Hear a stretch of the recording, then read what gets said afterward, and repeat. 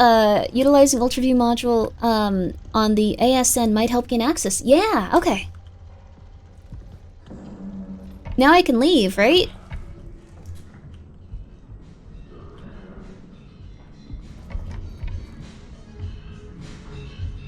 Now I can leave, right?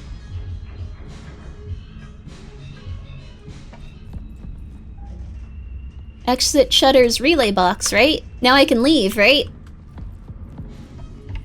I broke it, right? Why can't it open?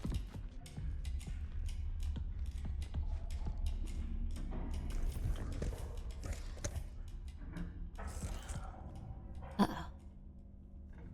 Hit the button again. Let's try it. Let's try turning it off and on again. I love it. I love it. Oh. This almost looks like a hidden little door here. That would be really cool.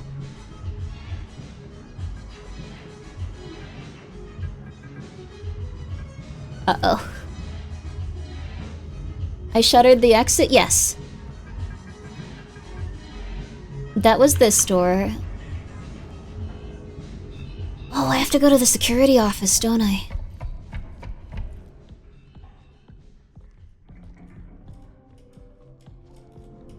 That's okay. One more. What's one more?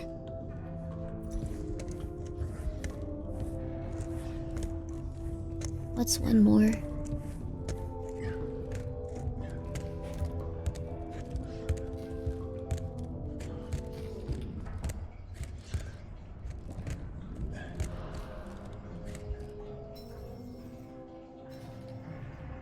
You've waited for this game for over a decade? It's really good, dude. It's really good.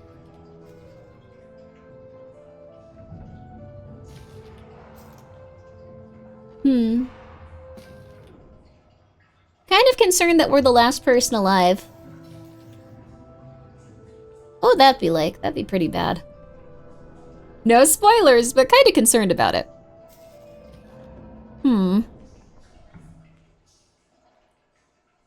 Oh.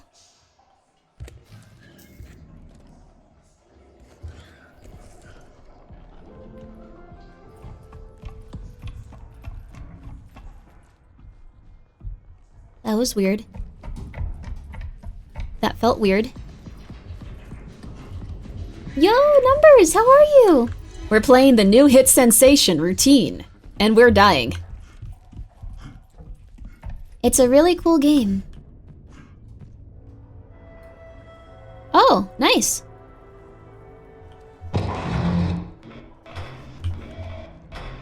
ASN. Why? What's going on? Stop, stop, stop, stop, stop! Calm down. Chill, chill, chill, chill, chill, chill, chill!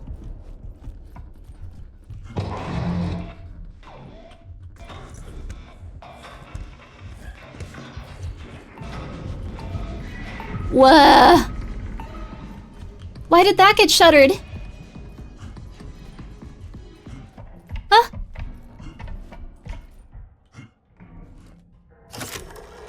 What's going on?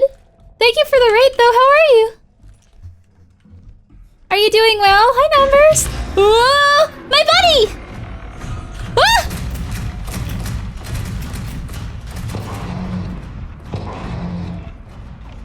Ah!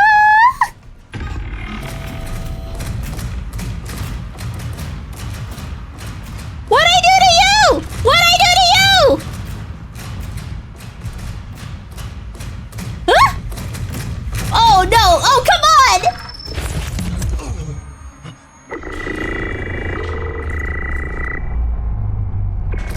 Ah!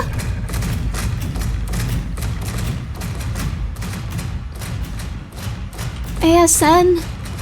ASN. Thank you so much, though, guys. Please go check out Numbers. She's always doing really cool streams.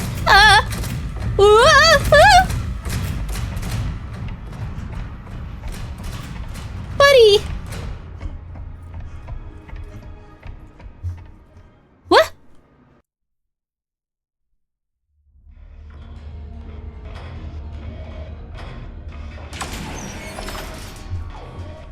What?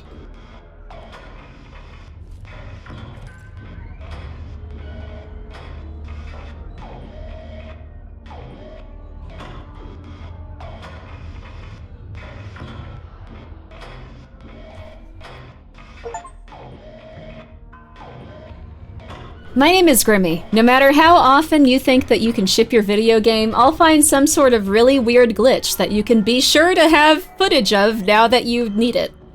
Please enjoy. Please enjoy, lovely devs.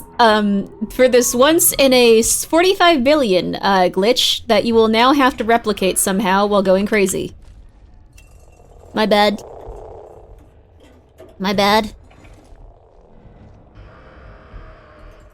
I'm glad we went this direction first. This was really cool.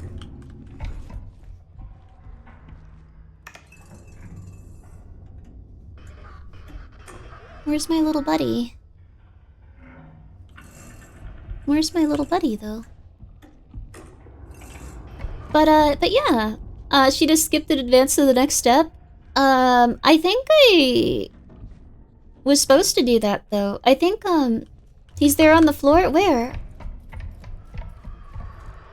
No! What happened? Did they kill him?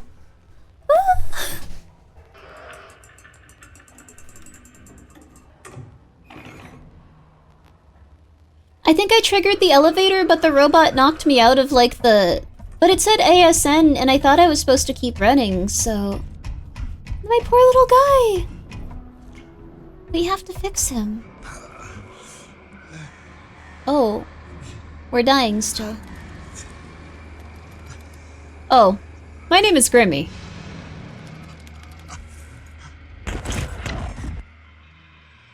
I can always find some sort of really weird... Oh.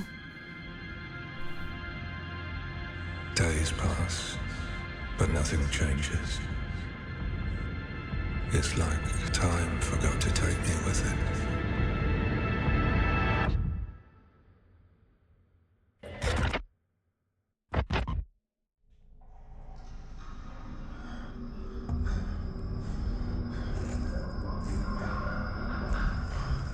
Did we black out?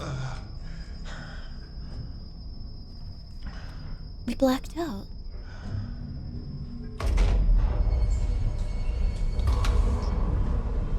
I want to go to the living quarters too.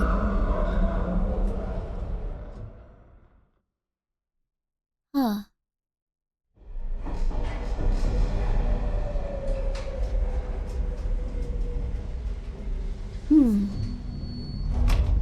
Also, yeah.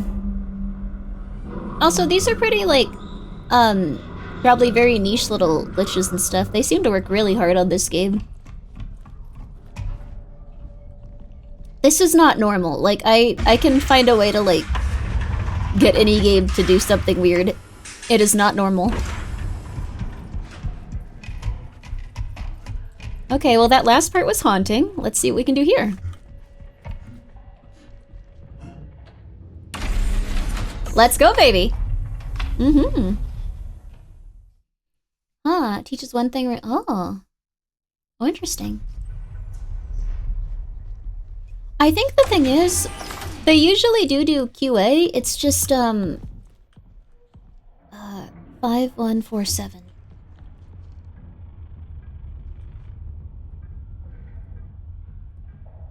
These games are getting so complicated that you kind of won't be able to catch everything.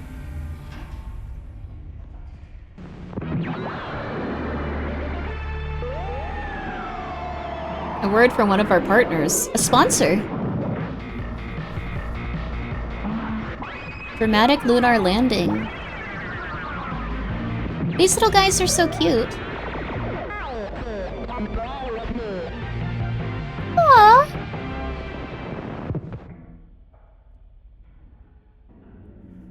Thank you for your time and please enjoy your evening.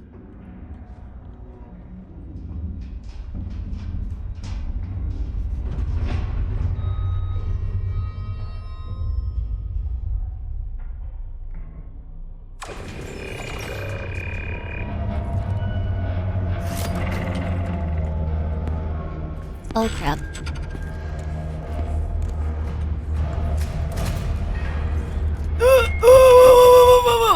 What the hell happened? Oh crap, this guy's following me still. Oh crap.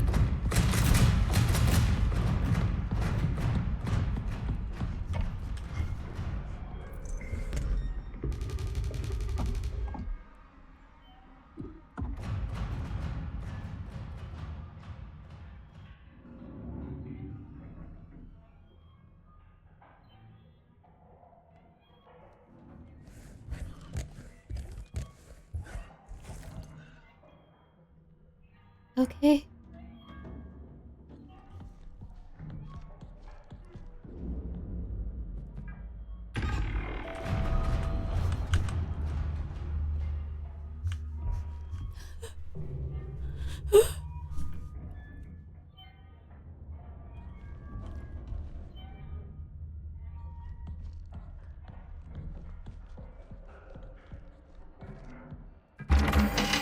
Whew, okay, there we go.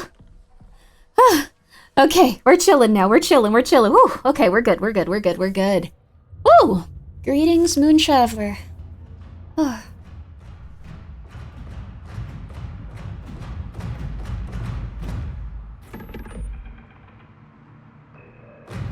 At least it's closed.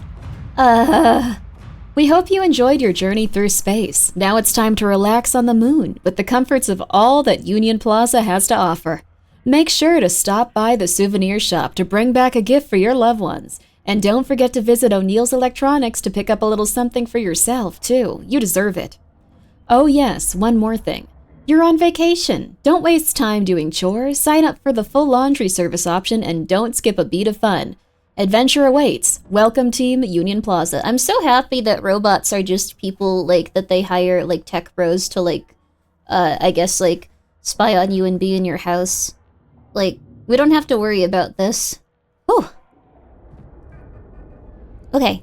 Hi, Sarah. I know you said you needed your space, but I just wanted to let you know that I've arrived safely. The ride here is just as awesome as I imagined. Oh no, Mike. The rooms here are cozy and pretty cool.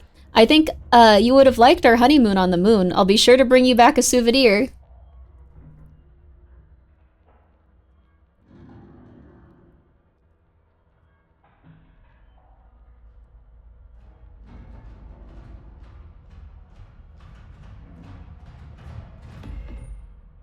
You want an ex-husband like that? Why don't you want a husband like that?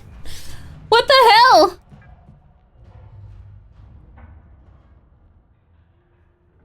Hi, Sarah. Like, okay, either this lady's not very nice or this dude messed up massively. I'm talking massively. Spent loads of time in the arcade today. It's not as crowded as I thought it would be. Quite empty, honestly. I know you love cute robot things, so I got you the perfect gift. I know you'll love it. Maybe I can bring it by on the same day I get back. Miss you.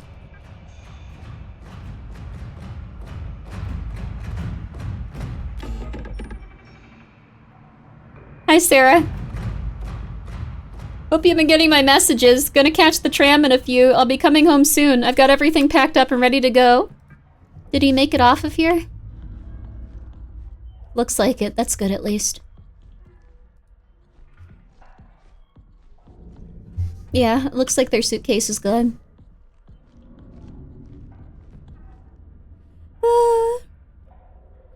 That sound is the robot that's trying to kill us. I'm gonna wait one more time. I'm gonna wait for one more pass of the robot trying to kill us, then I'll open the door and leave. Mm-hmm. They got ice cream later, too. I'm rooting for you, Mike. I know how badly you messed up, but I'm rooting for you, Mike. I'm rooting for you. Mm-hmm. Although, she was totally right about not having a honeymoon here, I guess.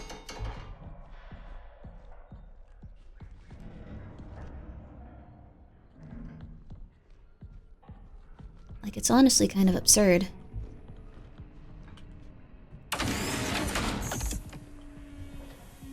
Right. I feel a little bit more secure.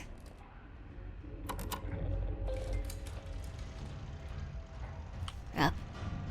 Apparently I shouldn't have.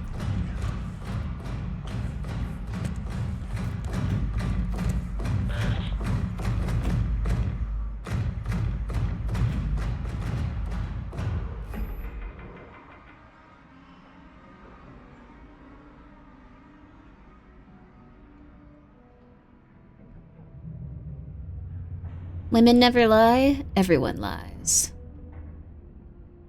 House MD.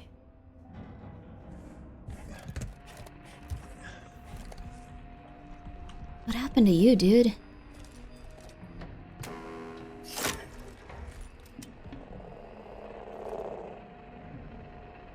I guess that's just what happened to you for a little bit, I get. Huh. Oh, crap. That ain't good. Whew. We're okay.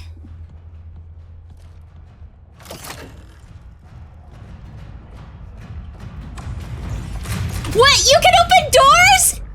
No way. No way. No way. No way. No way.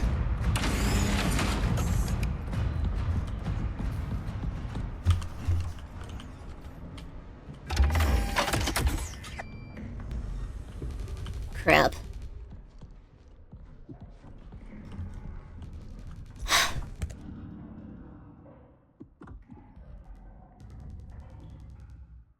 Thank you, Trilly, for gifting a sub to Biohazard Cookie. Very nice of you.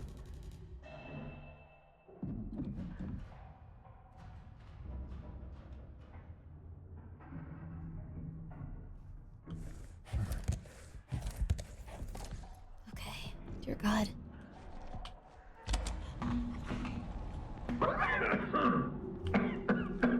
This is Samuel Lee. Ever since I got back from the perimeter check, I've felt off. Headaches, eye strain, you know, the usual. But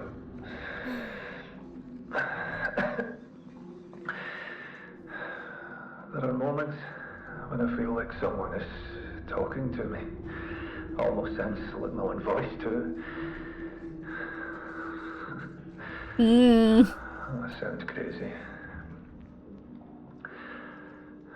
Hopefully it passes soon. Lee's taking care of me.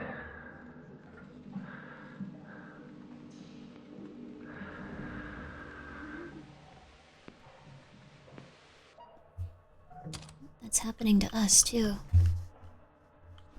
Who are we in the story? It said that we had a specific name and we were in a quarantined area. Sound the alarm, contact Jackie, Humbly in living quarters? Living quarters coordinator, do not take risks, close all doors behind you, report assembly, fire protocol to reception. Okay.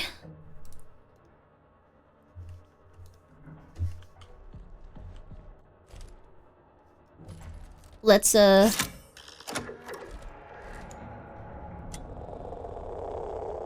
nothing crazy here. From John Cooper to Samuel Lee. Hey Lee, ever since I got back from the perimeter check, I've been having some nasty headaches with a blurry Oh, okay. Lee was taking care of them. So Lee was taking care of whoever's on the tape recorder, the like Scottish or Irish man. I'm so sorry, please don't hurt me. I know that you guys don't like that, but I'm American and I'm stupid. Yeah. Limiting your screen time. We read this one before.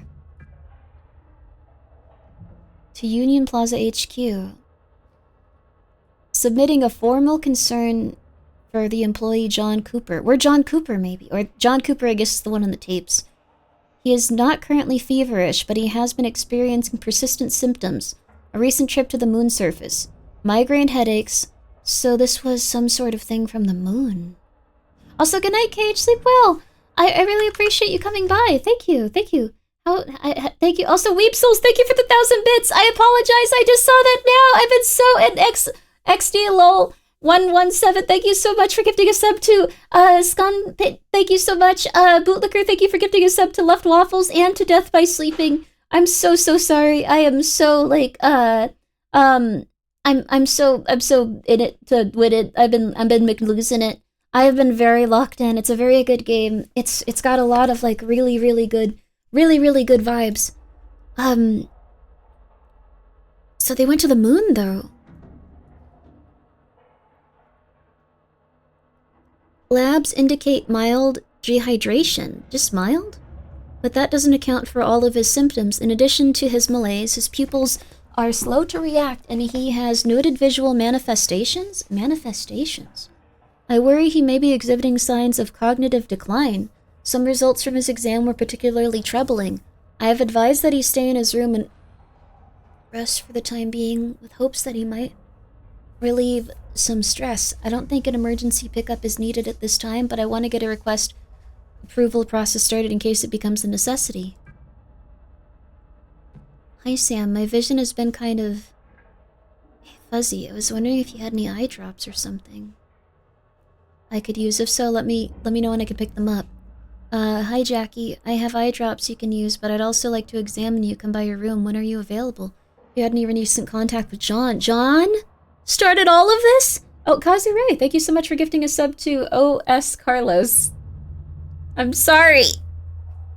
I'm sorry, Oscar. Hey Doc, hope all's well. I've had some nagging headaches for a past week. Might be coming down with something John has. Have anything stronger than aspirin? Hi Todd, when was the last time you had contact with John? I'd like to run some tests. I'll be coming by soon. They start testing everyone. Okay, we still gotta keep looking for the right, apartment.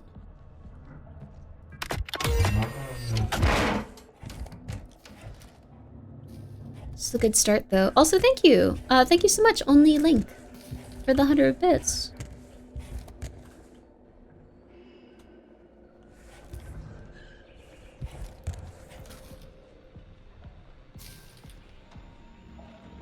We really need to grab Engineer Frank. I don't care about, the cost anymore. I don't care about the budget forecast. Things are getting wild here with all these ASN issues. Tell the engineer to visit the doctor terminal when they get the chance. I don't have my cat on me at the moment. I would just overload the damn thing real quick. Going to lunch, be right back. Well, lunch got a little bit weird. Ah!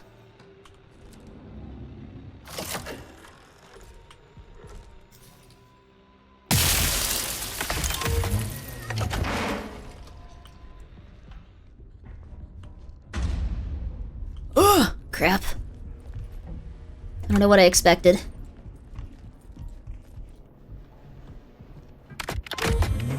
Come on, come on, come on, come on, come on, come on, come on.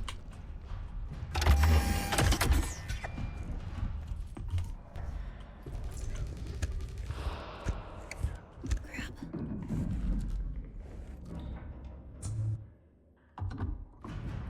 That one's probably not alive anymore, right?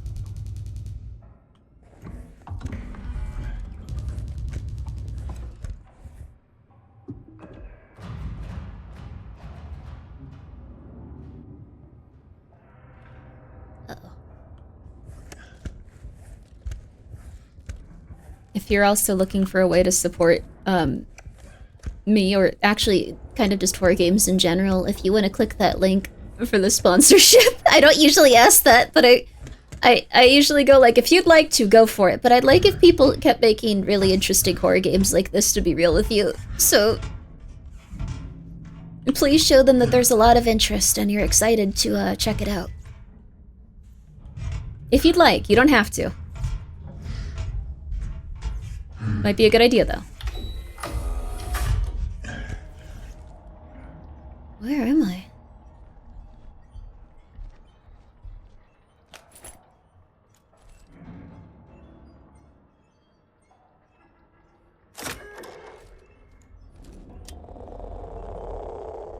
Nothing crazy here yet. Don't know if anyone plays, Scrandle. What? Oh, Scrandle? What's Scrandle? Oh, do you mean that thing where you have to choose different letters? Hey Rob, left a surprise for you in reception. Your future wife. Oh god, that's so sad. Is it a— oh, it's a little heart thing! Okay,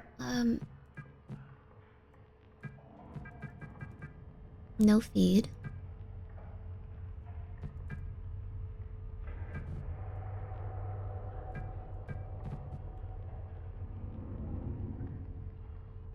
Blocks A and B.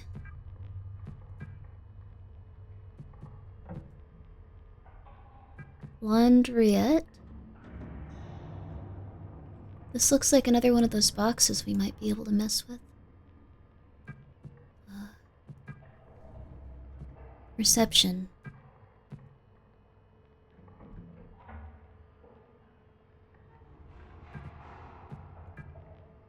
Block C.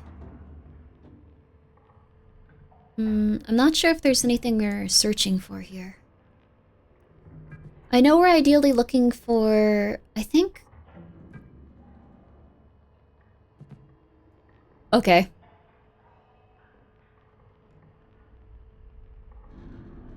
Adds in 2? Yeah. Fair. Alright. We have been... Okay, I legitimately have not been noticing that time is... Has it really been another hour? Like, no way, right? Like, it hasn't. Like, time does not feel like it's passing. This game has been really, really, really immersive. Like, really immersive. Like, it's been feeling like 10 minutes. It's been crazy, right? This is like a really, really intense game. Time is an illusion? Hell yeah. I'm gonna be right back. I'm just gonna, I guess, like, hang out with my cats for a second. We're gonna take a 5-minute break, then we're gonna get right back to it. This is the real place. We're walking around someplace that might exist at some point in time in some universe. I can hear my cats going crazy. Okay. It doesn't pause. I think we're safe here. If not, we'll see our corpse on the ground in a minute. Okay. All right. I'll be right back. Please enjoy the sounds of space and dying.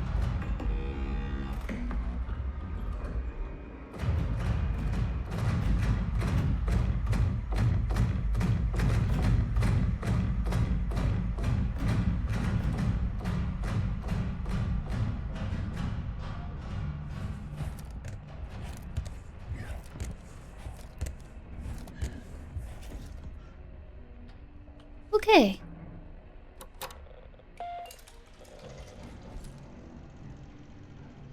Tasks. Might be able to find something through the cameras in the CCTV room? What? Apartments 03B, 04B. Okay. Where am I supposed to find in the CCTV room? I guess we can go back there, though.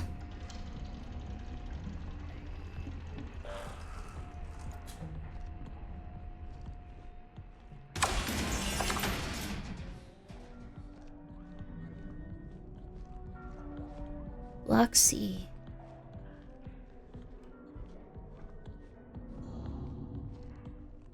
Hey, Jude's, my laundry bag is under. Oh. Yeah, this ain't gonna happen. Okay.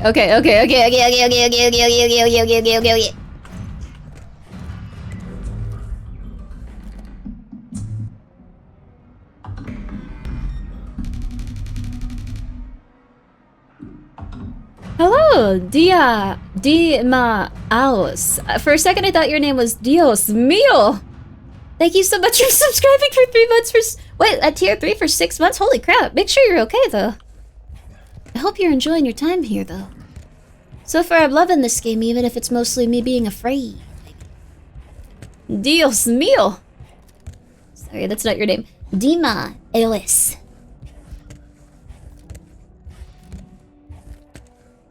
Okay. Thank you for laughing instead of being like, Grimmi, you will pronounce my name correctly. If you should not, I should get angry at you. I should kid you. I shall find you. I shall obliterate you. Which would also be fair.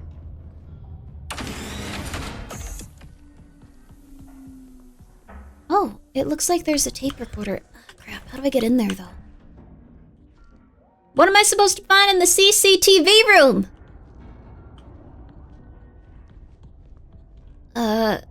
Laundry bag is under my desk. I should, I stuck the new reception key code above the terminal. Ah, crap, that's what. I didn't read this part. Ah, crap. Color me in. Oh, how cute. Joust. 04B. 04B. We need 04B. We can't get there yet. But we need 04B.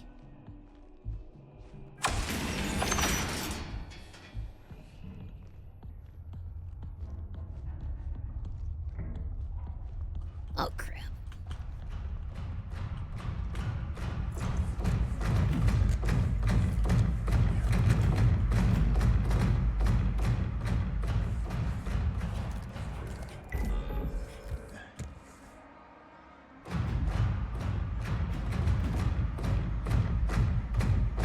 Keep reading, though?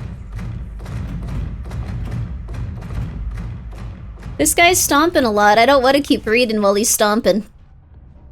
He's stomping mad. Good night, Dragonette. Sleep well, Dragonette.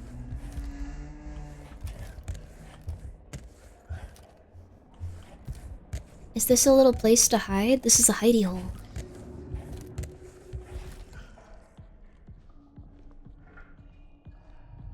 O4B is the one that we want.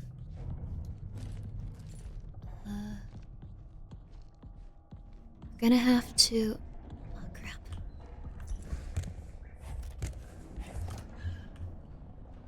These guys sure are intimidating.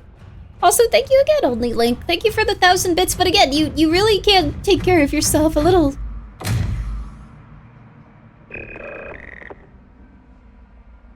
Why would anyone...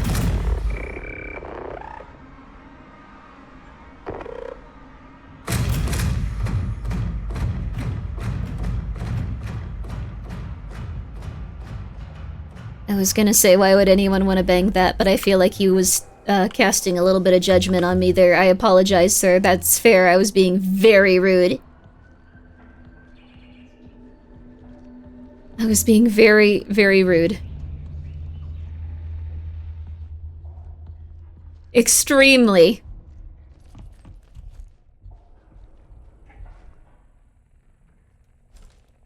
Oh.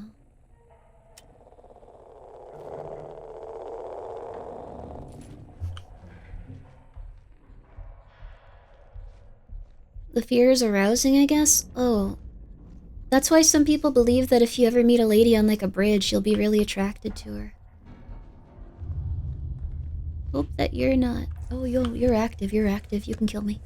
I'm really bad at gauging whether or not these are alive. Or, you know what I mean. He really hates being in these areas.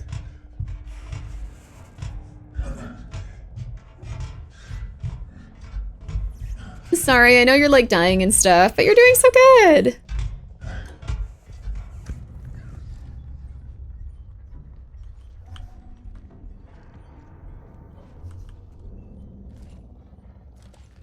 What? Oh, I thought that was like oh crap, a sensor box. Okay,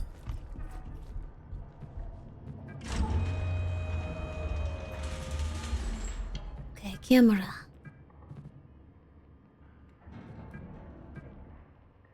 Reception.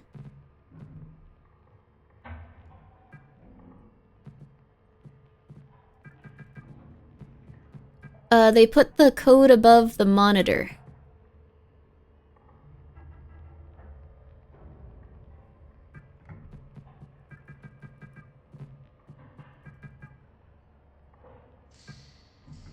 Nine 9673. 9673. Don't you dare mess up.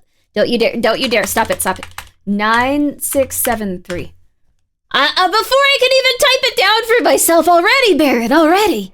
Really? No. Okay. Alright. Good stuff, though. Good stuff.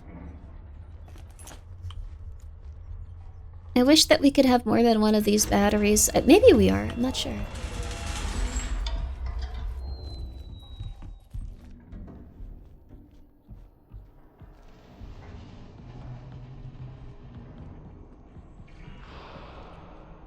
Crap, it's closed.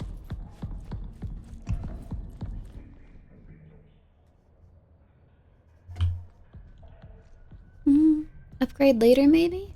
Probably. I bet there's a lot of upgrades coming up. Or the two. Can't really go in there as easily.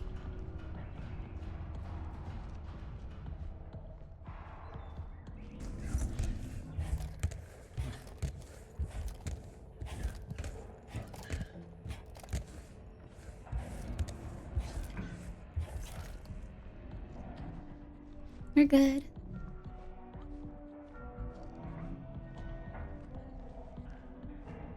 Line 673.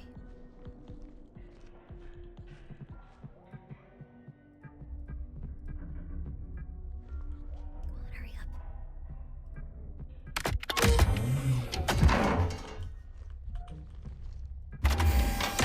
Woo, baby!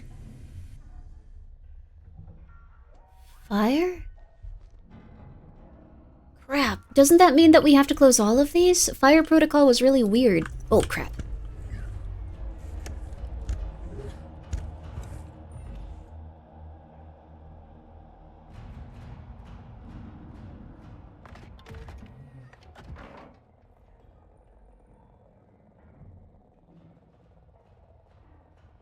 Okay. I don't get the 6-7 meme. I feel like it's something where the world is gonna end or something, dude. We're getting weird. What the hell? I tell you, I just attacked someone. Killed them. I ran. I had to, but I swear it was stuffing his body into a bag. What the heck? God. I think it was a recent Union Plaza guest. No! This must be tied to the perimeter check in the ASN. I know it. Mike, no! That's the name of my cat! Something. You can't kill anyone in a video game. They might have the same name as someone's cat playing. Mike Trout? Was his name Mike Trout? No. Big Mike. Okay. 'Cause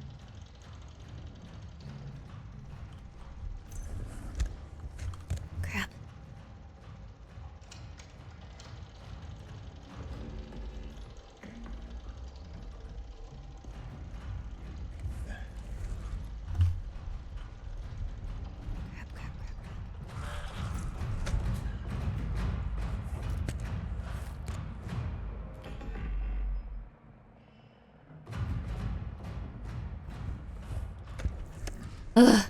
Ugh. Well, now what? 9673? What? 9673? Oh, crap.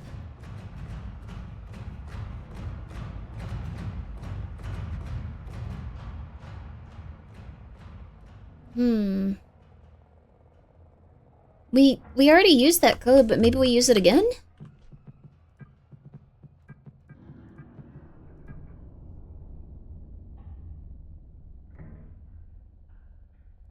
It just lets us open and close this door. But there's definitely a reason for us to get in here. Was it just for that piece of lore? No. There's definitely something else, but what is it? There has to be a reason for us to be in here. The phone? Maybe. Oh. Nope, doesn't matter. Oh.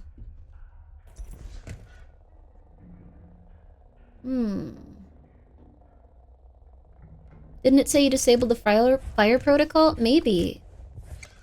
It also turned this off, so we can't save here anymore. It was like, alright, you got yours, get out. I think it disabled the fire protocol thing.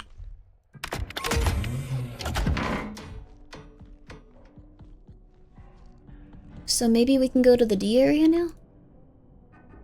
Guest, vacant. Crap. No. No, stop reading! Stop reading! Oh, crap! I was clicking everything. I think it glitched out for a second. No.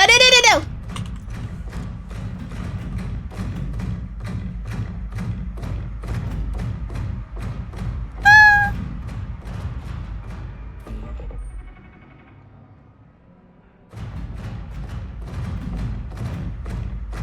Dios mío! Can you elaborate on the bridge? Thank you, Dios mío, for gifting 25 subs. Sorry, Dima AOS.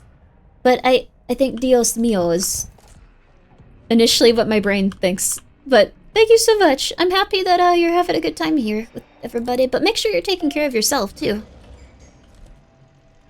Make sure you're having your little treats and stuff every day of your life. But when it comes to the bridge stuff, some people believe... actually, I should check this now that I think about it. Some people believe that if you encounter a person in a state of extreme duress, like where you're both scared, you're more likely to fall in love. Dang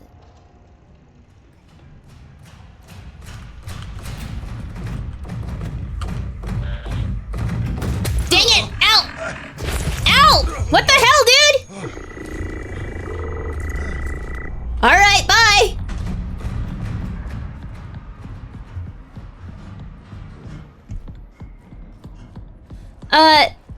They think that specifically because... Oh, crap.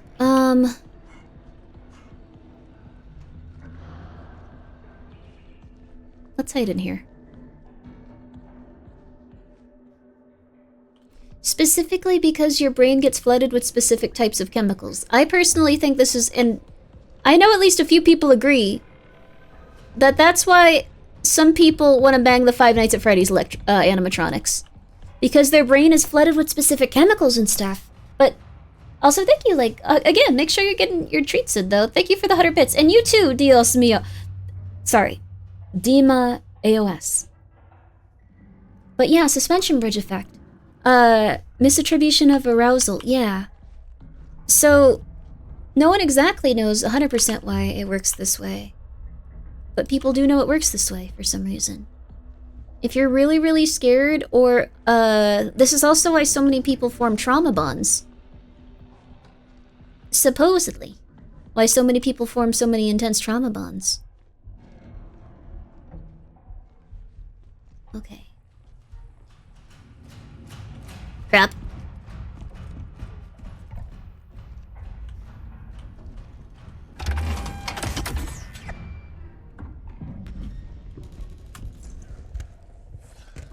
Crap. Thank you, Adequai, for gifting a sub. Yeah, also, Nugget, thank you so much for the 100 bits. How do I sober up in less than an hour? Thank you, GGG, for the 100 bits. Almost dying gets my juices flowing. That's exactly what happens, though. A lot of people are really excited about it, because not in like a, like, oh my god, this is so cool. Like, they just don't realize it. And they go like, wow, surviving death sure did make me feel alive and happy and excited. I sure do have a lot of dopamine right now. This must be this person. I love this person. Etc., etc.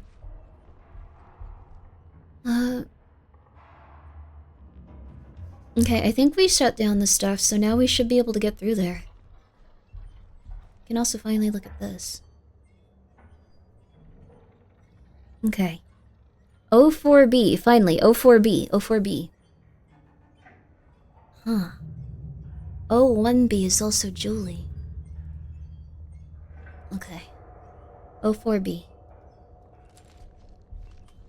O4B. But, if you need to sober up, eat bread.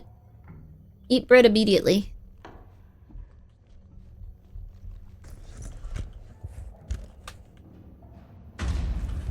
Crap. Crap, crap, crap, crap, crap.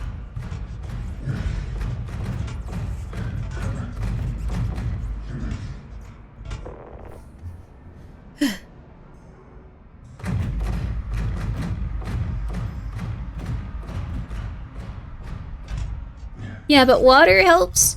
And then carbs, I think, also, like, help in terms of, like, getting the bread to, like, and getting your stomach to not feel as, like, crappy. I used to hang around a lot of people that would get drunk and stuff, and bread, like, just giving them, like, a loaf of bread helps. And water. This sounds really stupid. If you're so drunk that you can't keep down food, though, other requirements.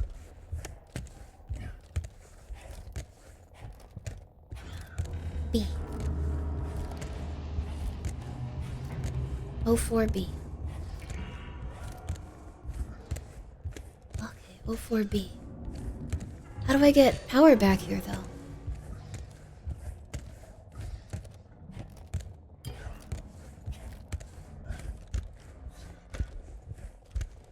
Cool. I didn't know a flashlight would come on if I were in total darkness.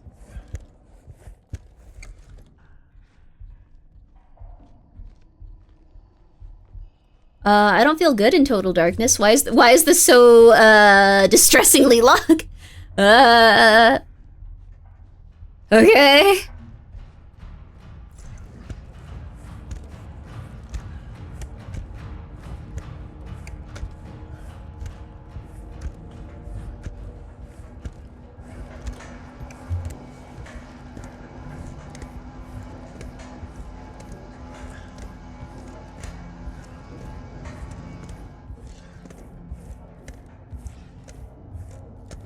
Okay, we're alright.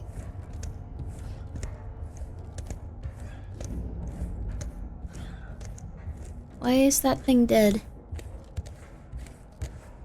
Don't think about it. Don't think about it. Okay. This was on the CCTV? You're right. I don't think we saw this part, though, because it must have been, like, completely black. Oh. Hell yeah, we made it. Thank goodness. Oh, we can't close the door, but still. Lunar quake. Ah! This is what happened at the start of the game. John leaves on external perimeter check. Lockdown initiated by ASN. Upon reviewing John's data, access has been restricted. Wait, reviewing John's data? Huh. Get software engineer. Yeah, that must be us. Sent John to gain access to the ASN. Neither John nor his IC reported back. Need to shut down ASN, review John's data, and help engineer enter ASN. Help engineer enter ASN? John is sick. John's sickness is spreading.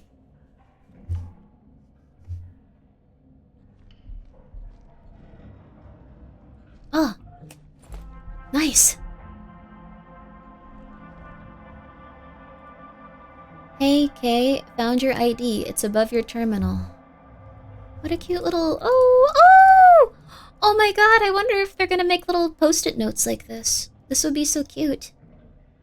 I feel so bad for the dev and not knowing how to play the game very well when they showed up. I got so much better at it! I never give up! I'm Grimmi! Alright. Oh, wow, I love this. It's got the bubbles, baby. Okay. Now we just have to get back and type in the code. And use this, thingy. Good stuff. Let's see what was on here.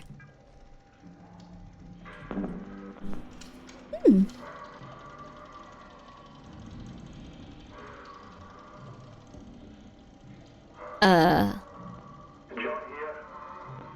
John? I'm just completing the parameter check after the latest quake. Everything remains stable. Pipelines look good. Everything's operational. No damage to the base or its foundation. The ESN recorded no meteorite or small asteroid impacts on the surface.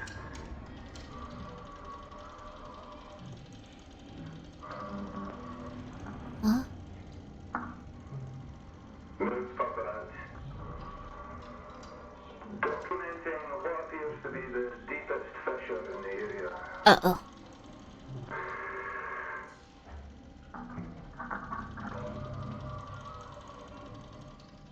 Yeah, this kind of reminds me of a Lumino, video. I'm gonna email him and see if we can't watch it on stream just once, even. That sheet. Thermal top, maybe. Wait. 85% Hugo. Oh. It's a baby. It's vegetation. It's going from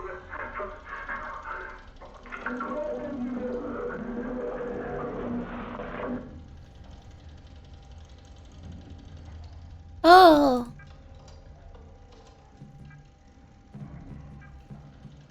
That's not good. Yeah, that was moonweeds? Yeah, it was growing in, like, the middle of nowhere. ASN has initiated some sort of lockdown mode. Most things are running smoothly, however, there are some door access limitations. Doing research in the randomly lockdown modules. Before the sequence doesn't show anything out of the ordinary. The only thing I noticed was the ASN logged repeated playbacks of a video file. It's in the restricted server, so I'm in the middle of trying to transfer it to my terminal now. Oh. I'll run another full system scan and let you know the status changes. I'm sure everything will be fine before the start of the next season, but we need to talk about relocating budget to get an engineer up here to help us out. Thanks for the update. To confirm, are the only current issues the access point doors that were down only one active Type 5 at a time? I really like to keep enough to transit budget for the all-inclusive package participants. Oh no. But I guess there is little extra room to allocate to the software engineer's transportation. I hope they're okay hitching a ride with the next autopiloted cargo shipment. Also, apologies for not making it to the UltraView security meeting. I can't believe I completely forgot about it. I got a copy of the agenda though, so hopefully we can touch base about it later. Everyone close and lock doorways. Perimeter check John, location. Automated message. Why is it sending it to everyone? They sent you as cargo? Well, yeah, instead of... They sent everyone else a nice one. We got to be cargo. That's fun. Wow. Sparkling water? Protein special? Wow, cool. Why is that being sent to everyone, though, I wonder? Kind of concerning, honestly.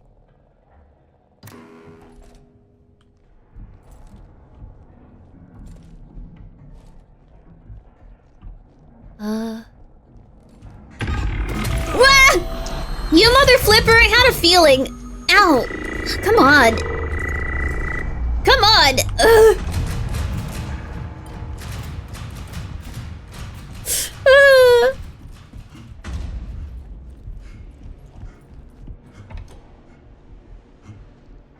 Have to get out of here. Have to get out of here. Have to get out of here. Have to get out of here.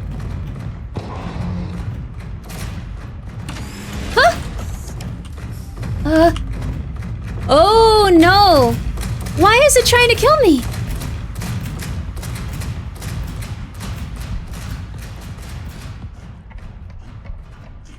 Oh crap.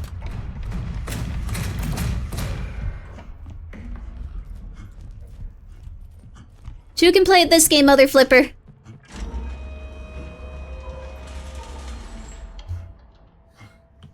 Okay, that helps. Block C. Alright, so... They try to lock me out of stuff, it seems like. The actual, like, stuff itself. That was a close one? Yeah, that was not ideal. Alright, we're going back. Oh, I wonder.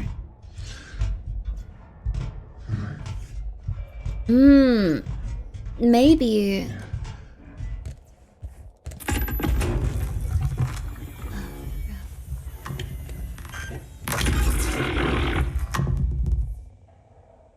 Hey, buddy. Oh, God.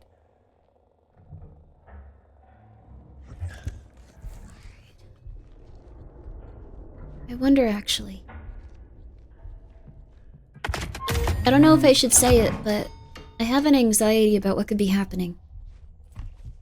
What if the robots are trying to terminate us? Oh crap.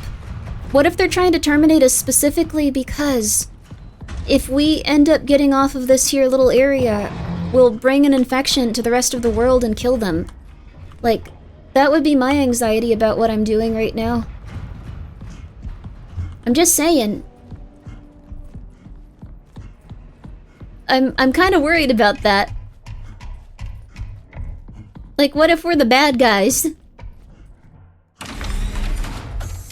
Oh, thank God. Whew. We'll think about that later after you escape. Hey, I don't know about that. What if they're trying to contain us? Although I don't know why they're killing the little BMO robots. Those are cute. Okay.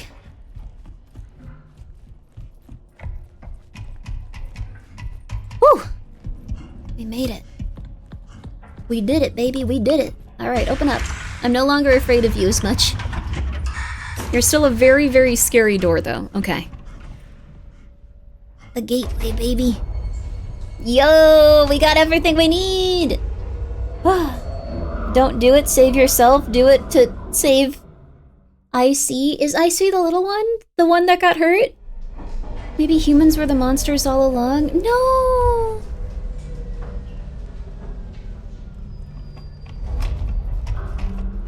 The thing is, if this is some sort of horrifying virus, maybe we need to just avoid the moon forever. Just no more moon. No more moon vacations. No more. No more cute little moon vacations or anything like that. No more. Oh, yeah. Oh, I also wonder if we can use this. We can see here now, even if there's not much to see. Nice. We should blow up the moon. We should not. Okay. Okay.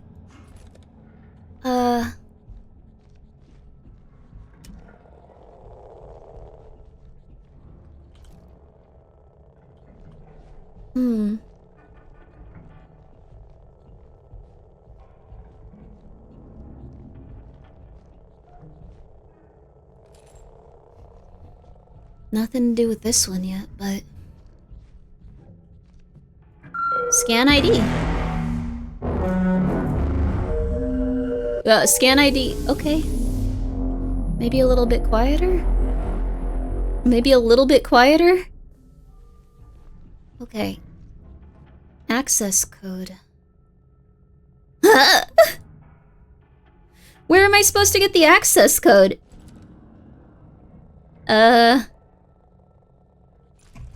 9673. I don't think it's 9673, but I appreciate you saying so. We need 2 overrides for this? Look down at the name tag on your chest. I tried using that one, it got angry at me. We may have... Oh! No, that would have been 2. Without gun? 0926? Do you really think it's... Or... 1926? 1926? 1926.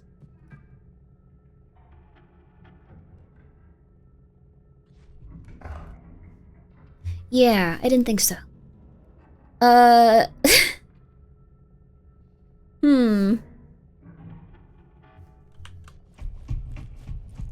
Yeah, that's our ID. That's our ID. It has worked in a few places, and it was really cool, honestly. Oh, maybe back on the... Maybe if we go back to the beginning, we can use our tools to get into a different person's room or something.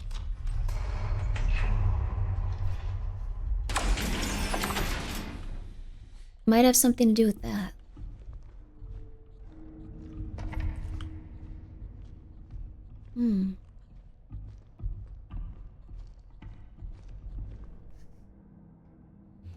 I wonder if we can hack in somehow? Maybe. I'm gonna save first and then take a look at our tasks. Boom, baby. Joust. Okay. With K's ID in the Ultra View module, all necessary components have been... What does the Ultra View model have to do with getting in there, though? I couldn't really... Oh! I'm an idiot. I'm an idiot. We can look at it, like, with the screen itself, right? Is that what it was? The screen itself? I bet it was, like, the thing itself. If we, like, look at it, we can... No, that's if there's blood everywhere.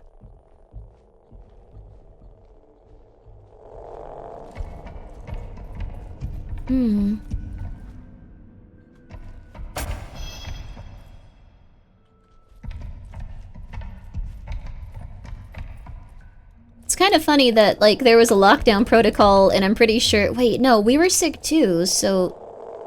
Literally everyone is getting sick in here. It's weird. Could be blood. Yeah, there could be blood there. Let's hope for some blood. Let's go back. Let's go back in our house for a second, though, and see if there's anything weird.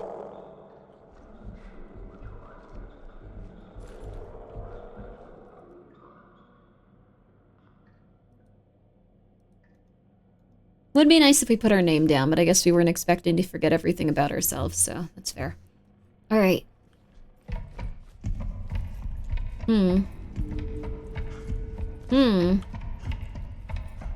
Okay. We should be able to just go up to the computer and hopefully there's some thumbprints on it. If there are, we're set. And if not, we're kind of screwed. Alright, we got this. Alright, also thank you so much. Eros is Mayor of Gay World. Thank you so much for being here for 2 months. I just got here and now we'll eat all of the fiber 5 days now. Wait, you're gonna eat fiber? Fiber's good for you, man. Good for you. Okay. Yes!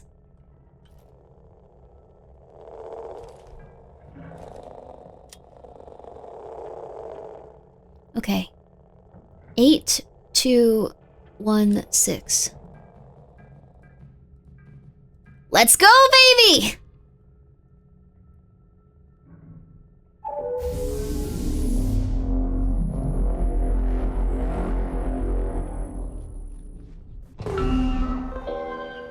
Huh? Oh, hi. I'm not John. Huh?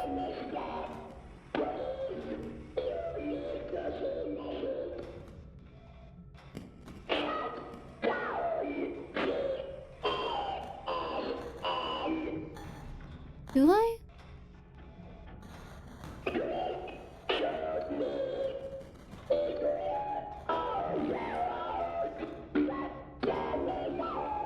I don't want to do that.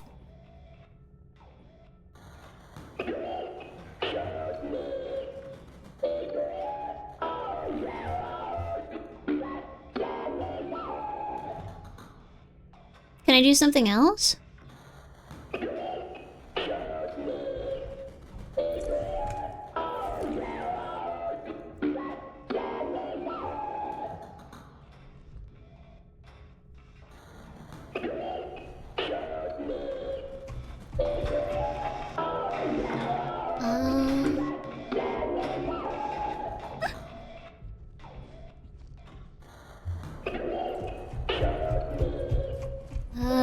I don't want to kill him. He's cute.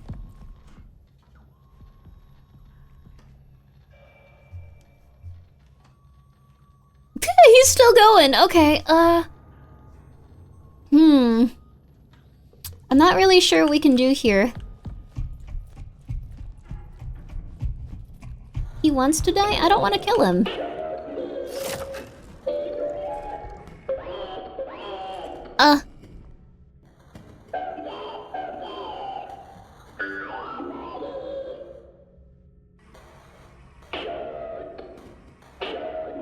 Why?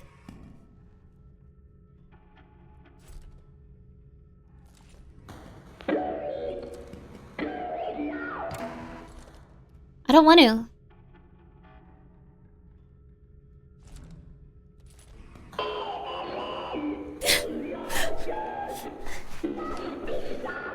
Why must it be stopped? Tell me more.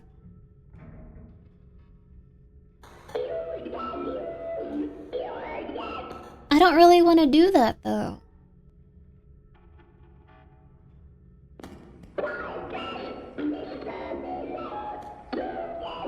No, I don't want to shoot you.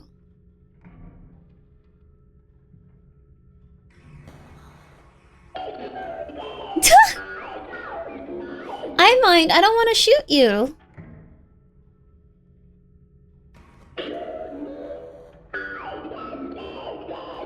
You'll die, though. What if it doesn't kill him? What if it does kill him?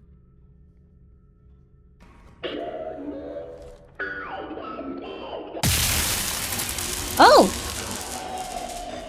He lives.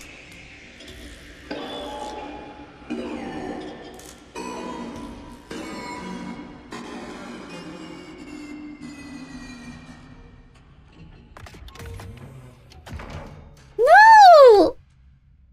Maybe we can get him working again. Why did they make us do that? This is a bad video game. No. You do not make us hurt the little guy and tell us that he's gonna be okay. No. I am angry. No, no, no, no. Bad, bad, bad, bad. Slap, slap, slap, slap. It's not a bad video game, but slap, slap, slap, slap, slap, slap, slap. I don't like when games tell me that a cute little creature edible's gonna be okay, and then they aren't. Slap, slap, slap, slap, slap, slap, slap. But I have liked the game so far. It's Soma all over again? Can you save him? 1 second, okay, 1 sec. I will restart this game.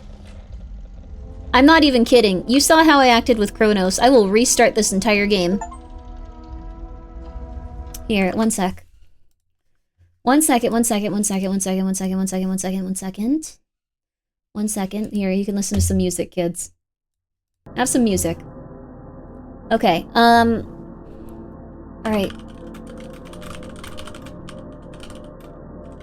Alright.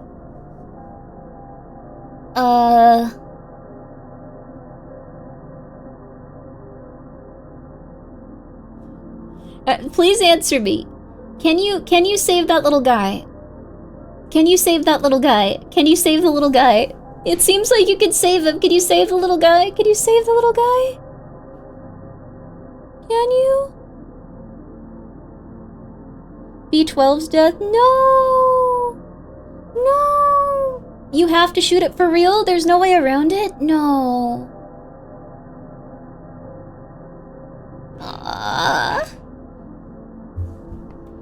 Does it seem like you can save him, or do you just want to save him? I want to save him really badly. It made it seem like he was okay. They said I can take it. Oh, he was trying to get us to progress. No. This is so sad.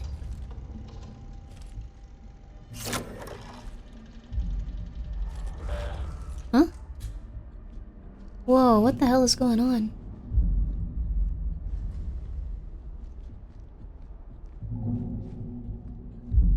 It's like a heartbeat. I guess it is like a heart. It looks like a big, like, old, like, heart and stuff, too.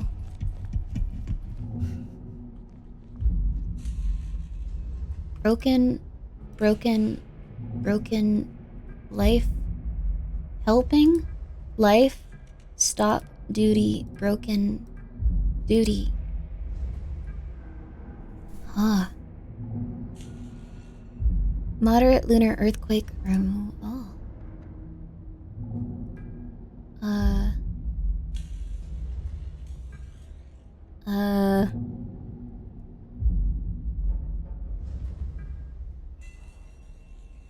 I thought so. Do not initiate the shutdown without ASN technician present. You know what? I get it.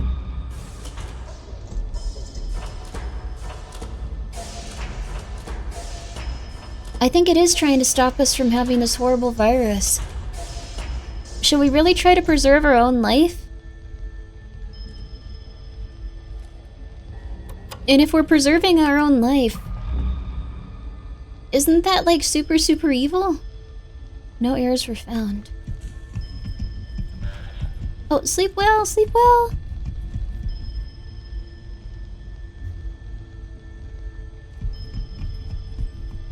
You don't know what steps ASN will take? I guess so. A2, A13, and A7.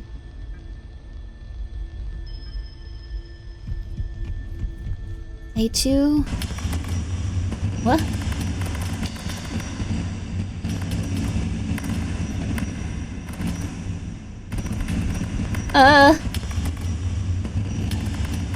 Stop! Stop it! Stop it! Okay,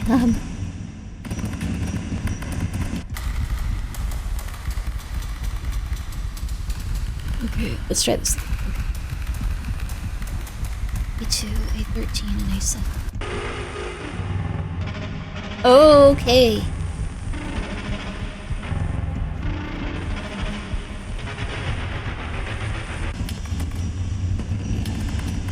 A2, A2, A13, and A7. Okay. Alright, we just have to go through this. Okay. A2. Okay.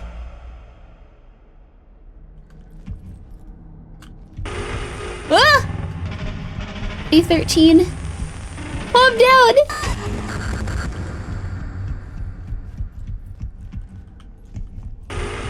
Calm down. Calm down. A7.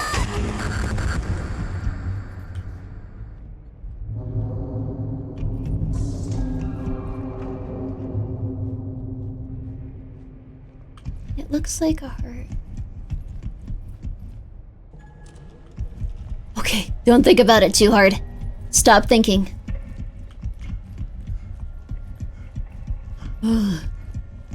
Don't think about it. Okay.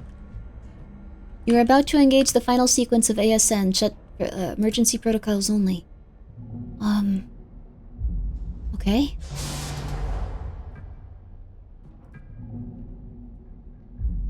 Yeah?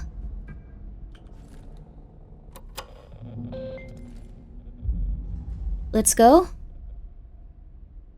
No errors were found? Cat maintenance module.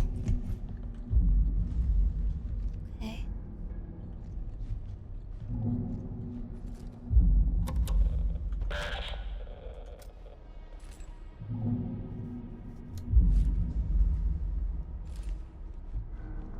Are we supposed to press this, or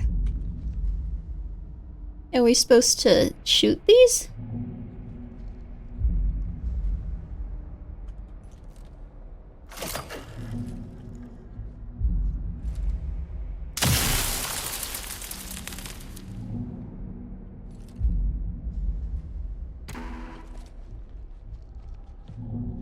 Maybe interact with them? Oh my god, okay.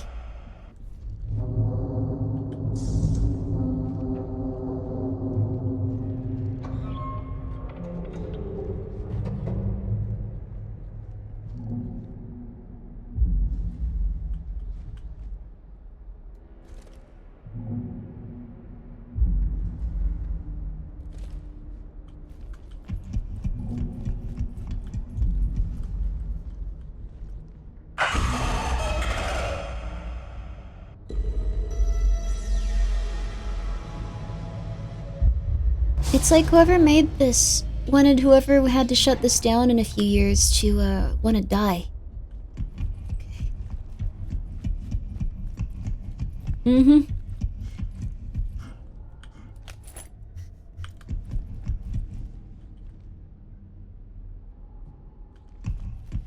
Do I try to touch it?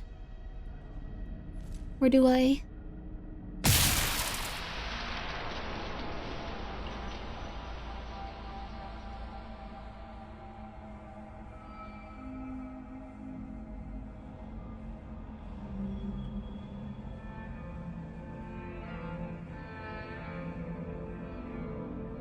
The moon?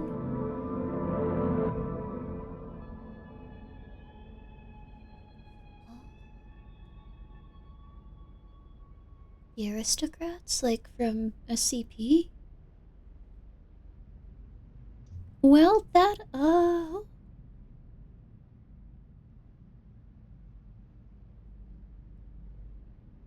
Hmm?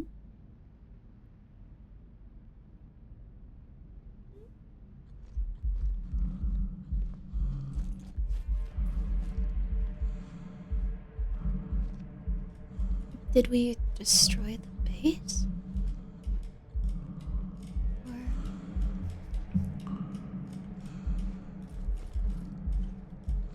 No. It almost kind of looks like... one of the fish? Huh?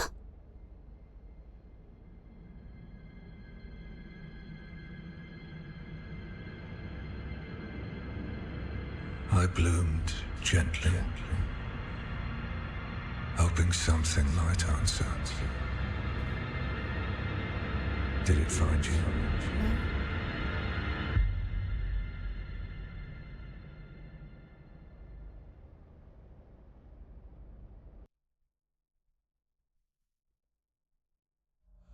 What?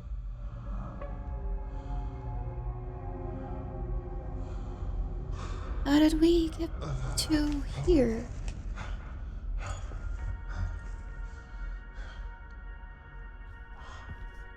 Welcome to the re-entry chamber. Re-entry? This is your initial and preferably final point of reintegration.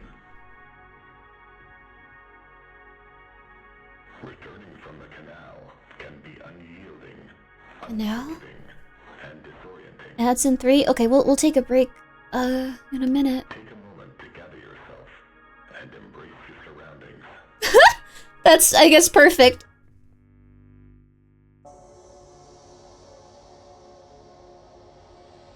Breathe.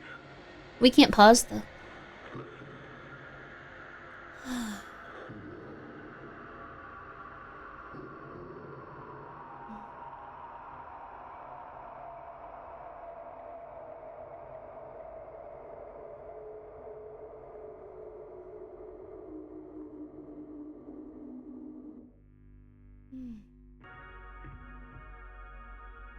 Thank you for your continued commitment to personal upkeep, colleague well-being, and your assigned duties.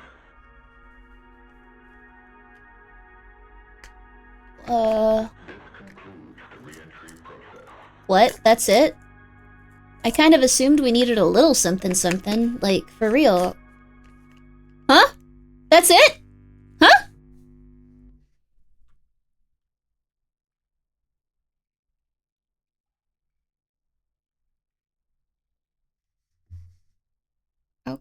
Okay.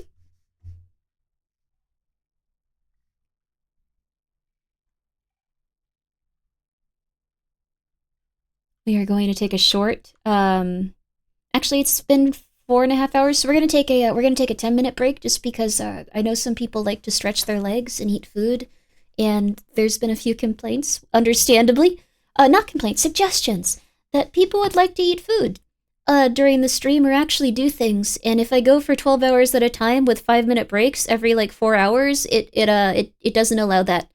So food, no food. I've already brushed my teeth, but if you guys would like to like take a few minutes, we're gonna take 10 minutes. I'm gonna go do some exercise. We exist only to be seen by you, or we exist only to see you. I want you to have more in your life than to just see me. I want to hear about your stories, baby. I want you to come back and tell me, like, hey, Grimmi, I just became a governor or something like that. I want to hear that in 10 years. It's okay. It's okay. You guys have wonderful full lives without me. 100% wonderful full lives. Okay. We're gonna take a quick break. We're gonna do some exercise, drink some water, and I will be right back. So, all right, everybody, right back. Don't worry, I'll put on some music that'll make it sound like death is approaching, but you're also in space, so we don't feel like we're not playing.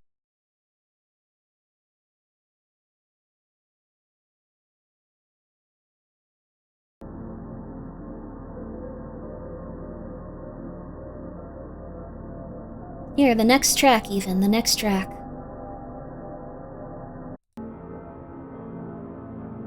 This is Twisted Thickets.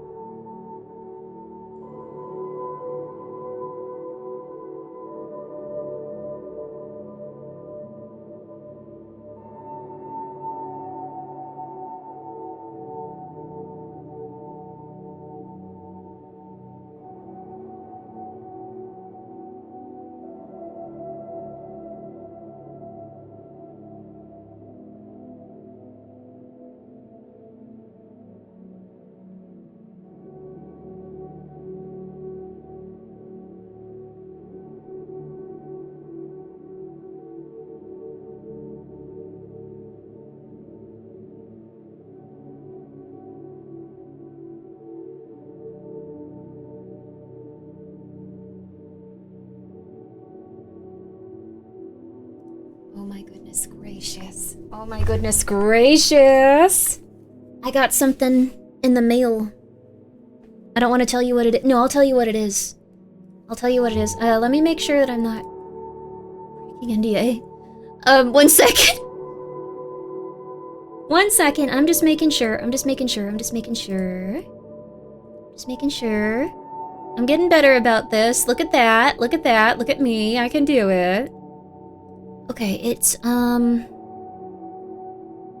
okay. Is this out? 1 second. Okay.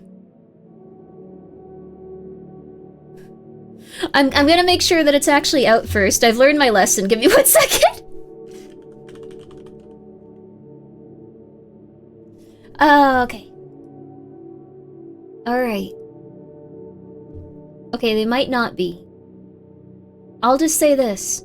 I got some new cheeky soap. It's 2 very special fun bars, and I'm sure you guys are gonna like them when they come out. But also, I'm glad I didn't say what they were, because I think that would have spoiled it, and I don't want to do that, so... FNAF? Oh my god, if it were FNAF. Oh my god, if it were FNAF. Oh my god, if it were FNAF. Oh my god, FNAF soap would make children and weird autistic adults smell so much better. Oh my god, it would be incredible. It would be nuts. It would be absurd. It would be absurd! Let's see. Okay, let's see.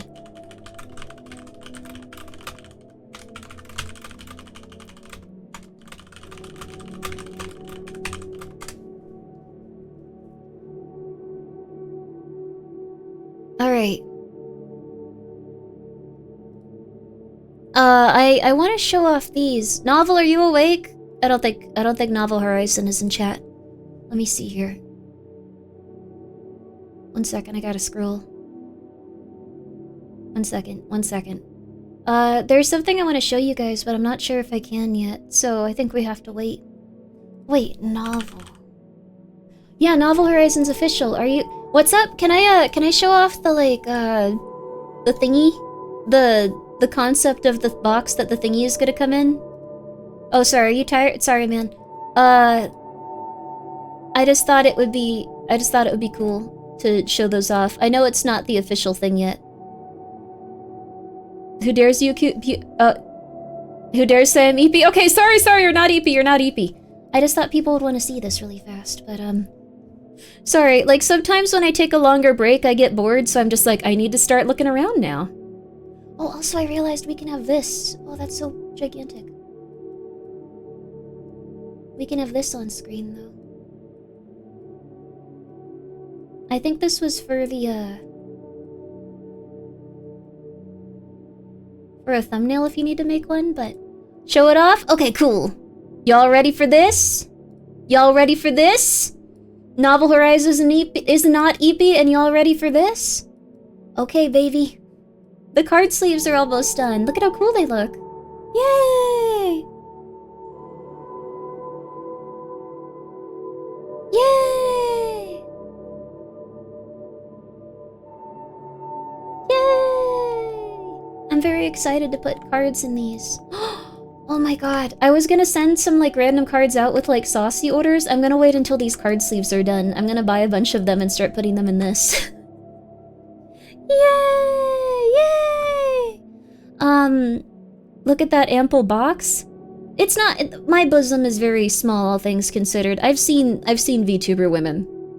I'm very petite compared to many VTuber women. They glow in the dark? No, this is... It's... Oh, that's... No, they don't glow in the dark. That'd be cool, but I don't know if that's easy to do. This is light in the dark. Oh, crap. That is confusing.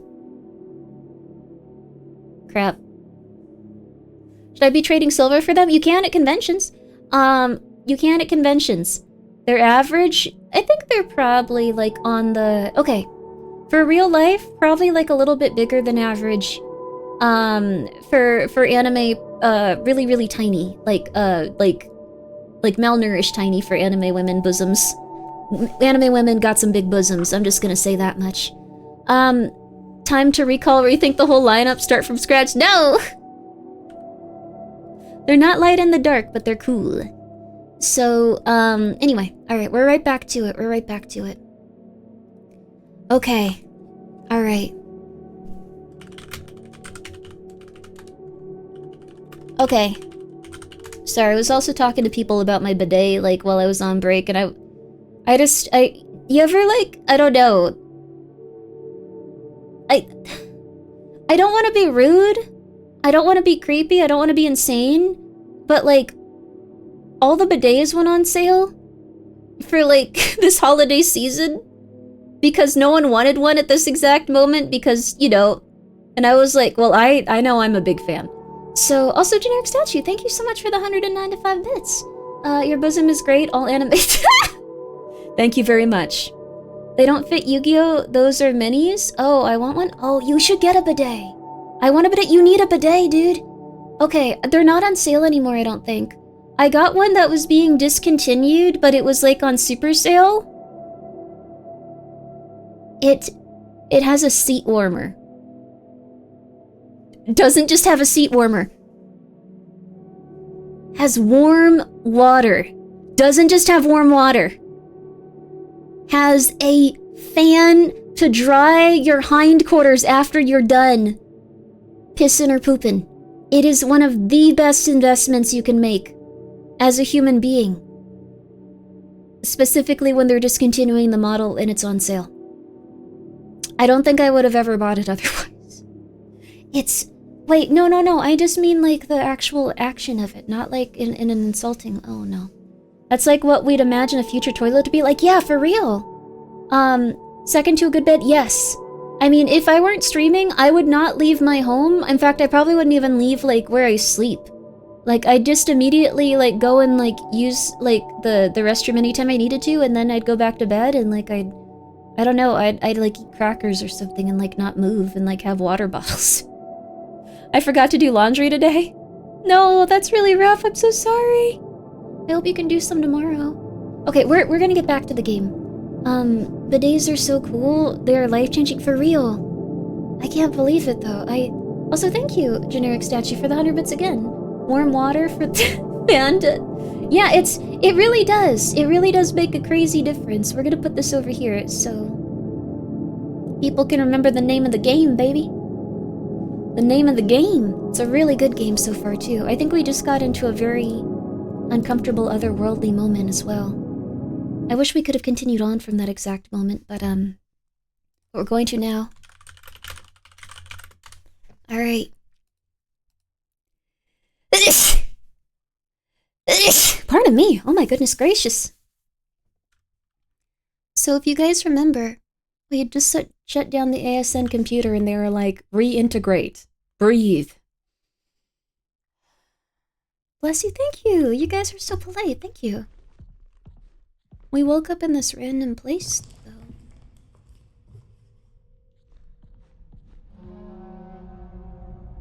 That was a short chapter.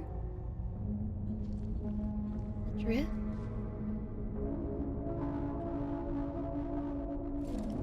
Huh? No battery. What? No battery at all? Crap, anything? Anywhere?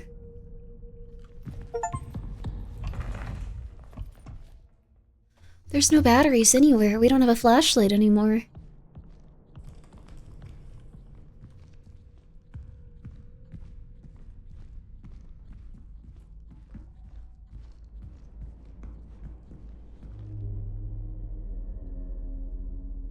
Oh, this looks really uncomfortable too. We just kind of blacked out and like woke up in the middle of nowhere as well, so I'm not really 100% sure if this is real or...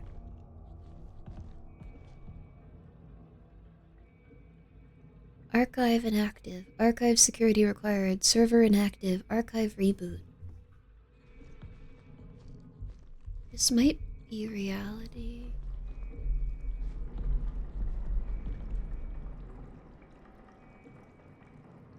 Or not.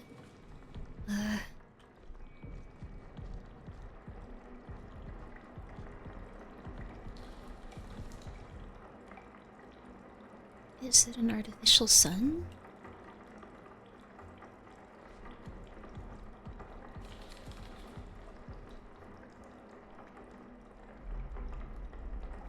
was that?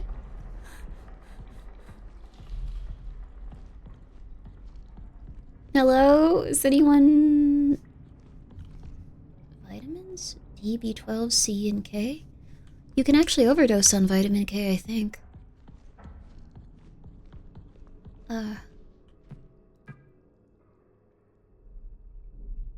Oh, this kind of looks like if your computer doesn't have an operating system running on it. Matthew, can you believe it? Jan said they're running additional tests on the scoop samples. And she'll know more later. We need to get out of here. The canal has so much more to tell us. Are you ready? To Henry from Matthew. Are you kidding? I'm more than ready, but I don't think we can get an experiment crew scheduled so soon after the sample collection mission. Most are assigned to sample tests and secondary rotation is stretched for coverage as is. It'll be fine for just you and me to go for a few hours. We'll be tethered. And we only need to get close enough for the imaging equipment to capture any potential visual distortions. Movement of moon rocks, clouds of regolith, or anything else out of the ordinary. It's planned for 600 hours. See you then.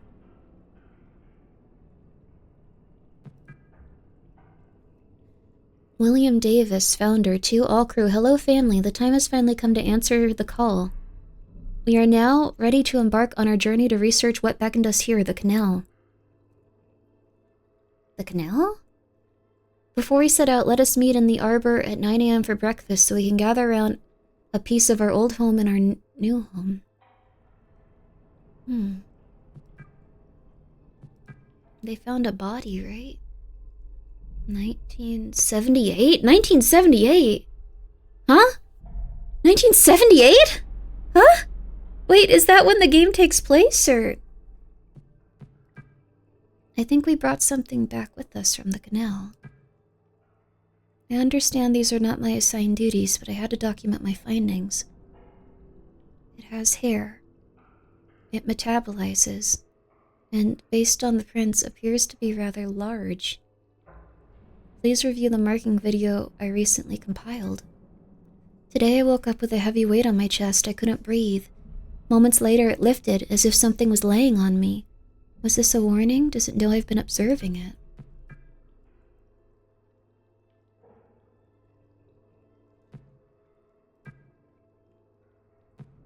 I'm nervous. This feels weird. This feels like looking at something you shouldn't be. And once you see it, you can't go back to feeling comfortable again. Prism. Well, time for my little jelly drink to... It has vitamins in it. Exhibit 1.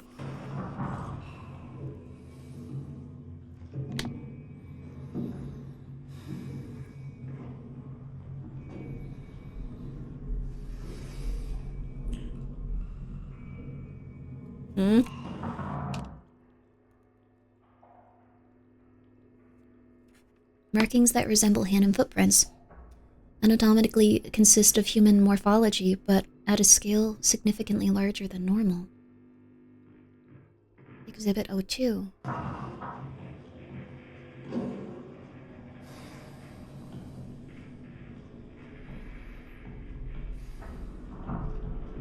It's the little things! The little twisties.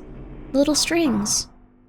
Hair discovered in several locations within the ward, often caught on protruding surfaces, consistent with large prints documented in Exhibit 01. It is evident that the entity in question is unusually large. Ah. Exhibit 3.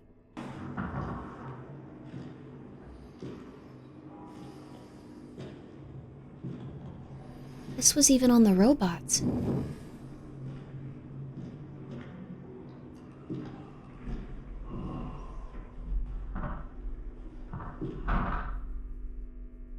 Large amounts of possible emesis or fecal matter has been discovered in the ward and annex. Tests show traces of digestive enzymes and gastric acids, likely emmeric discharge. Further tests are required. The robots were crapping? That's disgusting.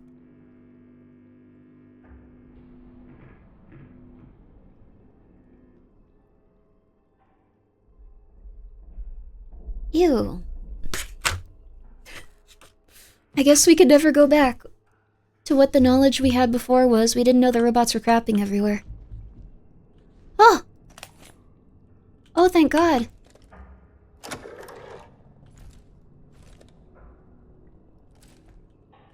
Oh, thank God. Oh. This is Dr. Weber, clinical psychologist for prison. Oh, you sound cute. Today is the 8th of September, And by cute, I think smarter than me. 11:28 LTC. The canal's influence is undeniable. Hmm? They are essentially unraveling an unusual series of effects, both remarkable and concerning. I suspect I will soon follow. Until then, I remain committed to my work, observing and documenting the canal's effects on personnel in the ward. The canal's effects? Unraveling? If I found people smarter than me cute, I would think everyone was cute. And I do. Ignorance is bliss. That's so wonderful. Just like, I'm here to be the guy that doesn't know math. And God, am I attracted to everyone that does. Good for you, man. Huh?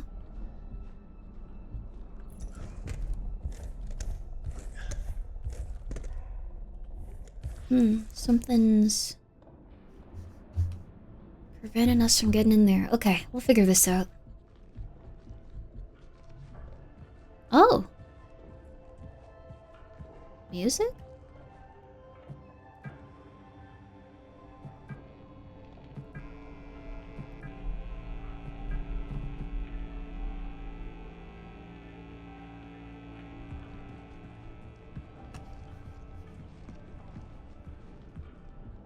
Is this good?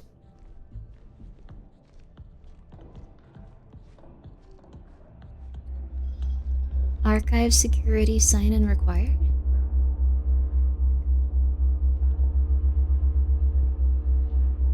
Airlock surface.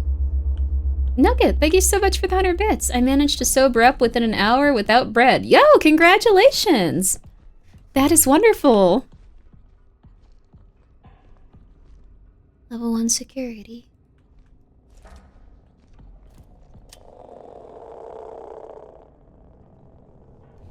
But congratulations, yo!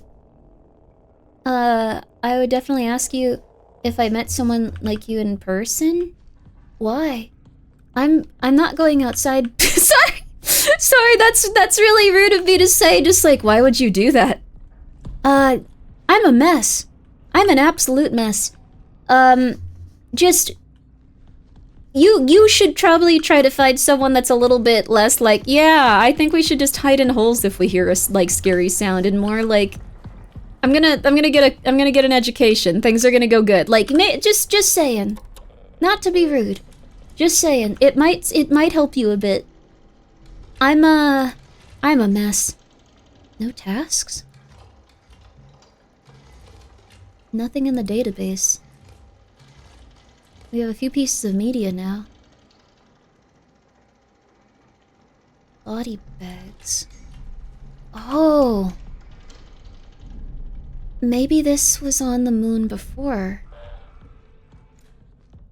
That's probably it, the pass.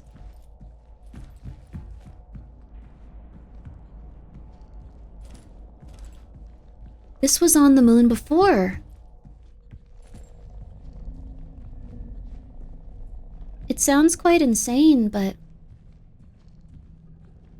this must have been something that, like, the asteroid, like, it kicked it up and, like, it brought it back up to the surface. Oh, cave hermit goals? No. I want you to find a nice woman that'll make you go to the beach and be healthy. I want you to find a nice gal that's not mentally ill. Or if she's mentally ill, she's at least less so than me. This is so interesting. Okay, we need to figure out where we need to shoot. I think that's what happened, though. You know what? This was probably buried under the earth. Although I don't know how we ended up here. We might have blocked out and just been like blacked out and we were just like, hey, we'll I don't know. I feel like wandering for like the next several hours. Find a girl that's not mentally ill. Do you want us to die alone? Not every woman is mentally ill. Most women are mentally ill these days. But not every single woman.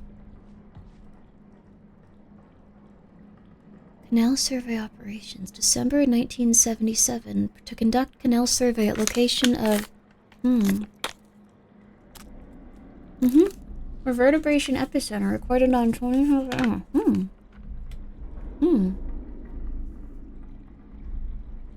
Missing person.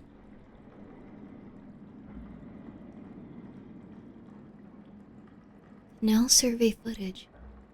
001A. Ah. Find a woman whose mental illness works with yours. That's a good idea. This almost kind of even looks like similar to like the other place. This is so crazy. Security level 1. Okay. Wrong 01. Okay. So maybe it's this. Maybe instead of having all these open,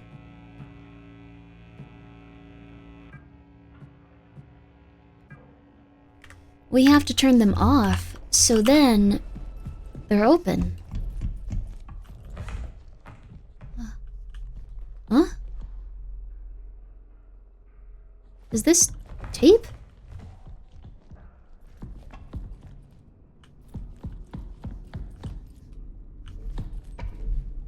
Okay, no. I wonder how we're supposed to get these open. Okay, let me try to figure this out. It doesn't give us much indication, and I'm Grimmi, so...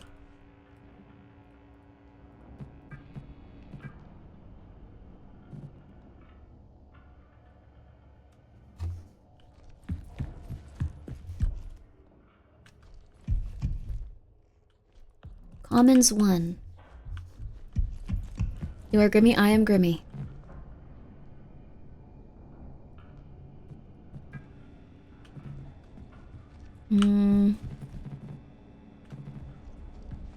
I am Grimmi. Come on, man. I'm so afraid to shoot stuff because my stuff is finite, but maybe I'm supposed to shoot these doors.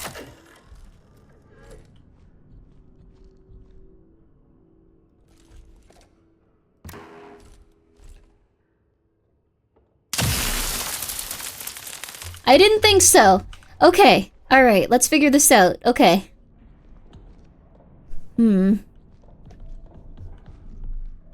These are going this way, baby. Alright, these are going this way, baby. These are okay. The vent? We can try shooting the vent. Usually we have to shoot something nearby, though. Nothing. The fact that they're eating all this weird vitamin food, too.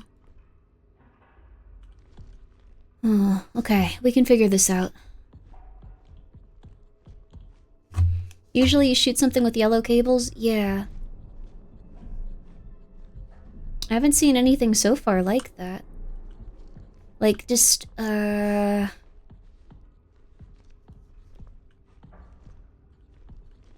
haven't really been able to figure out how to get into anywhere either.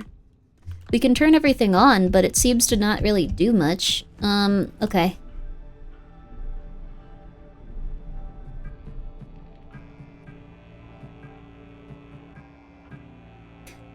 There's gotta be something, like if we can overload the breaker or something.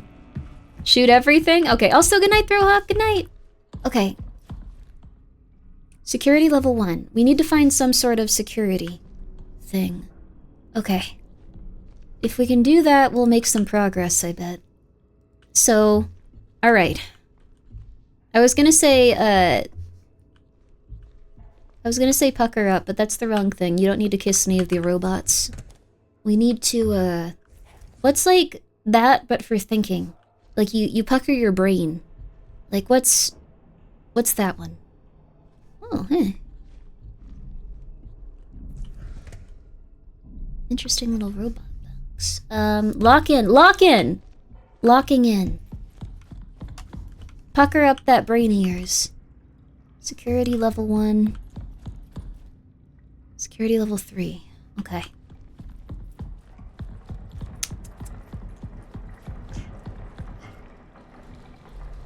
Imaging?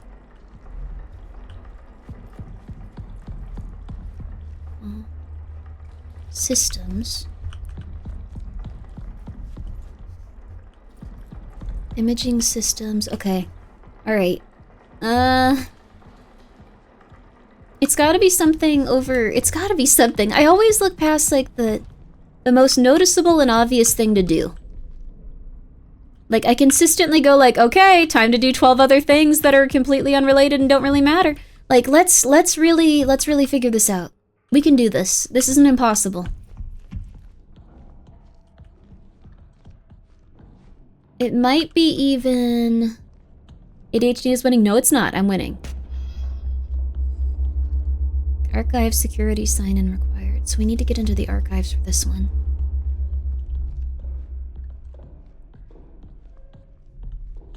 Maybe hitting... No, none of these boxes look like the right one. Try crawling against the vent? No way. I don't think so.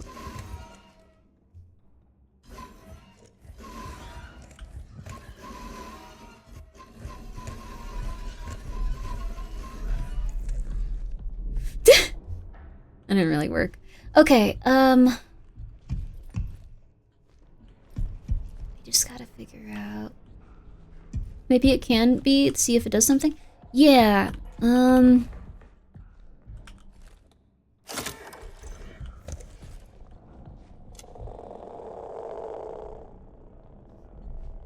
only other thing I can think of is we go back to, like, the big hallway and try to figure out something from there. I could see it being something like that.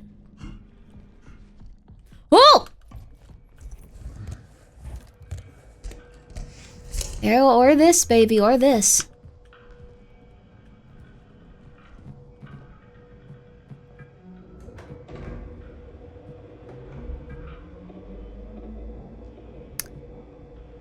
Door systems would probably be helpful. Okay. Archiving now, baby. We can get the archives open. Okay. Imaging? No, archives. Where are the archives? Archives are over here, right? They were over here. They were over here. Shoot everything? No. I got this. We don't need to shoot it. I think archives are over here.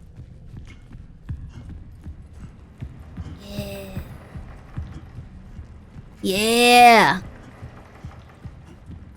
Yes. This is the canal?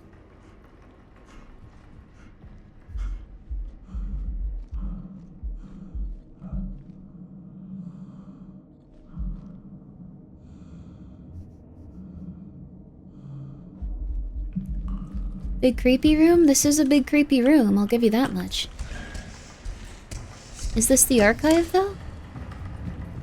I thought the archives were the other way. I wander in circles until something happens. I'm a Grimmi. But it always is interesting once it does. Okay.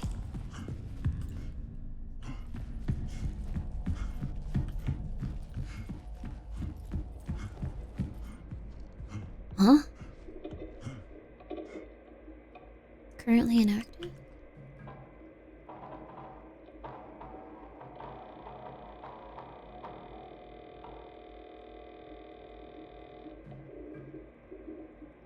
Level 1 cat interface module required.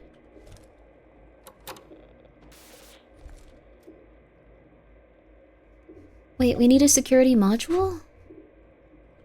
You gotta be kidding me. All loops are spirals. Wait, I don't know about that, but they probably could be.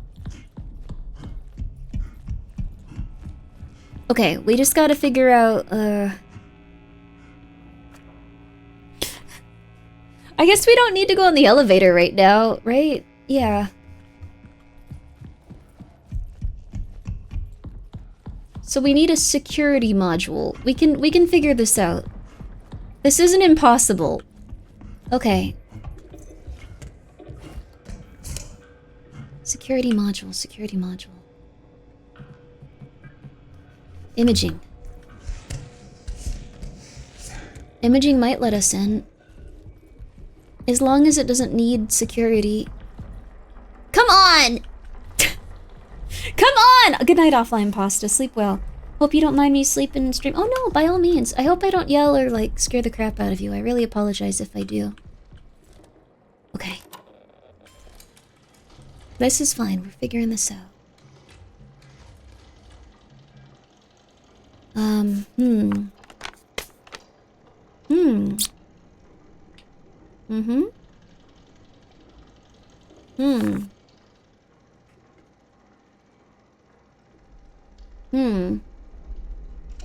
Hmm. Also, hello, Lupus Familiaris. Thank you so much for the 200 bits. Lots of yaps have helped me work through things and realize I'm not as bad as I think. Oh, that's nice. Bagpipe Official, thank you for being here for 11 months. I appreciate that. I really am happy to hear that you're doing better. You're probably not as bad as you think you are. Even if you've done some kind of lame stuff, as long as you're working a little bit harder each day and trying to focus on being, happy and healthy and good and to the best of your ability, things will get better and they'll make things better for, like, a lot of people that you care about. Rather than making things worse, it'll all be okay. I will also sleep. Please scream in 2 hours and Jolt be awake. I will probably do that in 10 minutes. Don't you dare worry. That's a Grimmi guarantee. A Grimmi tea. Like a manatee. Oh, I like manatees. I never understood, like, why peeg was an insult, because peegs are so sweet. I call my cats my sweet peegs all the time. They look at me like, that seems like a good thing. I have no way to discern whether or not this is criticism or positive. I'm a cat. So there you are. What's a peeg? Like a peeg, like a sweet peeg. Like a guinea pig or a pig. Like a sweet peeg. Oh. Man, this man hates being in the ventilation system, which I guess I understand. Like, not ideal. Not ideal at all. Both video and photographic documentation were taken over the 4 hours of the canal exploration. Upon reviewing the data, it was discovered the video recorded on a DVC has significant interference. Notes. James Mason, engineering technician, is working on restoring as much of the video and audio as possible. Ah. Interesting. Listen.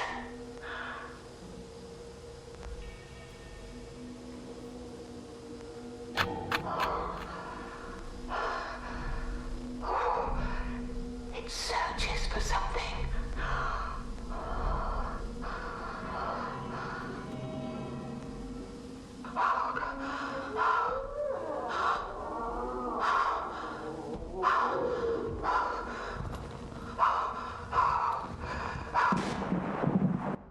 Pigs left in a pen will turn into a giant mess of mud by digging it all up. Eats almost anything, but domesticated ones are smart and friendly if you treat them nice. That was horrifying. Also, the reason for that is I'm pretty sure that pigs are pretty intelligent. So if they're in, like, really stressful conditions for long periods of time, they tend to develop really bad psychological problems, just like humans do. Which is kind of messed up. I feel bad for them. like, a lot of, like, times when, like, they do messed up things, like, we're like, oh, they're idiots, but, might actually be that they're trying to, keep from going crazy, or alternatively, like some people have even theorized that, like, there's a lot of issues where if you put them in a pen without them, like, being restrained, they'll roll over when they're young and kill them, but they might be trying to prevent them from living a life similar to them. Which is really sad and insane. It gets very scary. Dear family, after the incident at the canal, a new safety protocol has been put into place. All further travel to the cave must be in twos, with a required tether between pairs. No entry in the canal is permitted until more studies are completed. It sounds like a stretch. They have a significant amount of intelligence, they found out when they were studying them. Like how dolphins will also do the same thing if they're under extreme, like, stressful conditions. They'll, like, do really psychologically messed up stuff. It's not good. I hope eventually, like, everyone can be healthy and safe. Footless Goal, thank you so much for being here for 3 months. I appreciate it. Sorry, that's not a very hype thing. Anyway, we're gonna have to go into this canal. Yeah, we're gonna go into this canal, baby. We all are understandably feeling multiple emotions right now. Please reach out to me or Jude if you need anything. I feel quite bad about it sometimes. Hi, Sophia. I've been seeing some odd images on my cat screen when using the interface module. It looks like something's walking by. Maybe all this DVC footage I've been scrubbing, it's all this 3VC footage I've been scrubbing through. It still works, but I don't want it to cause permanent burn-in or cause any issues with door access. Do you mind testing it and giving me a loaner for the time being? I'm convinced animals are a lot smarter and more cognizant than we give them credit for, and humans are a lot less smart than we give them credit for in some ways. In some ways, they are very intelligent little guys. OSHA? No, OSHA's for humans. OSHA could have prevented this, probably. Yeah, anyway, I always wanted to have a pet pig at some point, so maybe someday I will. And they can be with my sweet pigs, the kitties. Sorry, though, I don't know, I think about that stuff too much and I get very, very nervous and disturbed. But I apologize, I know not everyone wants to hear about that stuff. I just think it's interesting and scary. James was right, I saw it too. Is there an issue with the interference module software? There has to be a logical reason behind it. It's no software anomaly. It's here in the ward watching us. I've been monitoring all areas with the interference module. It's the only way to see it. Whatever it is, it's tall. Oh! That's not good.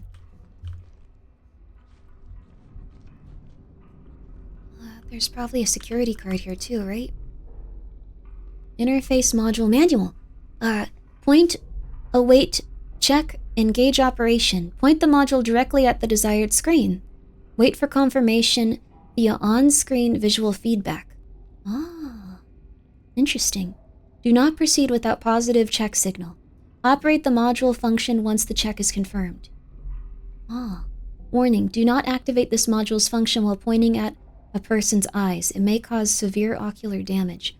On-screen interference has been reported during its usage here on the moon. Please report any anomalies. If you may notice on-site technical team.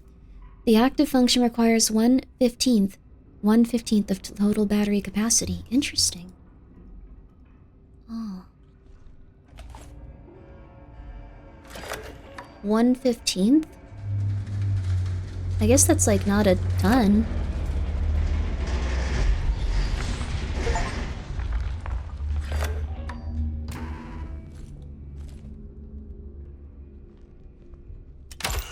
Huh? Wow, cool! Oh, not too bad at all. Although we did just hear that really scary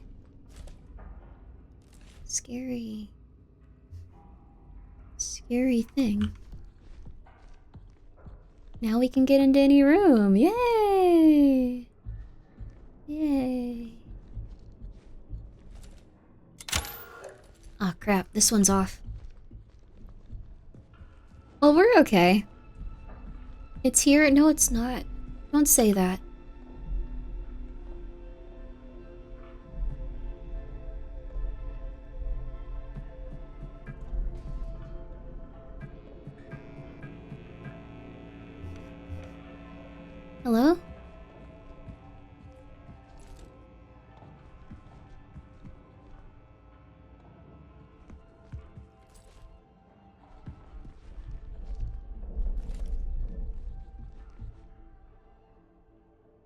It's right behind you. No, it's not!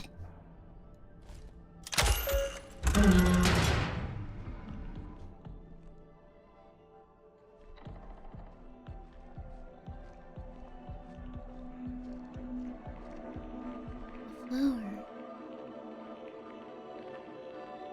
Like before, like her drawings of flowers. Wait, I remember that. It's their entire lifespan of the flower, like blooming, full bloom,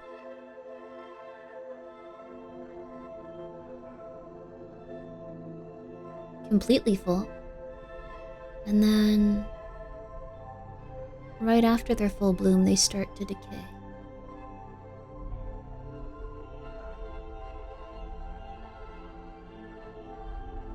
He also said something about blooming. Yeah, blooming.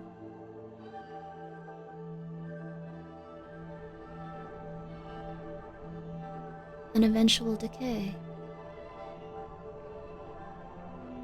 1978 issues happened, then 1997 issues happened? Wait, what?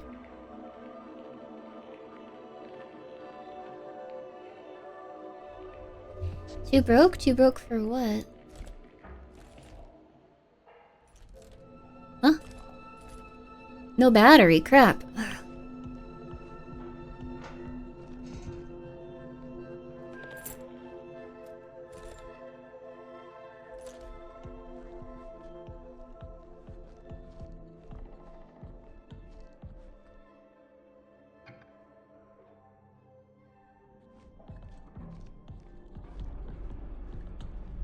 What is this thing?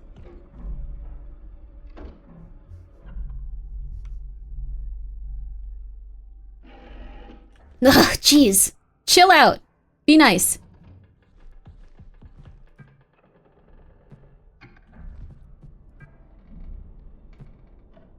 I don't understand. One minute I was working in the annex helping with the EL9 disinfectant.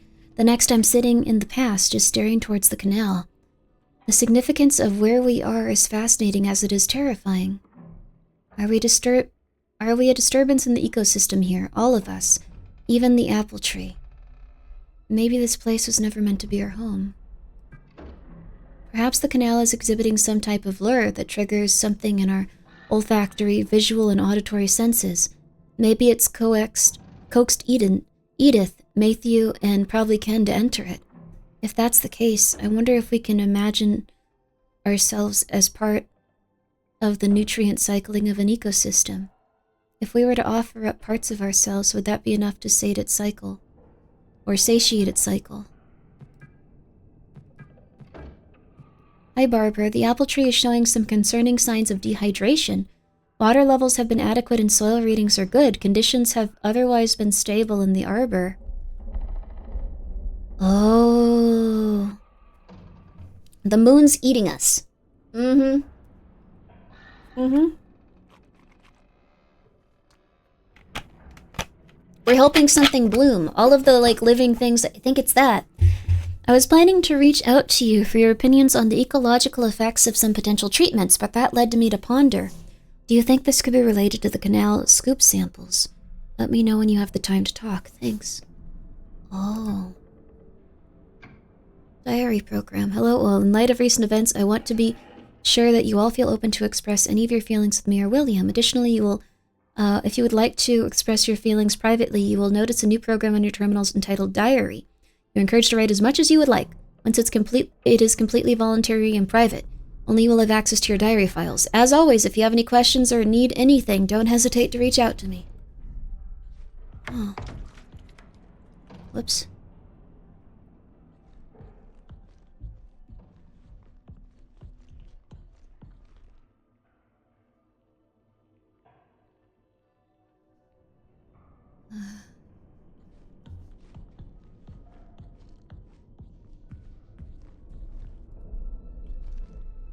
Huh? Well, I definitely don't know how to get through this yet.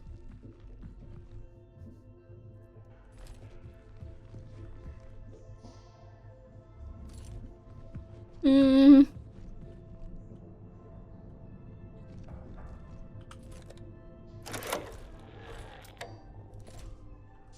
Yeah, that's blocked off.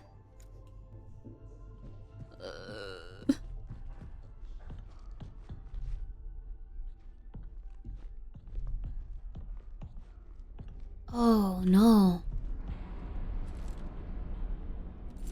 I mean, I shouldn't be looking at this. This is what started all of it.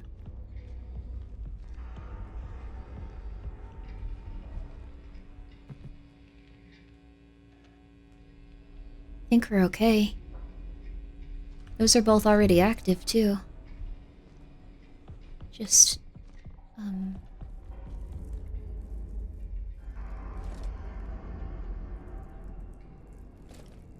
Wait, maybe...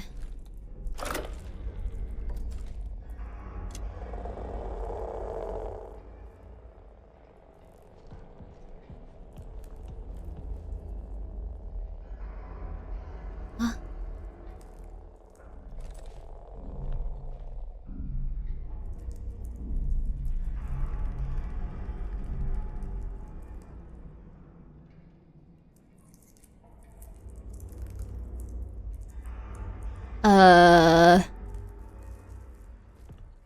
They look like worms or something. Crap. I'm not one to reflect on my actions and thoughts, however, this place, the canal, it means something significant. I'm concerned, James has been quite withdrawn lately. I know we're all going through something, but I haven't seen him in days. James has lost it. He's locked himself in the vestibule and even set up a strange code system using a keypad in the restroom. I'll try to track his movements so we can gain access to the vestibule. He's the only one left in the ward with security level 2. Any findings will be sent to the archive terminal for everyone to access. The archive terminal. Hi, Kali. Someone isolated themselves in the vestibule and reset the codes. I think it might be James in there, but he's not answering. I haven't been able to do a manual override of security level 2 actions, so we're all locked out. You're tether partners, right? Did he mention anything to you after the last time we were on the moon's surface? Tether partners? Like, meaning they go out together, I guess. Judith, I'm concerned about James. He started spending a lot of time and now he's locked himself in there. He isn't responding to anyone and Polly can't override the code. We used to do puzzles together at downtime when we were in mission training. I'll see if I can make guesses at figuring out the code, but I need your help if we do get the door open. I'm not sure of his mental state. Are you free in the next hour? Sure thing, I'll meet you at your terminal.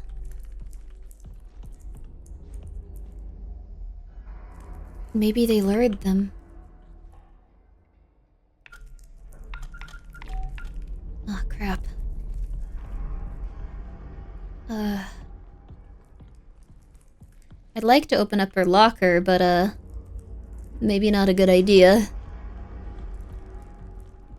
That's really loud, by the way. That's really scary.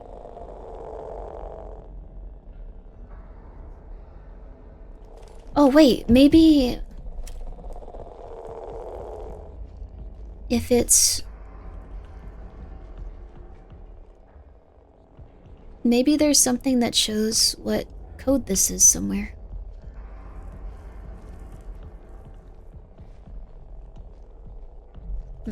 Maybe not.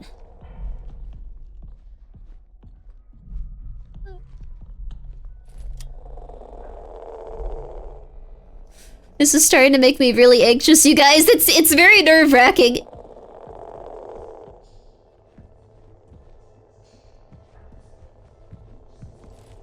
Huh? Okay, we'll figure this out little by little. It's okay. How has it already been an hour? It has not been an hour. No, it has not been an hour. It's been like 10 minutes. It's been like 10 minutes. No way.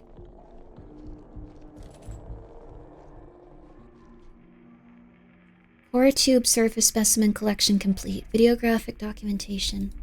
New specimen.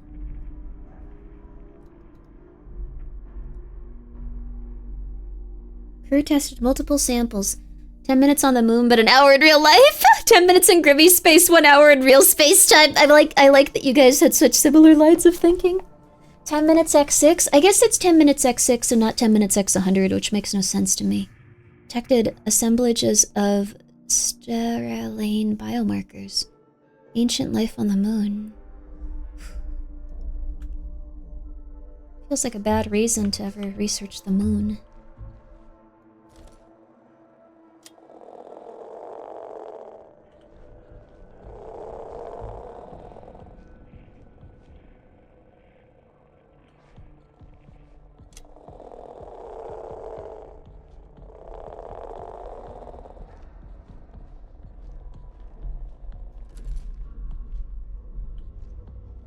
Hello?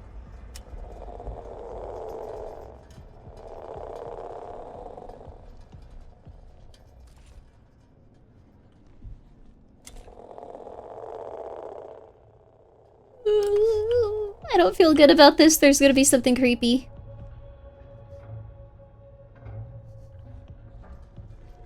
There's gonna be something creepy. Oh god. Another one?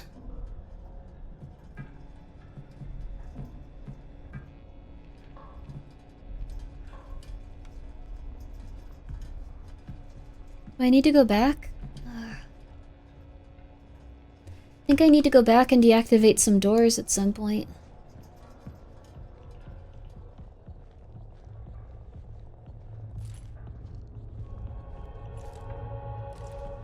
Huh?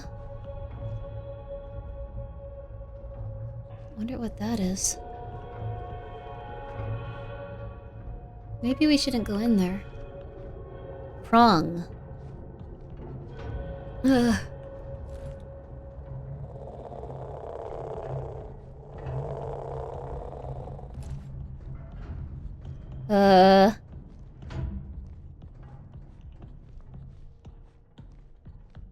We're okay. We're okay. We're okay. We're okay.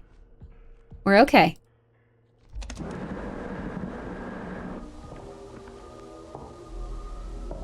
It is not mere delusion.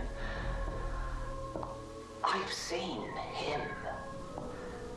The interface module must be used. For reasons that remain obscure. This module sees that which the human eye cannot. Do bear in mind, he observes us as well.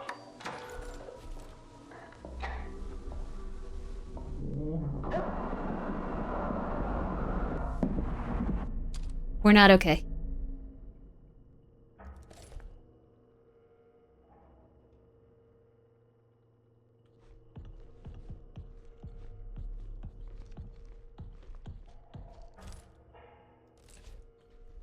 Oh crap.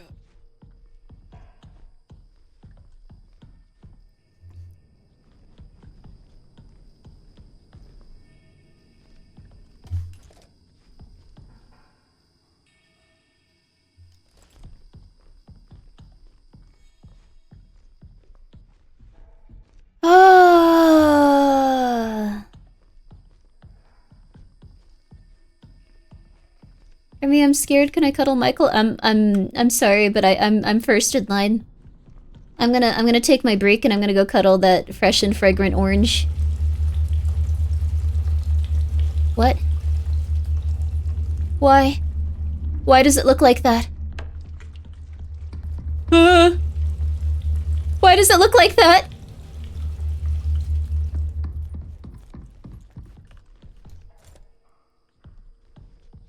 Why?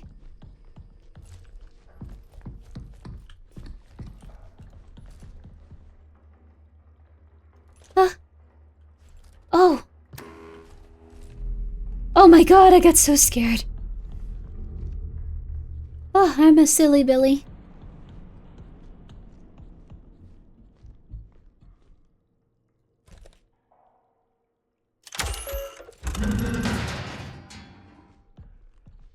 I'm so silly.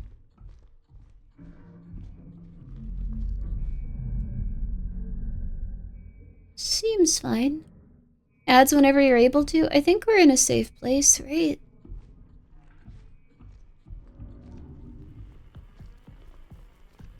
I think at least.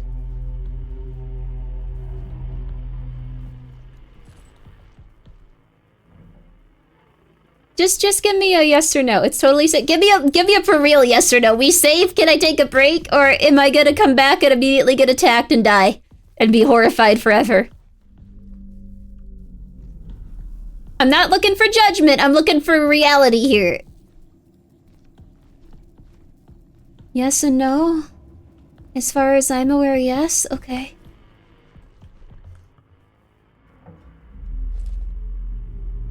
Yama, you haven't played this game. Why are you... have you? Probably? What do you mean? Chat will be safe. Alright, let's take a quick 5-minute break. We'll be right back. This has been Routine. If you'd like to make more horror games possible, please click that link now on the pinned comment or use !routine. I'm not hype about this. This is not good. This is a very intense time. Very good game. Very good game. Very intense time.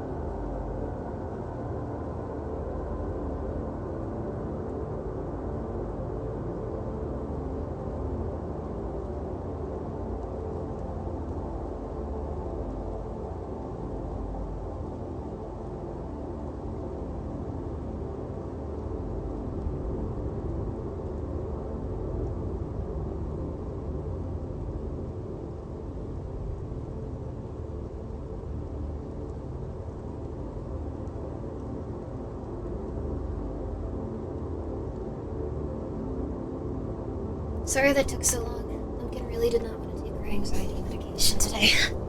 Alright. She's less anxious now, I think. Or more.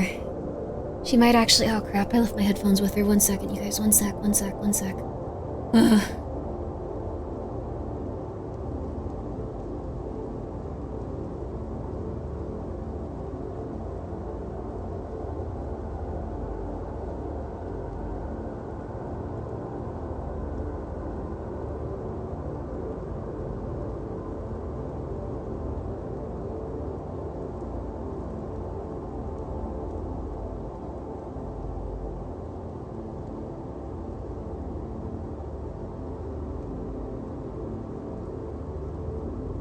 Okay, we're good.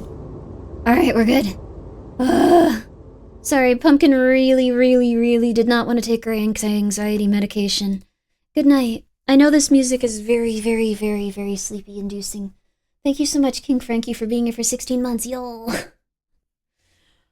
Okay, we're back. Welcome back again, thank you. We are finally back. I know that took quite a bit of time, but we're finally back. I wasn't expecting Pumpkin to not go for it. Oh, thank you for streaming this late. It's finals week and it's been nice to have you and Chad in the background. Oh, that's nice. I'm really happy to hear that you've been doing your finals. Good on you for doing your education. You're working hard and things are gonna get a little bit easier each time. Ecolography. We're probably gonna have to loop around to the main room to get everything back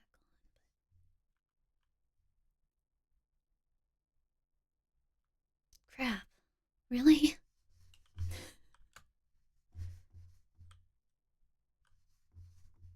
Why were all of these opened?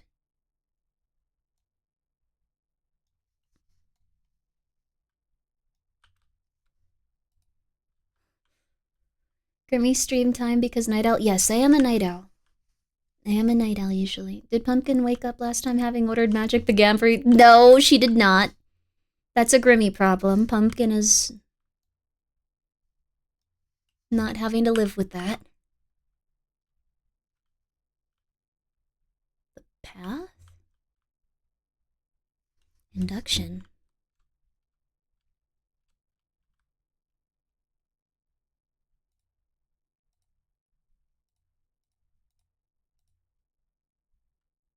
Or I could do... we could do echolography. Hell yeah. Let's get it all open, baby.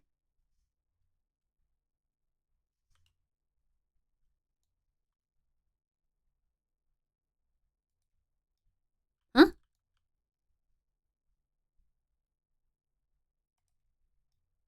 Huh? Why isn't it working? Game muted? Oh, sorry about that, you guys. Wait. Did I, like, leave music on for you guys, or were you just completely, like, without music that entire time? I put music on for you, what, right? We had music? Silent? Oh my god, you demon. Game audio? Silence? There was music? Nope, silence? The ambience was on? Wait, for real? Oh my god, no, for real? I don't think there was music. Oh my god, I'm so sorry. I'm so sorry. That must have sucked. Oh my god, I'm so sorry. My bad. Oh no. Oh no, oh no. Holy crap, dude. Well, it's okay now. It's okay now, it's okay now, it's okay now. Wait, I was trying to open up the, They're gaslighting you, Grimmi? Oh, you demons. Oh, you demons. Very ambient, chilling. Oh, you demons. You devils. You devils, you. You devils. I'm glad you had that on, because it was, I thought it was nice.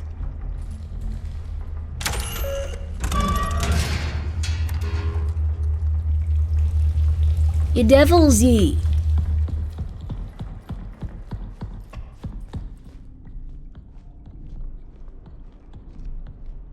Getting some bad vibes here. Getting some real bad vibes, by the way. Don't know if, Wait, did that close it?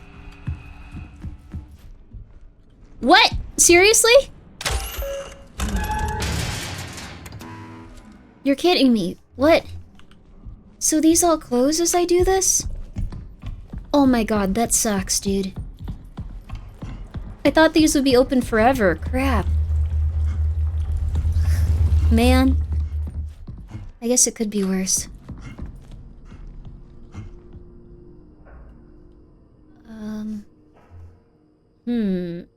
I think I ate something after midnight. No SCP. I heard that's bad for your digestives. That's bad for your digestives. No! No!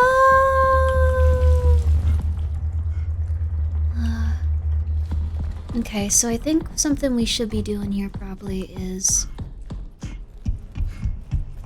This is gonna be annoying.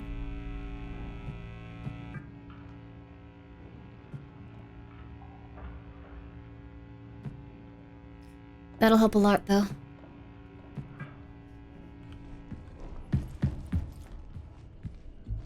The, like, lift door, I think, will help a lot. Elevator entrance. Like, I don't think we need to have that open right now at all.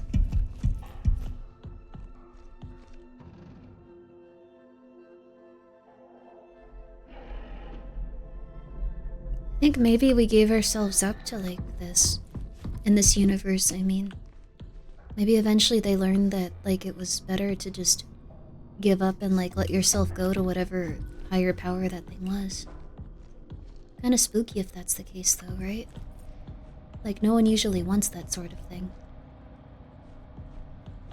Don't think about it too hard. Don't think about it. Just don't think about it. Just don't think about it. Don't think about it.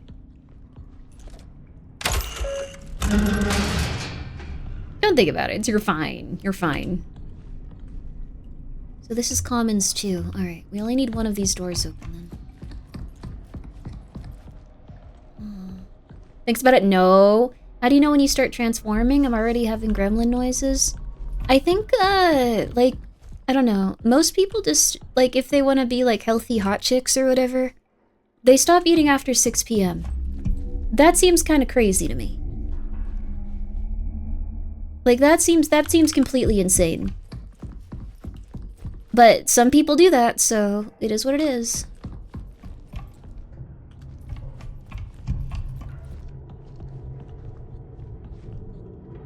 If you want to be a healthy hot chick, you can go for it. Prong 2. Let's try prong 2.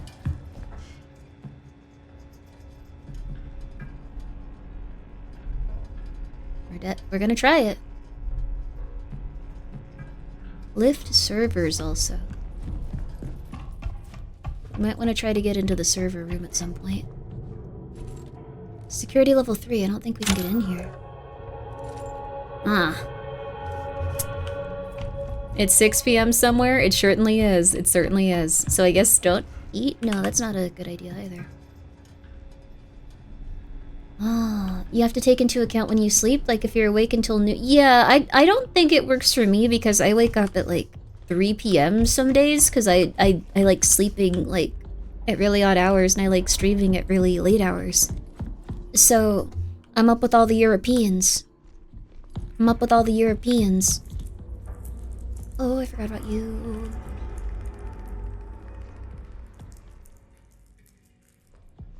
Oh. Allie's locker.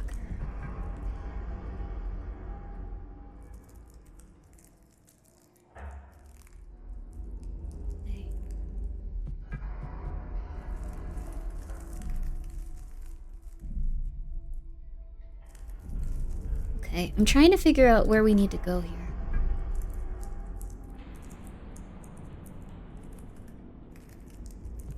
Moon surface.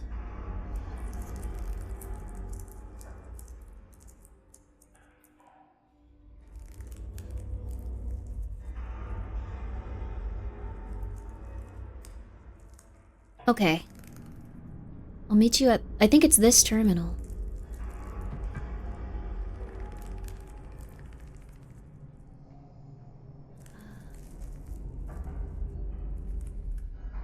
I think maybe in her diary, then.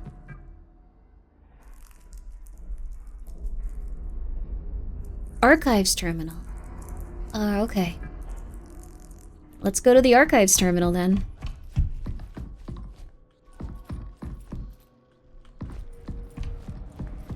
Why not?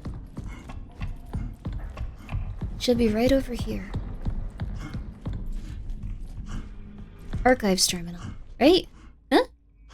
Tiger, thank you so much for being here for 4 months. I appreciate that. Thank you. I greatly appreciate it. Hope you're doing well.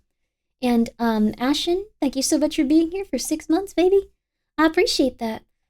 Okay, I think I understand what we're supposed to do.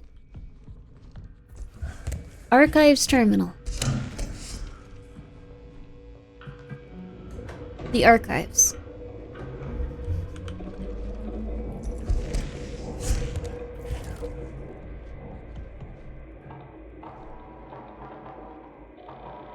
Security interface active, ventilation systems active.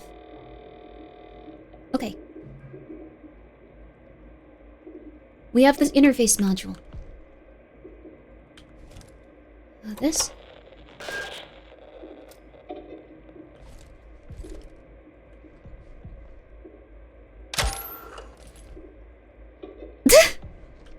Did that not work?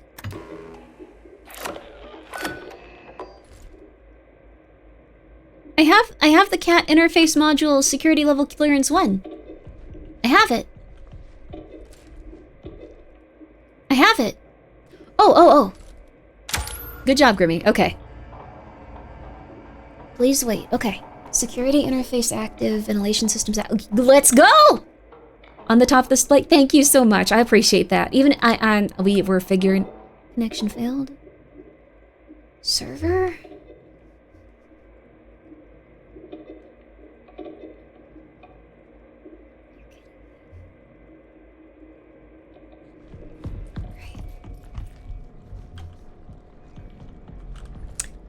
They, you know, another day, another dollar. Another day, another dollar. I'll tell you what. Okay. Imaging. Systems. We need the servers.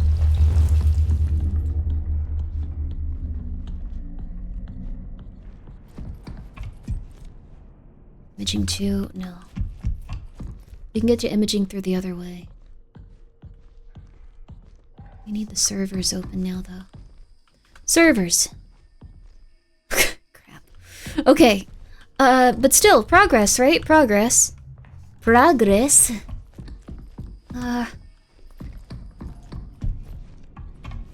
We just need to find the terminal that'll let us put power back on the servers. And then we're styling. Then we're good. Servers?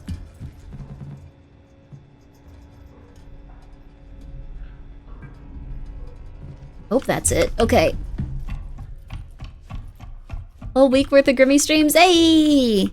Don't worry too much about those. I don't know how to disable them, but being here too often will not help you, nor will it harm you. It's totally up to you if you'd like to come by.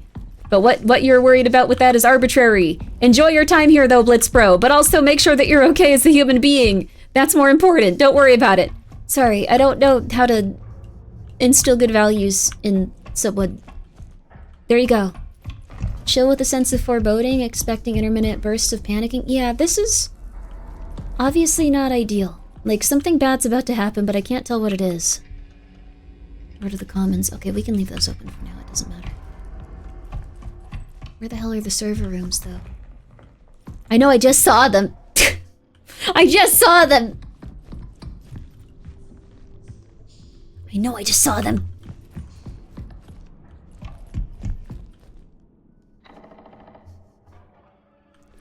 Okay.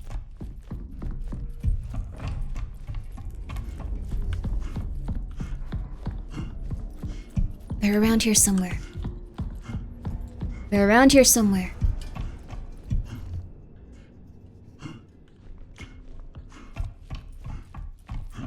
This way? Yes!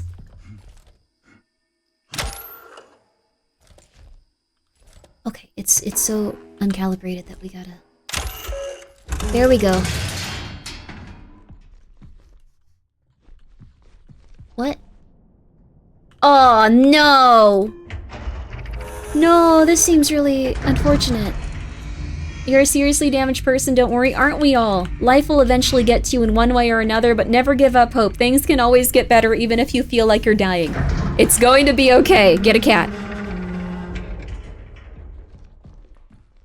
I really recommend getting a cat because you'll work hard for your cat.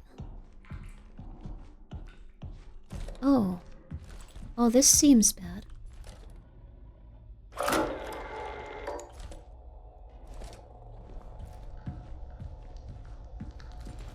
Oh, thank God. Phew.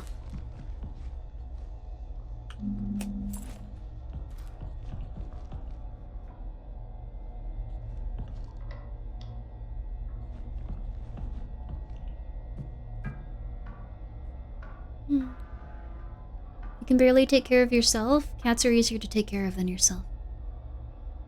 Please connect your cat device to continue. Connect? How do I connect it? This?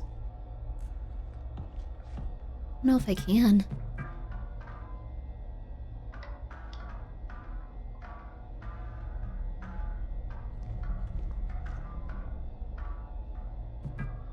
Do they mean like this? Grimmi, cat devices aren't real. I know. Grimmi said something about her cats living to destroy yesterday, or something along those lines. They're really cute. Cats also provide next-level touch needs. Cats choose to touch and affection, and it really helps humans who need to feel both of those things. That's true.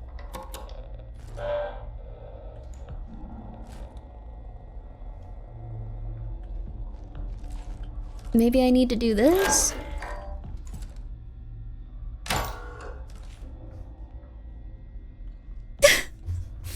What the hell do I do?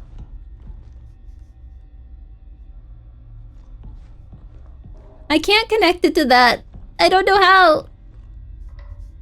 Also, that's true. You should only get a cat if you are responsible enough and you have enough money to take care of them. Even if it's just a small stipend, like, you put aside each month. You need to make sure you're feeding them very nicely and taking care of them and giving them lots of kitty kisses.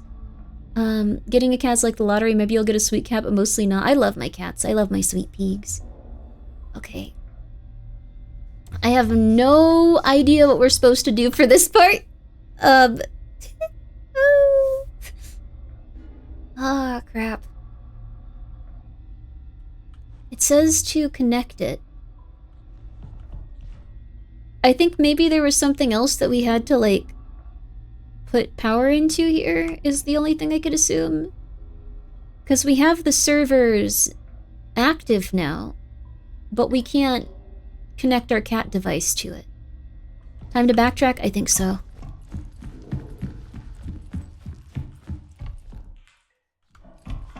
I think so. I think we probably are supposed to go and, have another, like, thing active for this. No Wi-Fi password, no Wi-Fi password. Your cat tries to kill you daily, I think, and then acts like she's the sweetest thing. Oh, cats are the sweetest thing. Absolutely. I think we can turn off a few things, too. So, we want to make sure that we keep...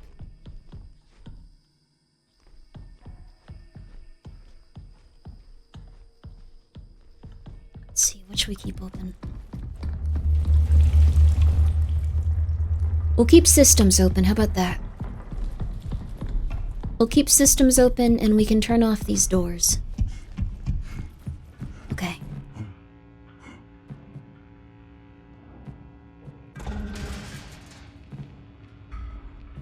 We can't really do much with prong 1 because we don't have,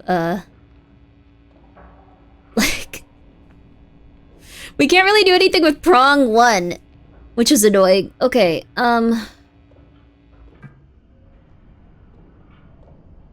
Okay.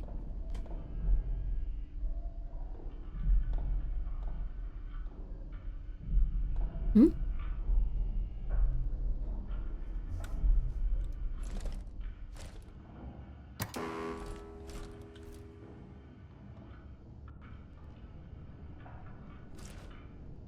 Just got very nervous for some reason. Cats are good at understanding people. Possibly better than people understand themselves. Very possibly. Let's try the elevator entrance. Let's see if that works too.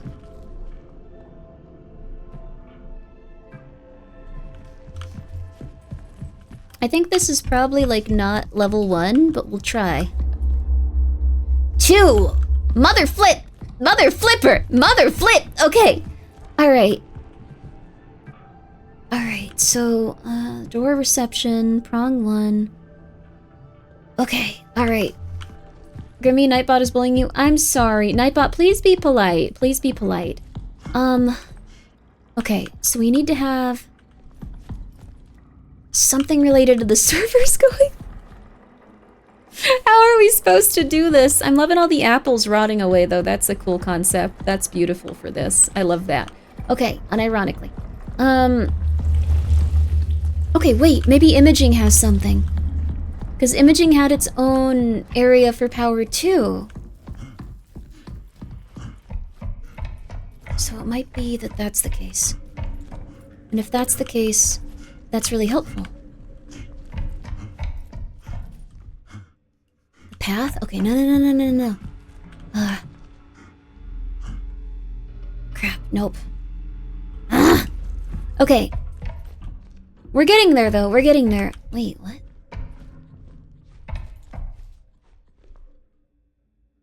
A lot of weird symbols on that. Okay.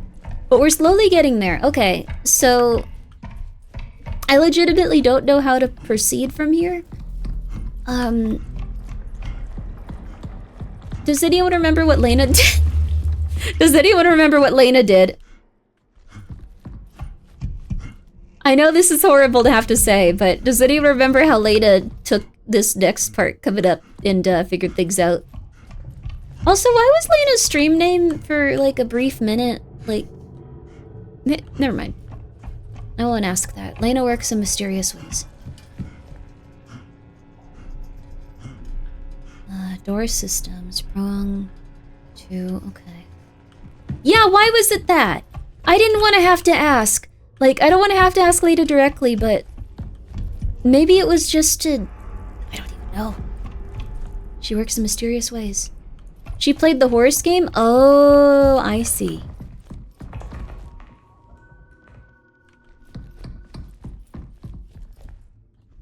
Okay. There is no way to advance from here that I can see. I am not... I don't have a high enough IQ. Wasn't even a joke. Oh my god, May 17th. That's when I was born, baby. 1917. Peggy 80. Okay, I think we might have to call it. Like, I don't know how to get past this part. Think you should use the ultra view in this room? The ultra view?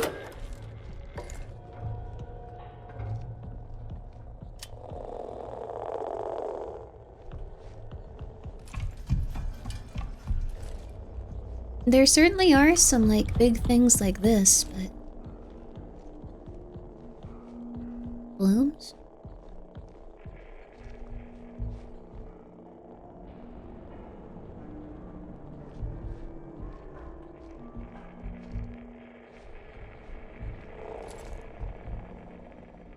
Oh, I see it. It's like spores, almost.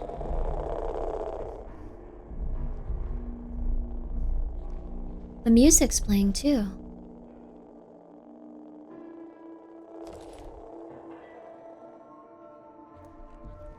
The music's next door behind that. Like, it's next to it. These almost look like spores, too. Okay. We're doing this, though. We're doing this.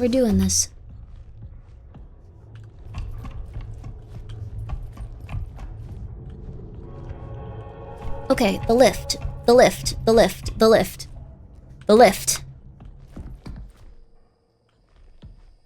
Servers. But yeah, I'm starting to get that we may be feeding ourselves to, like, a cosmic entity beyond our comprehension. We're gonna try going down there one more time.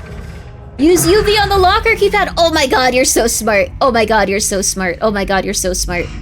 Are you gonna be playing the, advent calendar this year? What's the advent calendar? I don't know nothing going on, usually.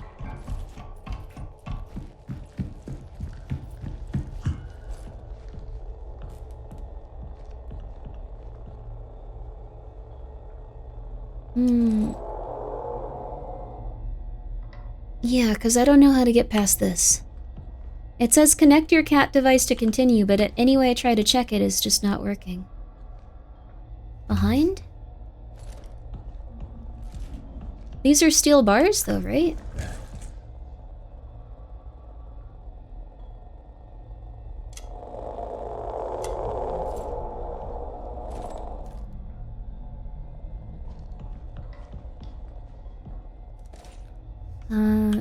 Try the wireless button again? I tried the wireless one.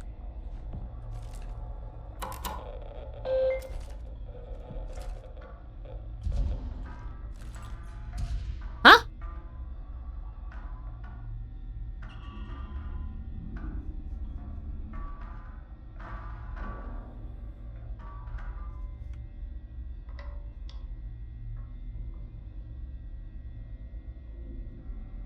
G1, I1, I2, A3.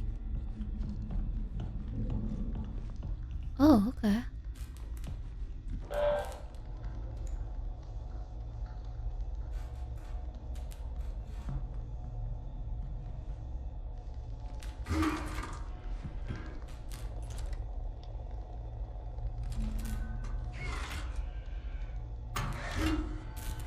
How do we...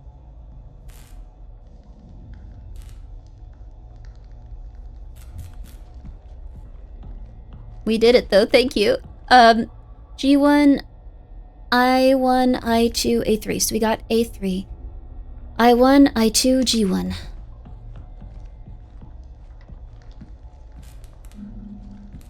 I1, I2, G3. Right? G1.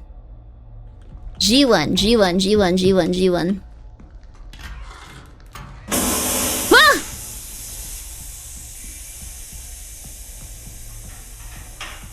Well, is it working?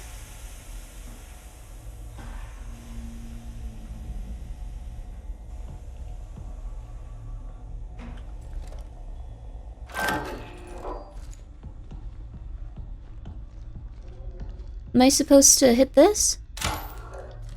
Nope.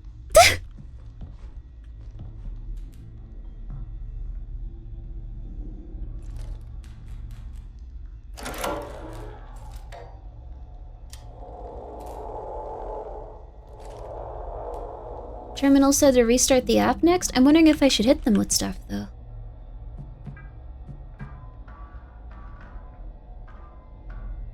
It's either working or something else just broke. Yeah.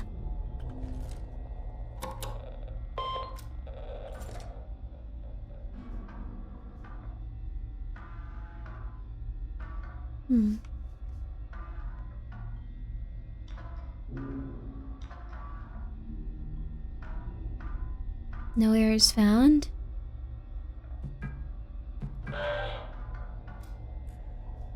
Booting the server.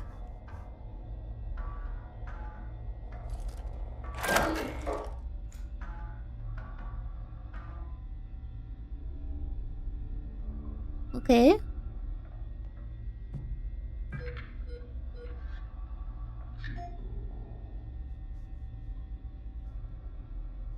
I don't like this. I know it's me hallucinating, but I swear I saw a person in there.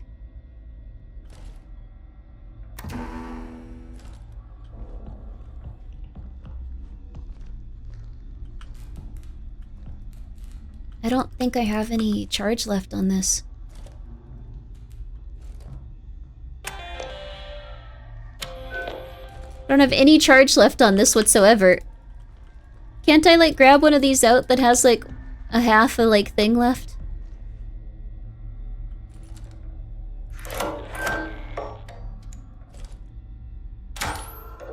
Air?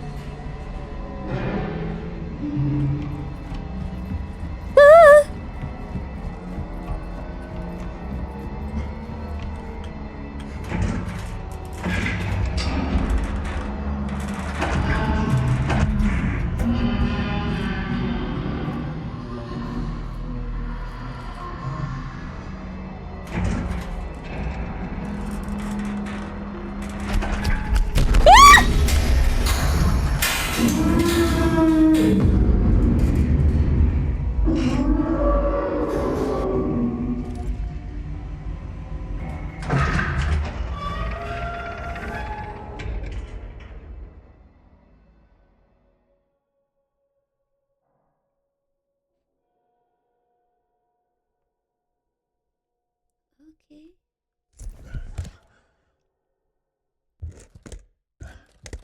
Don't bother none. Just gonna crawl everywhere now. Okay. Just gonna be crawling. They see me crawling.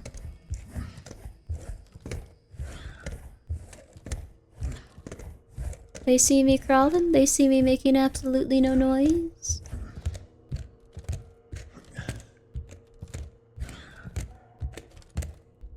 Maybe we're on another floor, so safe?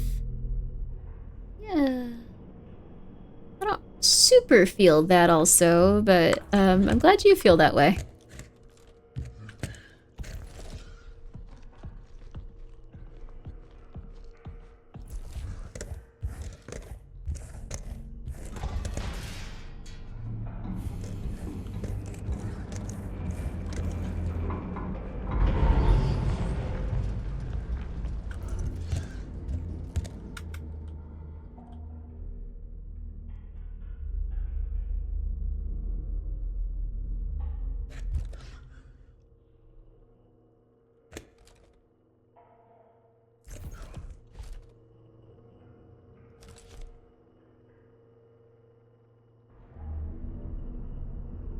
Twas jokes, you were totes screwed? Oh, okay, cool.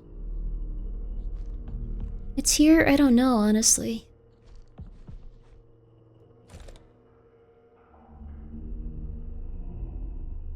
I know I'm almost out of batteries, though. So I'm not feeling super hype about continuing forward.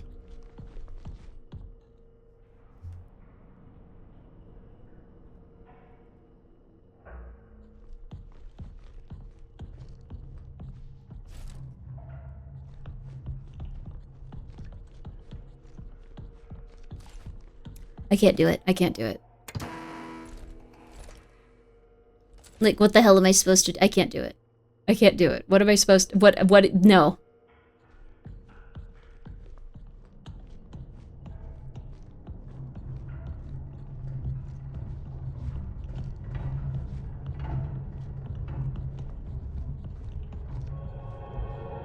Shh, shh, shut up, shut up, shut up, shut up. Don't make that sound. What the hell?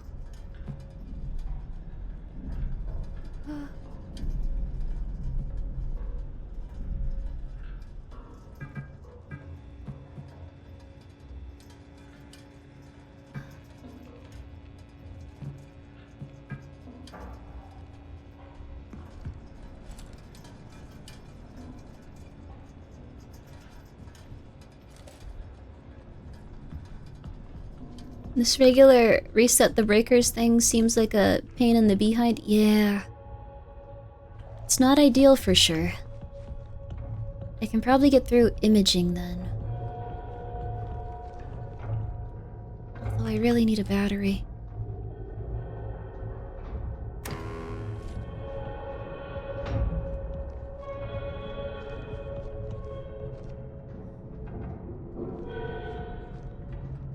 I don't know if I can. I'm really nervous. I don't know if I can. I don't know if I can. Okay, we might just go home. Okay.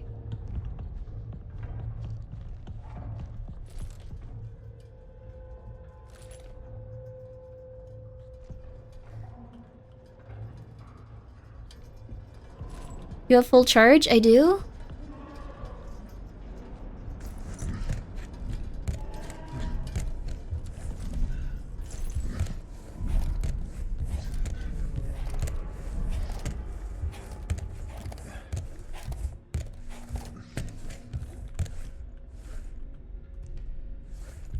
Oh no.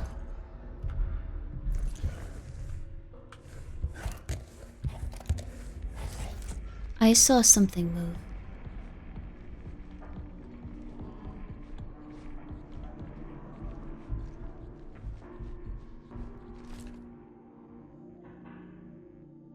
This thing is useless. I can't see anything with it.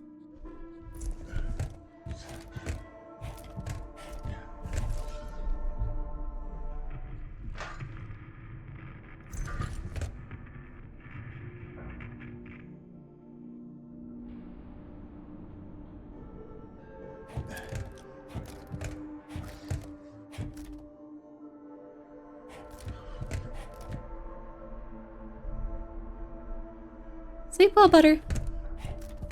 Grimmi, your link is broken? No, it isn't. What? The link is borked? No, it shouldn't be. Huh? Cloudflare? Let me, what? Oh. Thank you guys for letting me know. What does this mean, Cloudflare? Uh-oh.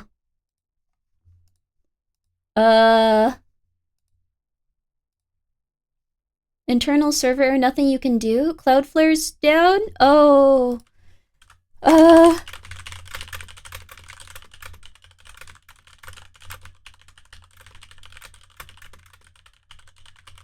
No. Oh. Wait. Oh no. Wait, 1 second. Let me take some time to actually check this out.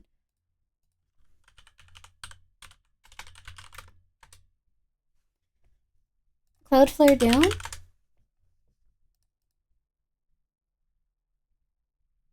Oh. Oh.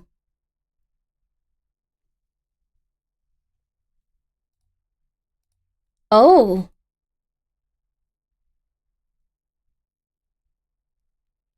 Yeah. Uh...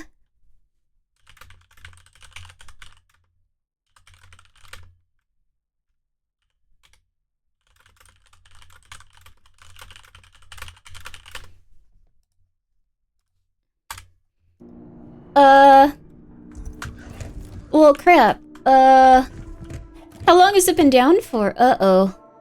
The detector is down? Oh, no. Okay, that's bad, too.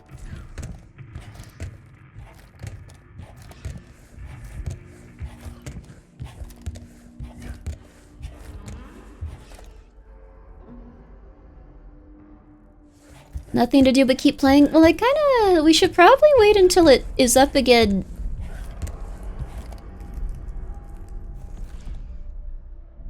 Generally speaking. We're gonna get murdered in a second and I'm gonna freak out anyway. This is so scary.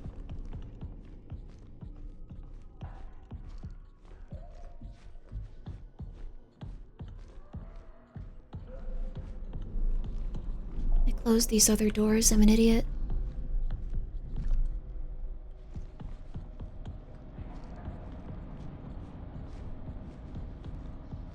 I'm a dummy. I didn't put these back on. Ah, oh, come on. Crap. He was definitely very visible while paused. No way. He would have eaten me. He would have killed me. Was that like a squeaky duck?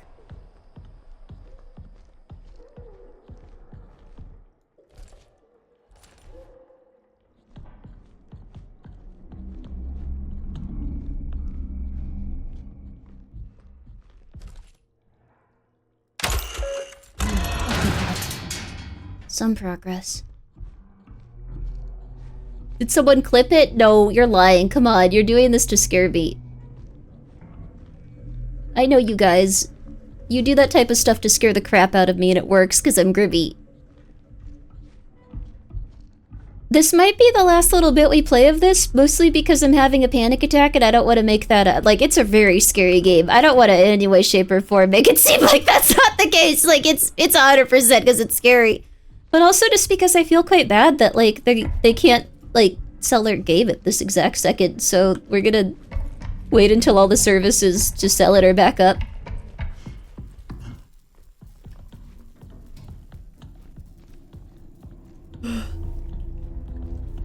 Thank God. I want to continue. Oh yeah, no, we're playing this. This was an amazing game, but I'll keep the link up and I'll I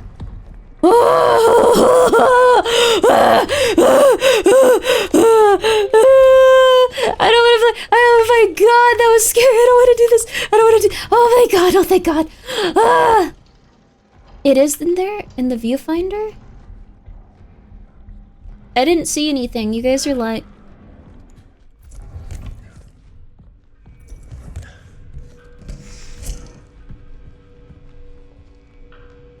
Grimmi, watch the clip?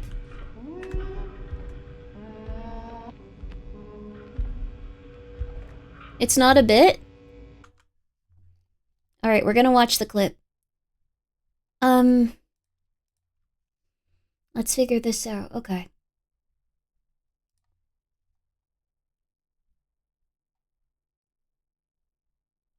I cannot believe you guys...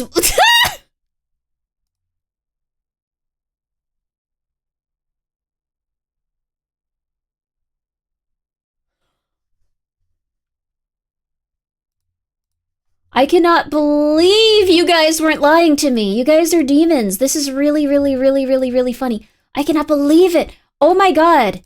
Oh my God. Oh my God. Oh my God. Oh my God. Oh, also, thank you so much for the raid. Can you show it? I don't want to open it. I can show you the clip if you really want. We were just, I cannot believe that they were just like, oh, excuse me. They didn't even notice me. I hope you had a good stream. I'm currently playing a very fun game called Routine. It has been very scary. It has been very... So I guess the pause screen is also considered, like, part of the viewfinder. That is... Everyone was crapping on this game for not having a legitimate pause. Is that not the scariest thing ever? Oh my God. That is really cool. That is really, really, really, really, really, really, really cool. It was a lovely stream, some VR chat in Fortnite. Yo, let's go! I hope that you had a very good time with it. I'll show you guys a clip of this really quickly. Okay.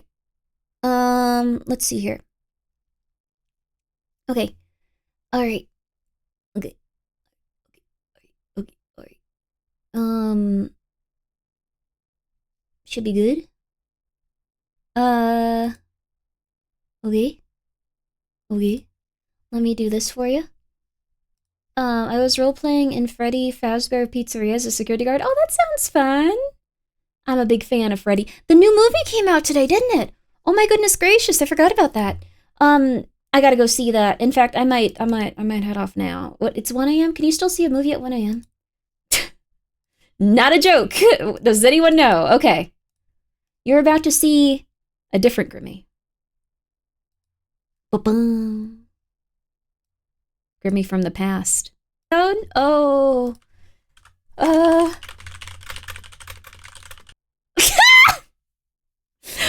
is so funny. That is so funny. It's just like, oh my God, a cloud flare? That's so scary. As he walks past and it's just like, yep. It's 11.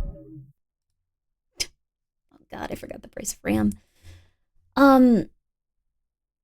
Have a nice stream. Thank you so much. Thank you for coming by. I hope you guys have a really good night.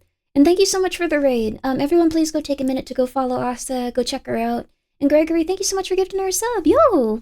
I mean, I was really bummed out about the Cloudflare, because I want people to be able to get this game. It is fantastic. I'm not doing it enough justice in terms of, like, the atmosphere and stuff. It is haunting. It is really weird. Also... You guys were so like, oh my God, like why can't you pause? Like you should be able to pause. You can see the devil when you pause. Is that not the coolest thing ever? Okay, active. We have to activate it.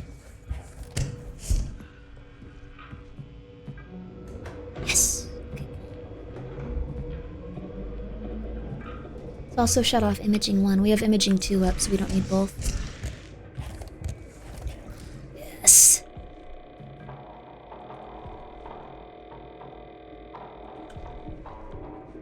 Gonna hide in my hidey hole as I wait for this. The devil from the Bible? I think so. I think so. Huh? Isn't that like a Greek guy or something? An emergency ecograph of the canal must be performed. This requires level 3 security access. If you lack clearance, report to the founder in the annex station. Okay. Canal. Gonna be creepy, huh? Twitter's also having issues? Yeah. Is Xbox and Steam okay? Because I think that's where they're selling the game. That sucks, though. Cloud flares are getting more common, it seems like. For longer, too. 12th December 1977, the canal... both video and photographic documentation were taken over the 4-hour duration of the canal exploration mission. Upon reviewing the footage, significant ear interference was detected, rendering the majority of the data unusable.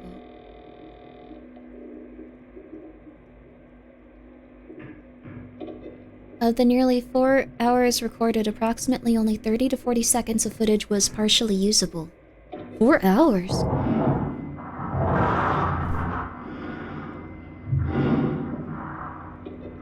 Steam's fine? Okay, then I recommend, I'm gonna fix the link and just make it Steam, and I'll just let them know that they can't track it, but it's... They still would like people to be able to check out the game. Alternatively, we've been playing this for like 5 hours, like,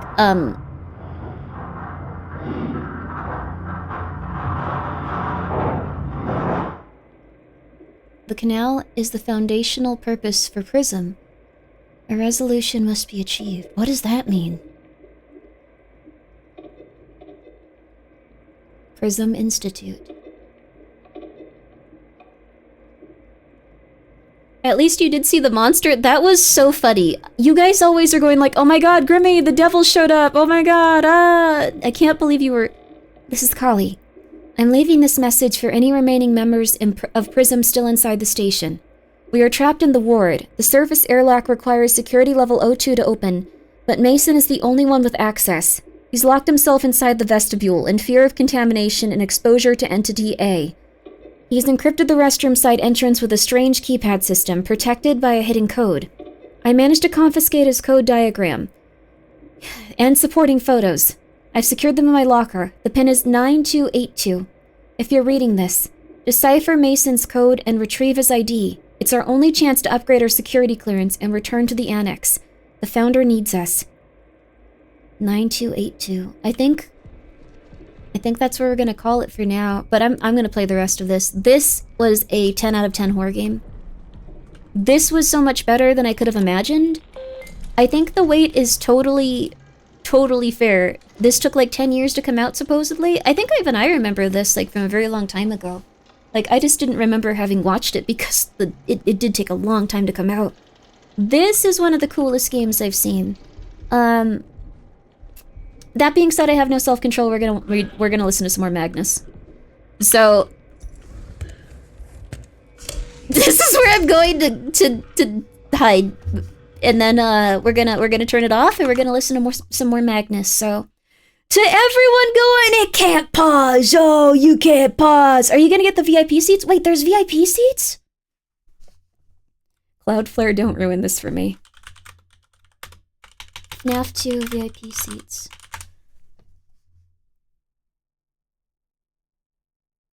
Enhanced viewing options?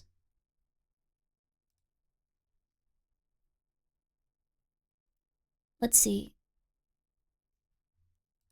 Oh, Icon Cinema. Is it like a special type? I don't know if I live near one of these. Let me see. Wait, I shouldn't just be like, okay, yes, I live near this extremely niche theater if I do. Okay, I'm gonna check out all of the things.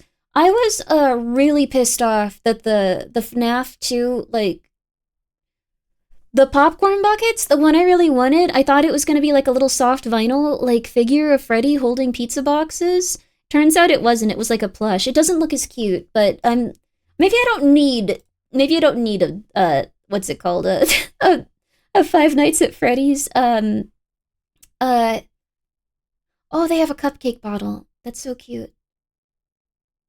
Okay, sorry. They have a Five Nights at Freddy's popcorn with removable bucket face, so you can put it on and you can avoid detection when they come near you, like in the second game. Oh my god. Oh, they have a combo with, oh, okay, chill. Grimmy, you don't need to worry about this. Okay. You don't need to worry about this, Grimmy. You're cool. You're cool. We're cool. We're cool. Okay, first of all, we're turning off that, because we've played 7 hours of it. That was a really, really, really, really, really good game. That was ads and 4. Okay, I'll spend 4 minutes talking about how much I love this game, and then I'm gonna go make popcorn. Then we're gonna listen to more Magnus, and we're also going to which, if you guys don't know what it is, it's an extremely spooky podcast. It's probably the best one I've ever listened to. It's more like an audio drama. Like, podcast implies 2 guys going like, "Hey man, look, I may be a 45-year-old man that's suffering a lot of mental anguish, but you know, things are going all right for me." Like, you know, that kind of is what I usually think of podcasting. Usually like a back and forth between 2 dudes trying to be funnier than each other, and you're slowly just like, "I'm really sorry, but I really just want to know about how that woman disappeared in the Appalachians like 200 years ago and why it was night for 4 days, but I understand that you guys are cool, but I want to know about that really badly. No, okay, you can tell me about your samurai sword. I like that too, but when are you gonna, like, it's like I'm living the experience of seeing like a cool stream title from me and then going like, okay, she wants to talk about her bidet for 45 minutes. Okay. Podcast Bros, explaining how men cheating on 15 women is alright and they should strive to cheat on 20. Well, those are a different type of podcast bros. Those are the podcast bros that, they have to say stuff that's so insane and so intense that they get accolades from people that don't go outside and are very scared of intimacy. And then when that happens, they're able to kind of like feel better about themselves and go like, okay, yeah, like I have a lot of... It's the Andrew Tate method, where, not in a rude way, but like, I can't be the only one getting this. Like, not in a rude way, Mr. Tate, because I know that you're probably... Like, if you somehow ever saw this, or if this caught on, you'd want to execute me with a gun. No, you'd want to execute me with something worse. I kind of get gay vibes from him. Like, not in a rude way, but like, I can't be the only one. Like, really repressed gay vibes, right? Same? See? Yeah, like, I'm not trying to be mean. I see it, same. He seems like he's an extremely repressed gay man. Like, I'm not... Like, I don't even know. Like, I think his resentment of women is just because he doesn't find them attractive and it's like a chore for him. Like, it's a chore. Like, he has to have intercourse with them and he's like, oh, God.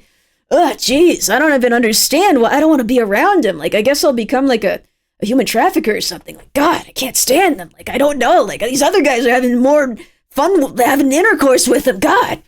No, nailed it, totally see it. Yeah, like, I don't know. Like, he seems like he's like, not in a rude way. He just does not like having intercourse with women. Like, it's okay. You don't have to.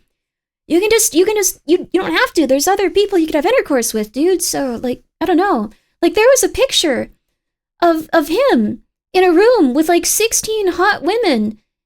And like, he looked really gay in it. Like, he looked like he was at a slumber party. Like, I don't know how he did it. It did not look like a heterosexual slumber party where he was with 15 hot women.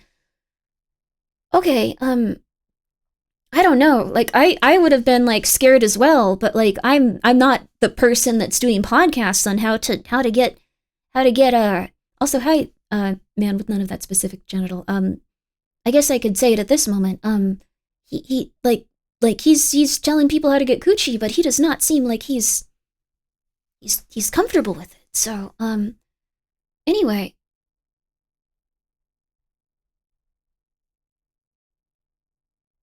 I'm really sorry, Routine. That was otherwise, I think, a really good sponsorship, but I had to end it with that, didn't I? I am so sorry.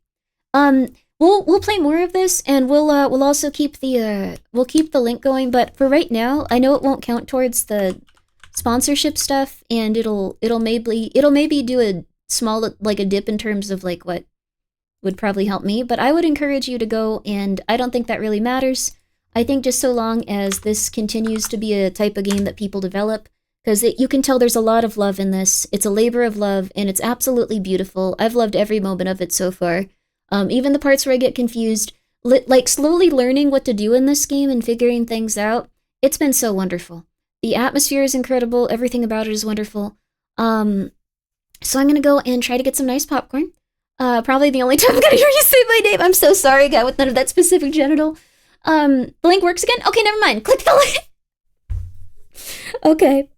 We're also going to play this again in the future.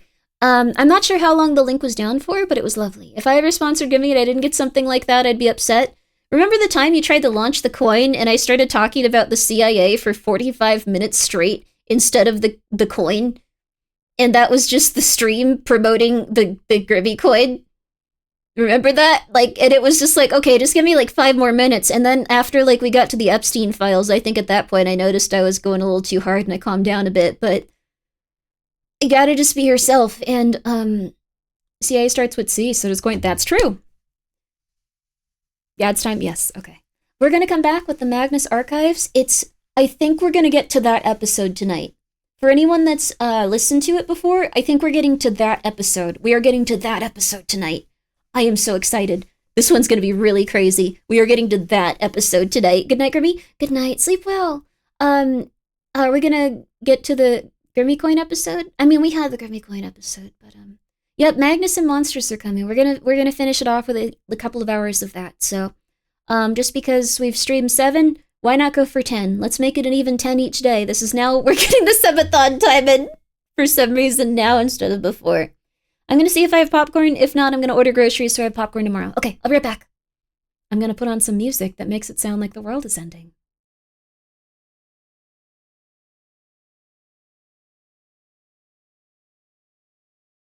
Also, wait, I just realized, if we're gonna go for a while, I'm gonna make it a 10-minute break so people have time to stretch and do all the stuff that they like to do to maintain their human body. So I'll be back in 10 minutes. And then we will probably listen to about 3 hours of Magnus. We are gonna get to that one episode that everyone is crazy about. Let's get hype.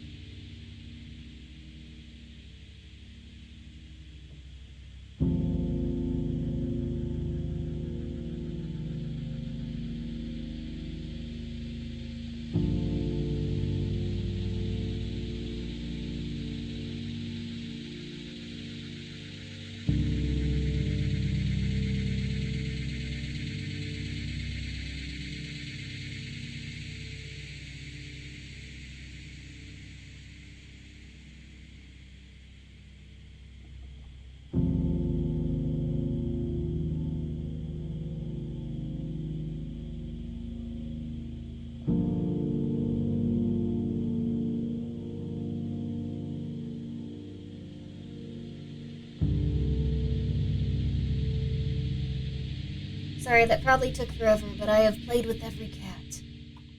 I have played with every cat. I have ordered groceries, so I'm not just eating the same 3 foods over and over again. Yeah! Yeah! Okay, baby. Yeah, baby. Welcome back, thank you. I appreciate that. That was Yumi Tuki, Sleep Mix, by the way. Yumi Tuki has a really, really good soundtrack. Really good. Like, one of the best ones I've ever heard. We are gonna take this down for now, but again, Routine was an amazing game. I loved it. I really, really, really loved it. That was so good. That was so good. I can't wait to finish it, too. Did you play with the new one that's outside in the bushes waiting for you to let them in? No. And the other 6 waiting to see if you let the first one in? If that ever happens, I will legitimately start a cat, like, charity. Like, I will get them to other human beings. The cats here have established peace. Pumpkin is happy with these cats. I can't bring a new cat into that. I can't do it. I'm also afraid that the oranges will torture, like, a new cat, because, like, they weren't treated very nicely by Little Band.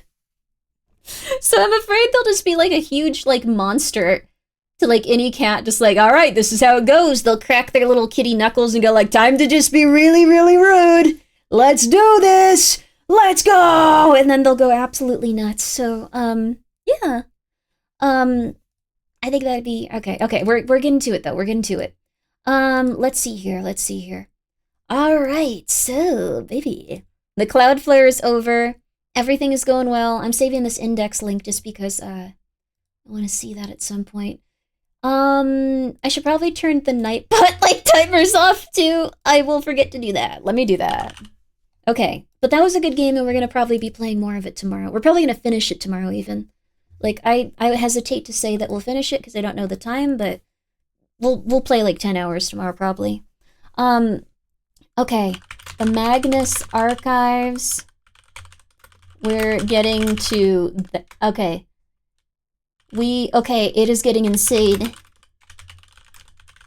In here, baby. Alright,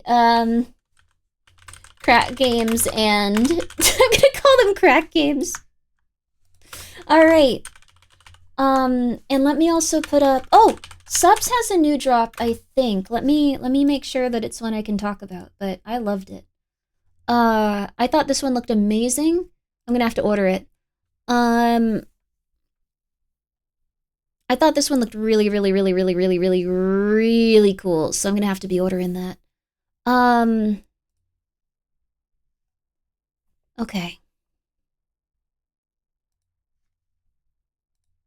So, yeah, this one looks amazing. Oh my goodness. Okay. This one is, okay, Gamer of Thrones?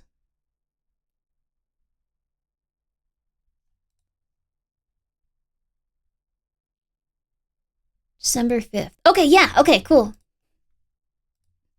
I thought this was cool. There's not enough pixel stuff with, like, knights and stuff, so... I thought it looked neat. I thought it looked cool. I thought that, like, look at that. I like pixely knights and stuff. I don't know. What is that on the top? Oh, it's one of those things you put stuff on, like the cups and stuff, and it lights them up. Available in EU and AU storefronts. So there's also additional storefronts now in different countries. That's crazy. I need to have 2 planned out books, not the one I need to finish still. Just finish your book. Just sit there. Stop watching streams, stop doing anything else. Lock yourself in a room with no other stimuli and just sit there and watch media occasionally and go like, I want to make something. I can do something kind of cool. And then after that, cut your internet for 7 hours and write. Okay, good luck. You got this. Okay. The Magnus Archives. So last time we listened to this, things were getting really weird. I don't know if you guys saw it, but let's see here. Or we're here for it.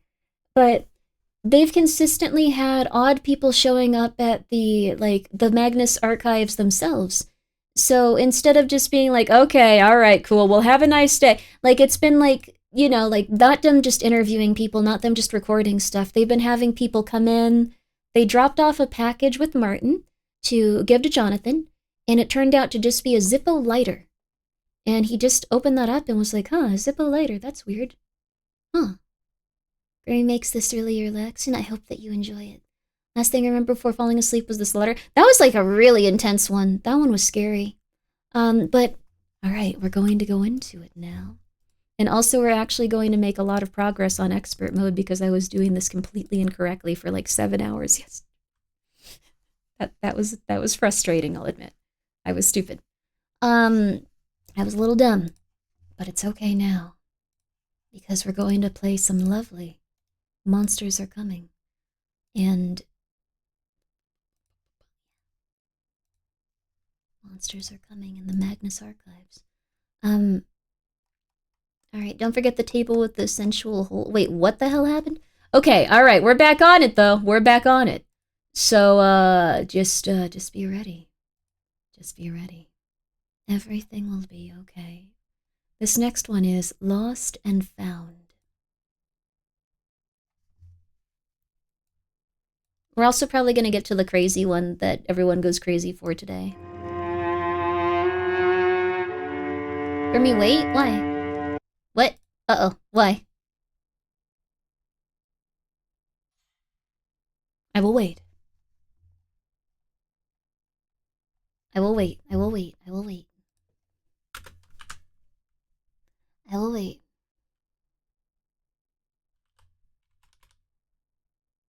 I forgot to bake popcorn, but remember to play with my cat. Yay! That's nice. I didn't have any popcorn right now.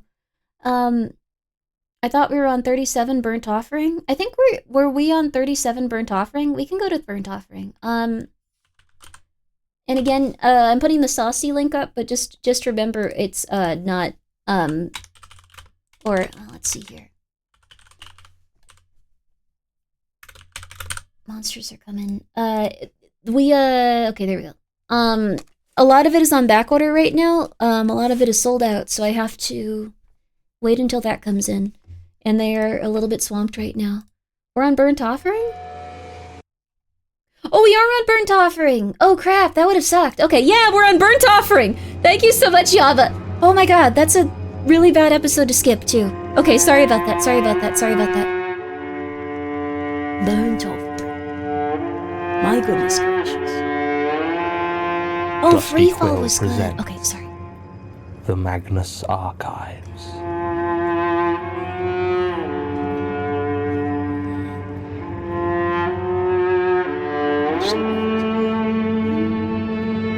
I like this one. We'll do this one first. Episode 37. Burnt Offering.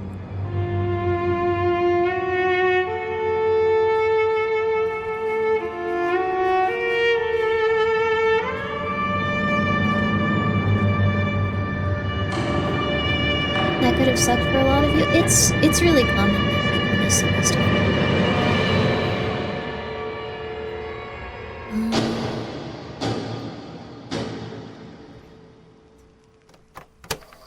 Tell me again. Again? I want it on tape. What? Why? I just want a record. To make sure I have something I can check. Okay, fine.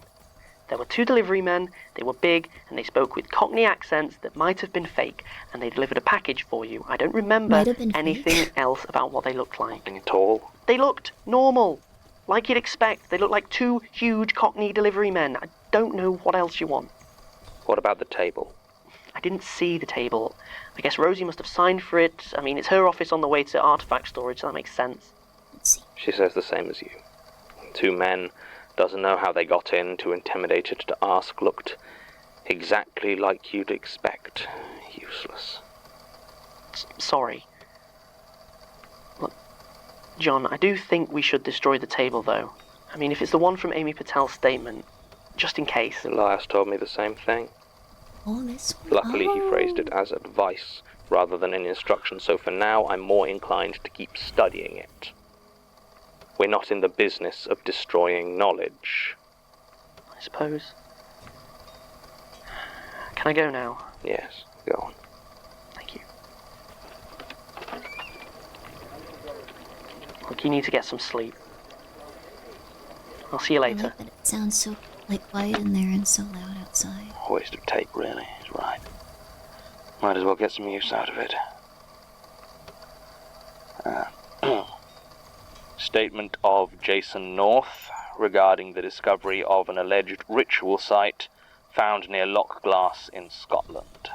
Original statement given August 6th, 2009. Audio recordings by Jonathan Sims, Head Archivist of the Magnus Institute, London.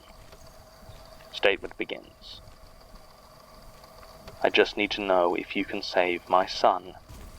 I've asked, and your people only ever tell me to write my statement, put it down on paper for investigation. Is that going to help? No, of course it isn't. Even if you have the power to do something, would you?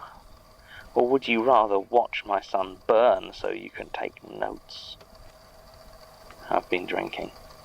You can probably tell from the stains.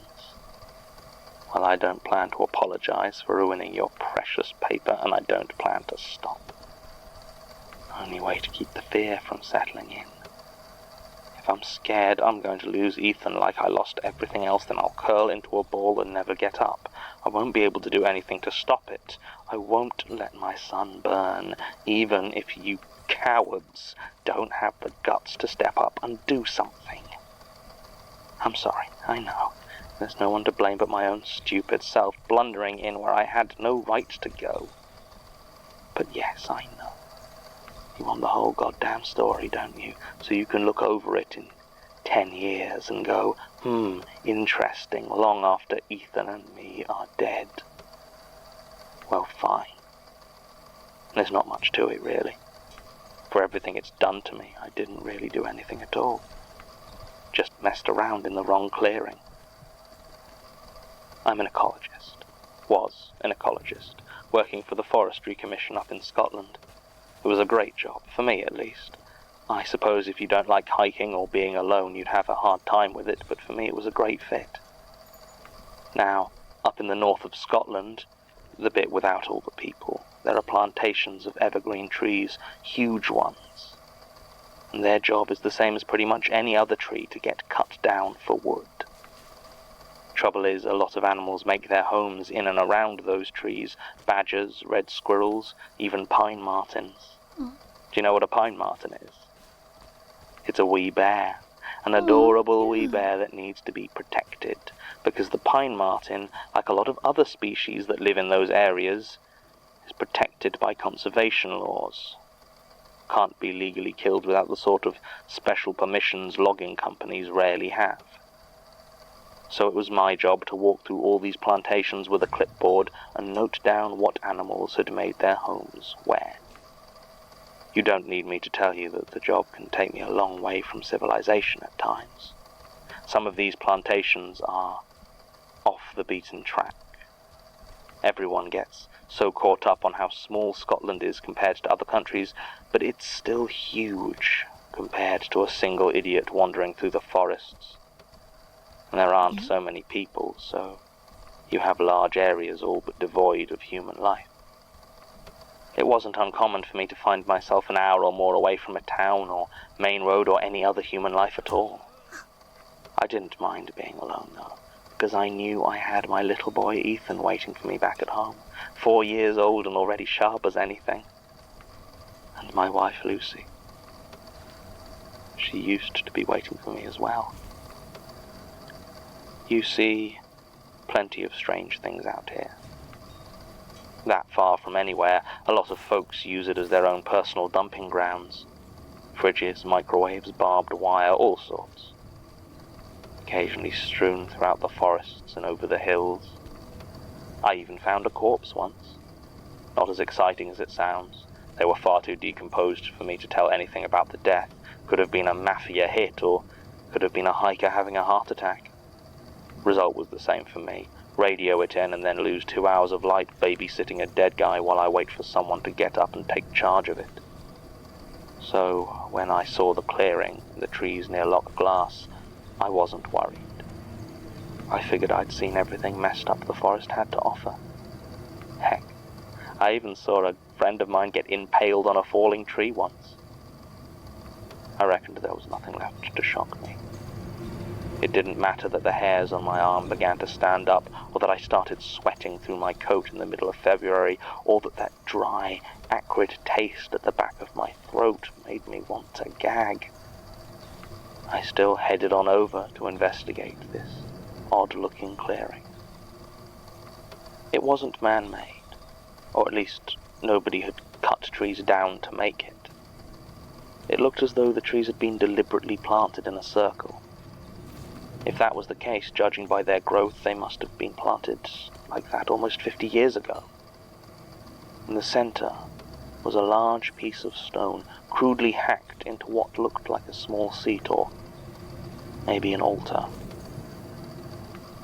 As I stood there on the edge, I realized that the trees around me were completely silent, and after a few seconds of examination, saw that it didn't look like there were any animals at all around this clearing.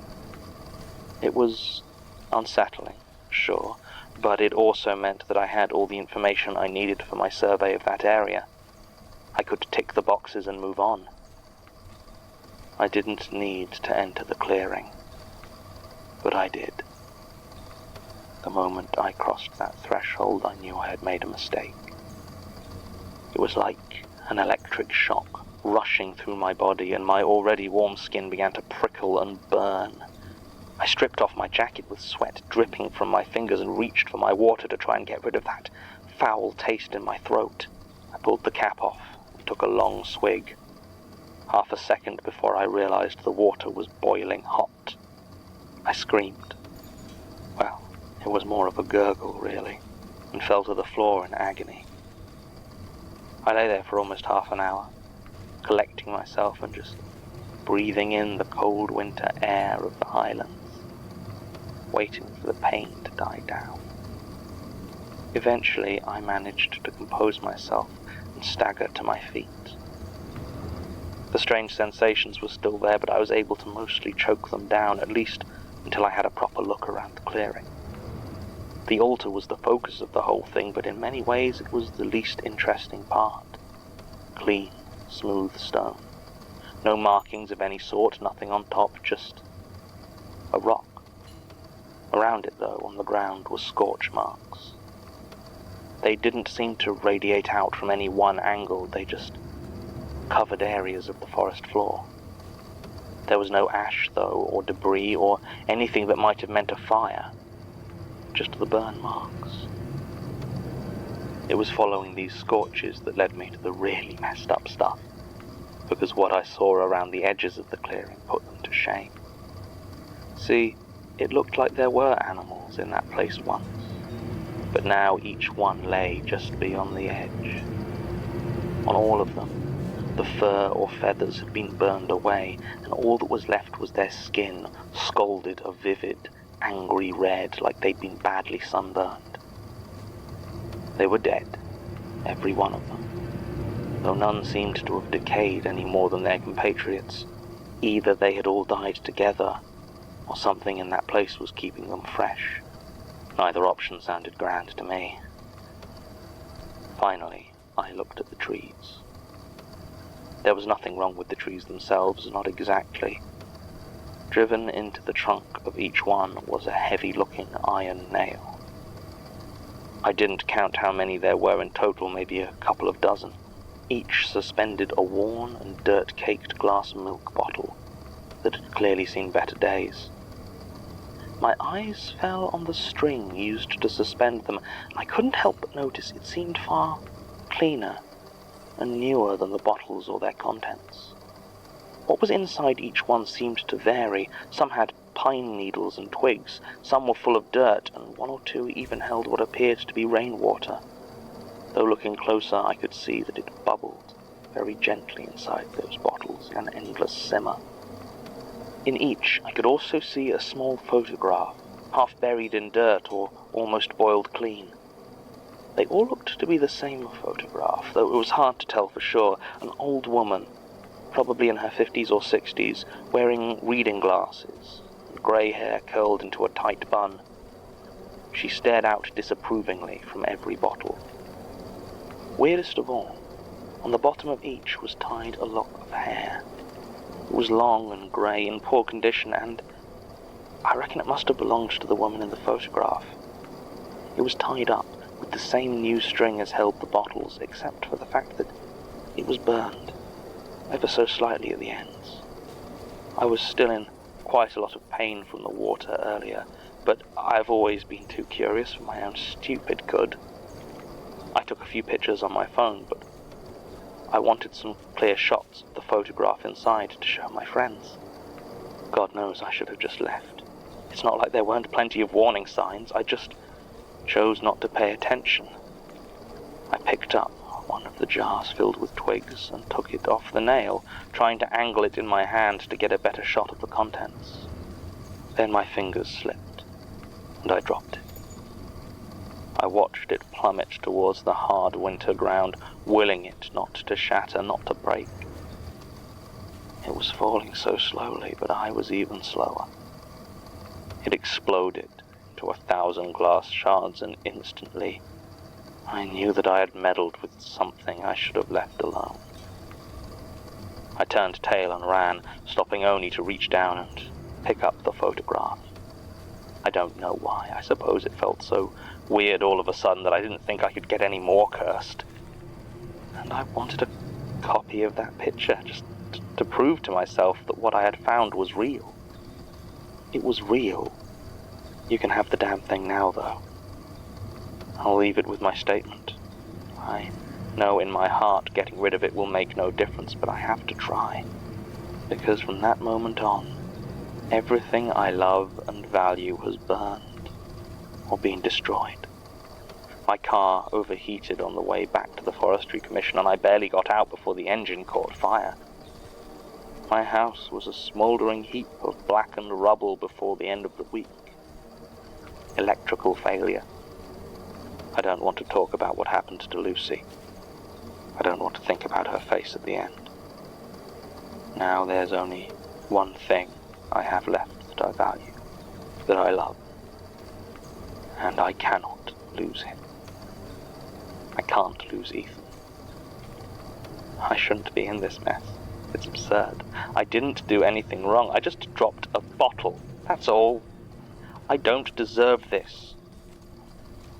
I don't. I asked about who might have gone to the area, but aside from some middle-aged businessmen on a hiking trip, no one's been anywhere near that clearing for years. There is no reason this is happening. I'm still going to lose everything. I am so scared. Statement ends.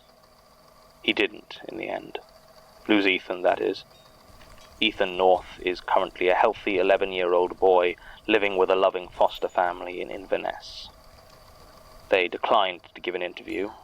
I can't say I blame them. The rest is a standard muddle. Tim couldn't find any evidence of the clearing. Sasha established all the accidents that befell Mr. North and his loved ones appeared mundane in nature. The setup of the clearing matches rituals or spells in both voodoo and Wicca, but nothing definitive. And there is no hard evidence of anything supernatural occurring.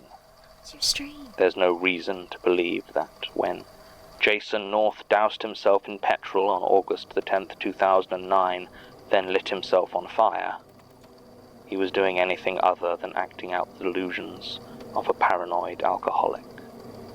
Paramedics took him to Raigmore Hospital, where he died 3 days later. He never regained consciousness.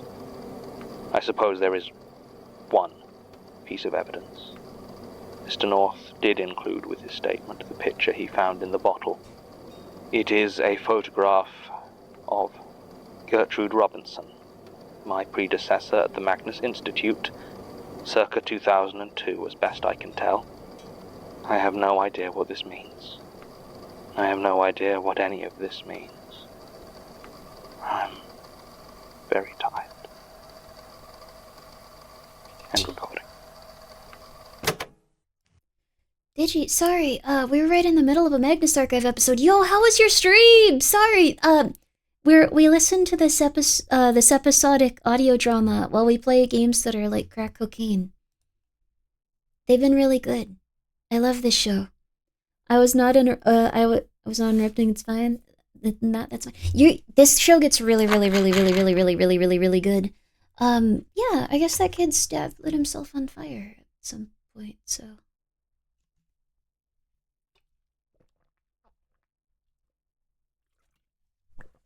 Not ideal. Poor narrator needs a pick-me-up. Yeah, they're a sad sack. Oh, they're fun. But yeah, this is a very fun game. I encountered unexpected horror tonight. Oh yeah, what happened? Guys, please go check out Digi. At one point, I accidentally said that, he can get on food stamps on his birthday. Abiotic? Oh, yo, I just got to the Misty area of Abiotic. I still need to play more of it. I've been doing, like, a solo thing for it, just because, like, I felt like collabs were a little bit too, like, intense with it. I loved getting to hang out with everyone and stuff. It was just a little bit too intense for me to, like, fully absorb the, like, atmosphere and the lore and stuff. So I've been playing it solo. It gets crazy from what I hear. Entirely fair? Yo! Were you playing it with buddies or were you playing it yourself? Either way, thank you so much for the raid. Guys, go check out Digi. You have the capacity. You can do so right now. But these are usually kind of like chiller streams. We usually do other stuff, like play horror games, but this is kind of like a horror audio drama that's really fun. We'll probably go back through solo or with a group like-minded friends as an initial run. Yeah, I mean, it's worth playing with absolutely anyone. That really good game. So I can just soak in the atmosphere. Yeah! There's like a journal that you can like look at all the NPCs like names and stuff. I could not process that. I could never go like, okay, there's other things going on in here. It's so cool though. It's a lot of fun. But yeah, thank you for the raid. I'm Grimmi. We usually play horror stuff.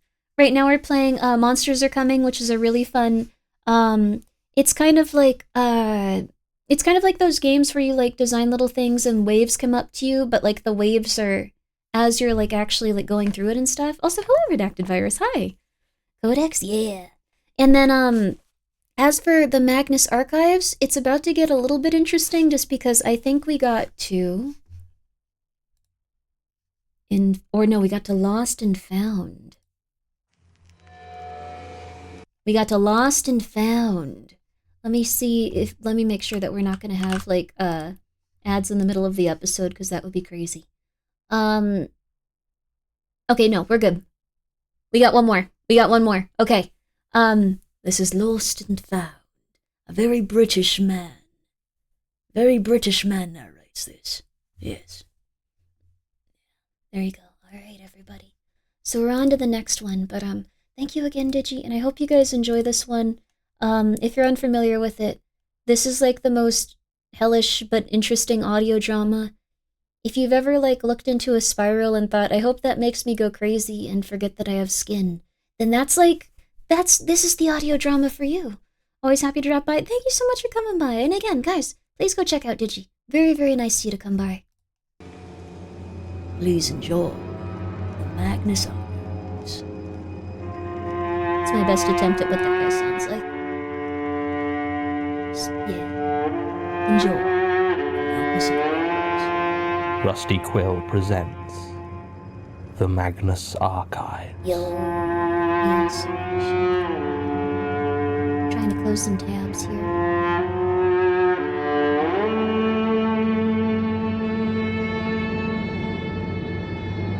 Episode 38, Lost and Found.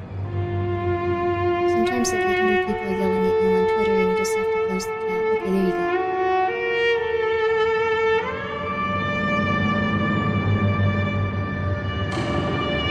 Alright, there we go. That should be a little easier on it.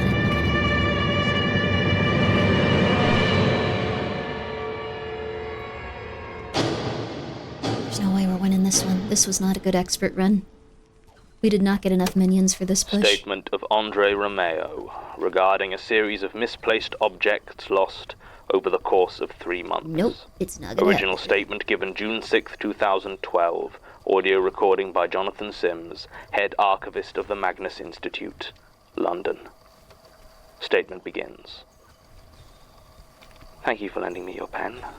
I thanked you when you handed it to me, but I don't know if you'll remember. Oh, is this the I wonder, magician one? That one's not. will you forget you lent it to me and believe that it was my pen all along? Maybe instead you'll forget that I ever had one to begin with. And think of me as an idiot who turned up to give a statement without a pen, so you had to lend me yours. My own fault for putting it down, really, assuming I did ever have one. I'll try to keep a slightly closer hold on this one. I've been in the antiques business for a long time. It's not what it used to be. I'm sorry, I know. I always did that. Try to make myself feel more comfortable with jokes. There's a follow-up to that one, you know? Something along the lines of the joke being so old only an antiques dealer would be able to sell it. I love that one. I think it's clever. But in my whole life it's only ever gotten a laugh once. That's why I remember buying the vase so clearly. I remember that the seller laughed. In the old days, I never would have considered buying wares from the likes of Mikhail Salesa. He has a good reputation for quality, but a bad reputation for legality, as it were. I've had more than one acquaintance sell on a particularly valuable find they got from him, only to discover that it didn't have proper import papers, or that it had been reported stolen years before. Charlie Miller even did some jail time over a Georgian brooch he bought off him, so as a general rule I'd have given Salesa's stuff a wide berth, but, well, the antiques business isn't what it used to be.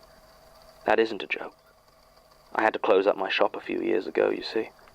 Actual antiques don't sell to the mass market anymore. Oh, young people will snap up vintage clothes or have any number of cheap faux antique replicas strewn about their living rooms, but as soon as they get a look at the price tag for the real thing, they're out of there like a shot. So I went the same way as a lot of my peers. Lose the premises, start selling only high-margin goods direct to specific clients who can afford them, or shift a few guaranteed sellers on the auction. It's the only real way to stay afloat in the business nowadays, but the competition is intense, and getting the caliber of artifact you need has become a more cutthroat affair. I'm not the only one in the business to recently soften their attitude towards buying from people like Mikhail Salesa. It was my first meeting with him, back in March, and I was nervous, so I told my joke. Just offhand, almost a reflex. I didn't expect any reaction, really. I certainly didn't expect him to laugh. But he did. This sudden, deep, throaty laugh that seemed to come out of nowhere. He didn't say anything afterwards, just continued discussing business, but it stayed with me. There was nothing particularly strange about the laugh, not really. Why do I remember it so clearly? Salesa was taking me through his showroom. There was a fancy-looking sign above the door, but it didn't do much to hide the fact that it was basically a warehouse. Most of the antiques were still in their packing crates, and I couldn't help making a note of how quick and easy it would be for him to pack everything down and disappear if he needed to. Still, I'd made a few good purchases already and was cautiously optimistic. I'd bought a pair of cavalry sabres from the Revolutionary War, absolutely excellent condition, and a British artilleryman's tunic from World War I. A few other bits and pieces as well. I recall I felt a moment of relief that I didn't deal in books, as I caught sight of several crates packed to the brim with heavy-looking volumes. I was looking for something big, though. Something that would make an actual dent in the mountain of debt I'd been piling up. I found it in that old Chinese pot. From the Jiajing period, so Salesa said, and the construction seemed to back him up. The glaze and the workmanship fitted with mid to late Ming dynasty, but there was something off about the actual design. Instead of the pictures or scenes common to the ceramics of the period, the blue glaze was painted on in crisp, thin, geometric lines. They repeated perfectly, and seemed to get smaller and more intricate the closer I looked, but the shapes they formed never lost any of the precision, seeming to continue on however closely I looked. The effect was disorientating, and made the vase seem smaller than it actually was. It made my head hurt a bit when I looked at it for too long. It was amazing. When he saw me staring, Salesa clapped me on the back and named a price that almost made me choke. We haggled a bit, and eventually reached a price I considered only a little bit unreasonable. I hurried my purchases home, feeling slightly soiled by my visit to the warehouse and very much hoping it would be a good few months, if not years, before I was in such dire straits that I needed to go again. I got home, had a shower and some food, and immediately started to look into finding a buyer for my latest acquisitions. I remember I was planning to make a few calls, but my headache got so bad that I had to have an early night. The problems started soon after. It was little things at first, like my shoes. I'm not a particularly fashion-conscious man at the best of times, so I have 3 pairs of shoes. Comfortable loafers for everyday use, a pair of walking boots for hiking, and some well-shined, polished leather brogues for fancier events. Well, I had a rather upmarket auction that I needed to attend, so I went to put on my nice shoes, but they were nowhere to be found. Not the shoes, not the box I kept them in. Instead, there was a bag containing 2 shirts that I know for a fact I threw away the year before. When I asked my husband David about it, he told me point blank that I had never had any such shoes. Claimed I always wore my loafers when I went to auctions or parties. I know that, compared to some of the ghost stories you must hear in this place, a pair of misplaced shoes seems perfectly trivial. But something felt so wrong about the whole situation. In the end, I did go in my loafers. I don't remember if anyone at the auction noticed. It was about a week later that I got the invoice from Salesa. It was a pleasant surprise, far less than I thought we'd agreed on. That feeling lasted until I looked through the itemized list and realized why the cost was so low. He hadn't charged me for the Ming. I'll admit that I was somewhat conflicted over whether to raise the issue, but in the end I decided that even if Mikhail Salesa did work with thieves, I was not going to be counted among them, so I phoned him to try and explain the mistake. He seemed to be in a fine mood when he answered the phone and asked me if I'd had a chance to try out the sabers yet, which I'm pretty sure was a joke. I told him that there was an item he'd missed off the invoice, and he said that no, everything had been double-checked and was correct. I was getting suspicious at this point and thought he might be trying to pull a fast one of some sort with me. Maybe get me to take the blame for some illicit scheme gone wrong. I told him so in no uncertain terms and described our encounter and the vase in minute detail. He was quiet for a few seconds, and then asked me if I could send him a photo of the pot. His tone was different, and he sounded oddly wary when he made the request. I was very on edge by this point, but could come up with no good reason not to agree, so I took a few pictures with my phone and sent them through to him. It was a long time before he spoke again, and when he did, he sounded different. Almost scared, I thought. He told me that I could keep it, no charge. I began to protest again, but he ignored it. I remember his exact words. "I do not remember having that thing, which means it belongs to you." Then he hung up. This was all very strange, of course, but even then I wasn't worried. Not like I should have been. It was my book next. A signed copy of Catch-22, my favorite book. Vanished from its place on the bookshelf, leaving only an empty space behind. David just gave me another blank stare when I asked him about it. I admit I almost lost it at him then. Shoes were one thing, but that book meant a lot to me. I accused him of playing some stupid joke and tried to remind him what I'd gone through to get it, flying over to America for Joseph Heller's last book tour, queuing for hours, and then that dreadful evening I thought that sudden rainstorm had ruined it all. By the end, he was looking very alarmed indeed, and started to ask me how I was feeling. He wanted to know if I'd been under a lot of stress at work, if there was anything I wanted to talk about. I left. Maybe he was right. Maybe I am crazy. It makes a lot more sense, doesn't it? It would make it neat. Except no. I would need to have gone mad a long time ago, before this, for the idea of it being in my head to hold up. My perceptions are the only ones I can trust. Maybe. I don't know. This went on for months. the tie I got for my last birthday, my grandfather's teapot, the tunic I bought from Salesa. Things just kept going missing, and every time David would tell me that whatever it was didn't exist, or it wasn't mine, or I was misremembering. For a while I thought he was actually trying to gaslight me, make me think I was losing my mind. But when the tunic went missing, I called Salesa again. This time he laughed when he told me he didn't remember selling any World War I items to me on my visit. I checked the invoice, and it was no longer listed there. Just empty, accusing paper where the words had been. I know these things were real.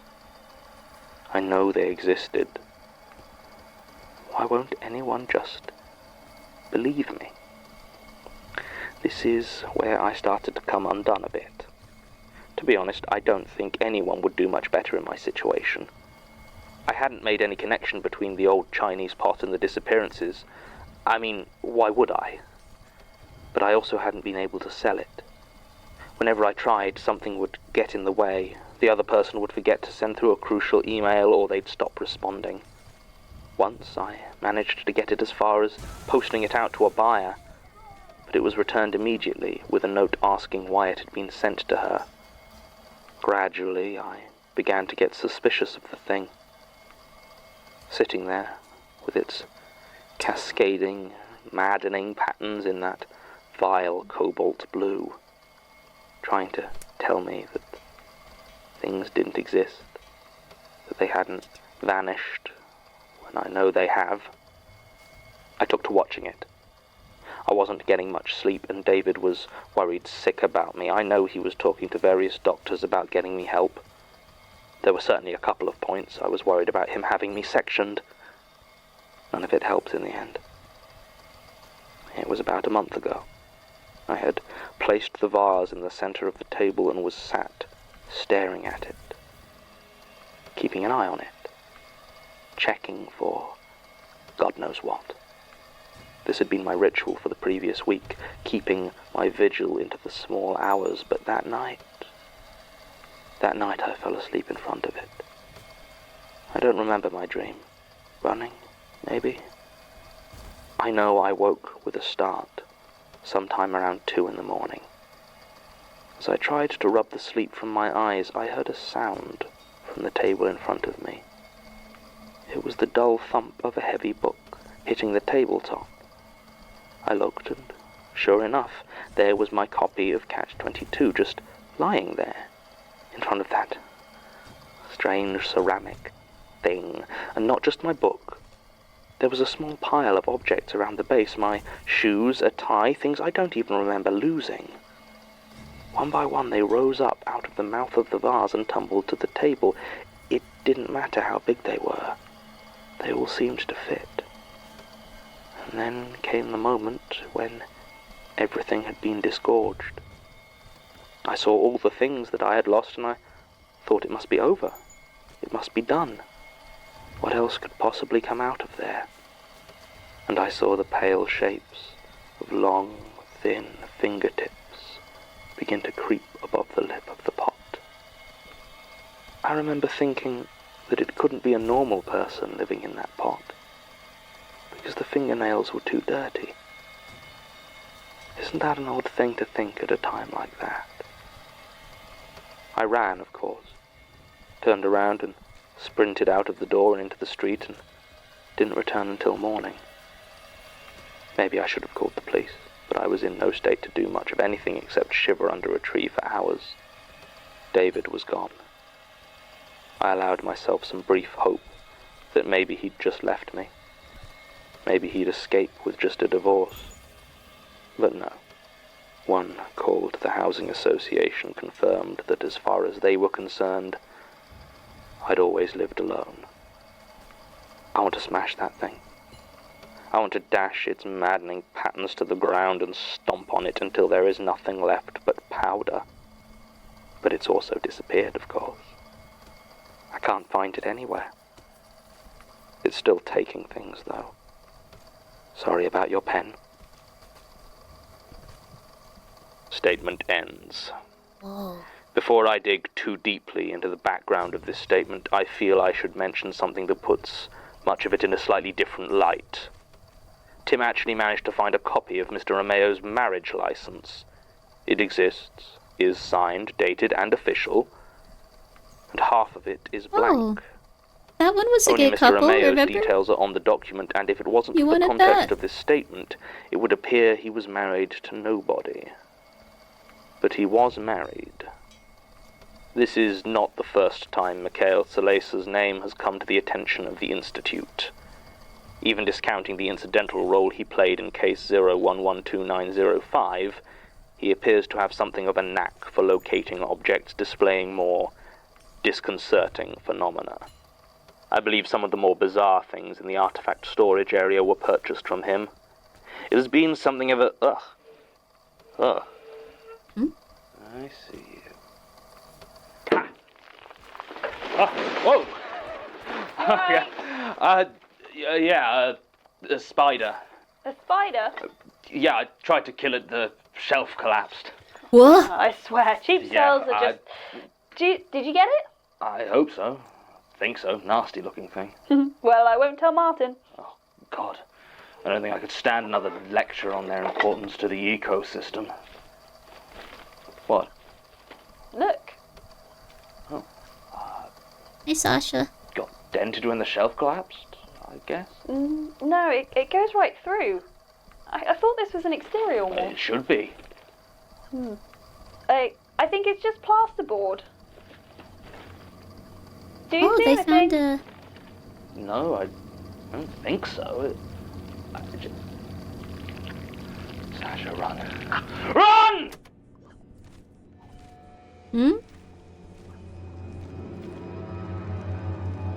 Uh-oh. The Magnus Archives is a podcast distributed by rustyquill.com and licensed under a Creative Commons Attribution Non-Commercial Share-alike International License. That was lost and found. The idea that your loved ones could be whisked away forever and you'll never see them again. Very spooky. But then at the same time, he was like, oh my god, Sasha, we're hanging out. This is great. This is the first time we've ever gotten along fully. Oh, crap, wait. What's going on? What could be happening? Why did he scream run? Ooh, hey, yeah, oh, yo. Ads in 7? Yeah, we should probably do some ads because this next one is gonna be, this one's called Infestation. Infestation. Yo. But also, yeah, gay people. Yeah, you guys are upset that another story didn't feature gay fellows. It was a main character lady. So there you go. Every couple can die in this. Don't you worry. not just straight couples. No one really ends up in a good position, like, in terms of that stuff, though, so it's not like, oh, yay, that's wonderful, that's beautiful. I'm so happy. They get to live a good, wonderful, beautiful 10, 15 minutes together. So yeah, equal opportunity, void torment, yeah, so there you go. There you are, everyone, there you are. I should eat a little bit more of my food. I'm getting pretty hungry. All right, there we go. Like without fail, all I know about Magnus Archives is everyone ends up miserable and or dead, like without fail. It's not a very safe universe. I don't hear anyone go like, God, I wish I could be in the Magnus Archives. I would love to be in that specific universe. Okay, I'll take dead over miserable. Yeah, there's a lot of misery in this universe too. But that one was really fun, and then I wonder what could be happening. There you go. I wasn't upset at seeing a gay couple in this predicament. No. It's just that people said that they wanted more toxic yaoi out of it, but this doesn't matter. We're gonna have a quick ad break so we can let me get my creator dashboard going. Let me get my stuff going. So we're gonna have a nice we're gonna have a 3-minute one, actually. So if you are someone that's like, oh my god, no, I'm gonna miss this. No, you're not. It's gonna be 3 minutes of ads, and then we're coming right back. So it's just to keep the pre-rolls off. So nothing will happen until you're back. We are just going to sit here quietly. Mm-hmm. Packing time? Oh! No, I'm just gonna chill. I'm just gonna chill here. I'm gonna eat some food and relax. How you doing? You doing good? You happy? You healthy? The kids good? If any of you have children?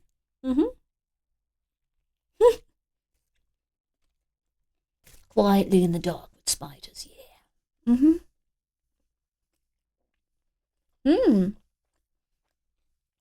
No kids, thank God. You don't want kids? They're expensive. That's kind of sad, though. People used to go like, yeah, I want 6 kids. They're going to be so cute. Now they're like, oh my God. Have you seen what they eat? They eat berries. Those are expensive. Hmm.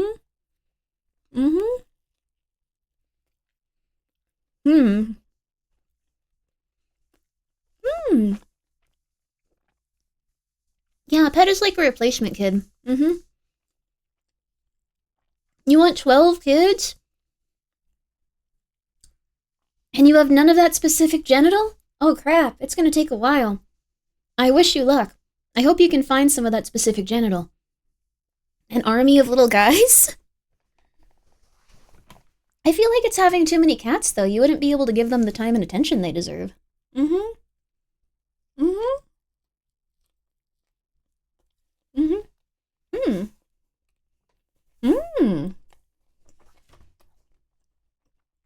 It's a mystery supernatural one with a great Victorian aesthetic. Ooh!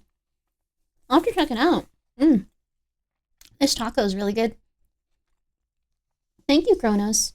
Shadow's House. I've got to read more manga. The only ones I read are by Fukumoto.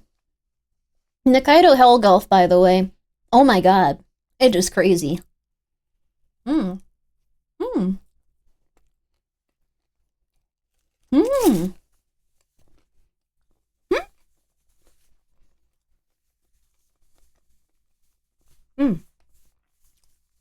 You turn me into a Magic the Gathering card? That's awesome. That sounds like a threat. Like you were like, take this. Acting so high and mighty. You got a 24/7 Taco Bell? Yo, that's awesome. Everything used to be 24/7. Remember? There used to be 24-hour Walmarts.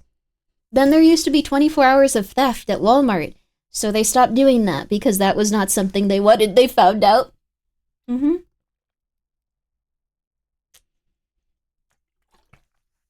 I miss that. I have like very vague memories of it. It feels almost like liminal.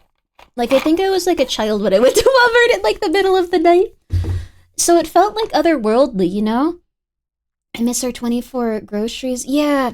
24-hour groceries are really good if you're a shut-in because you can actually go there and there's like 2 people and they also look at you like, I don't want to be here either. What are you looking at me for? And you're like, nice, me neither. And then they kind of, yeah, you know? It's the vibe. You know, I had to Taco Bell once. Wait, you don't have a Taco Bell anymore, Swift? I'm so sorry. I miss it. Yeah, the fast food elites don't want you to know that you can cook at home for a fraction of the price. Yeah. But you need the 24-hour grocery for that. Wasn't it because of, the shutdown? 0 nightlife, 0 people, 0 awake, reason to pay employees night shift. I guess that's true, too. I guess right now retail is also really, retail was technically good. Like, there was a lot less selling stuff this year, apparently, but, like, a lot more profit because of inflation and all that. So, record profit. But on the other hand, people are kind of tapped out, so the profits are probably going to go down for quite a few businesses as they've continued to go down. Like, look at Target. And it also had some issues with, like, people boycotting, but the biggest thing was that, just Target has gotten too expensive for people. It's interesting to look at. Like, I don't know. The economics these past couple of years have been amazing and so weird and so interesting. Waffle House is still 24/7. Thank you, Waffle House. Fighting the good fight. Both figuratively and literally. There are often fights started there, and there are often altercations that end up on the news started there. Let's go, Waffle House. Horrifying. All right, but we're going to play the next episode just because it ended on such a very weird note. Why did he scream, "Run, Sasha"? Made it sound like she's a horse, but... This next one is called Infestation. Ooh.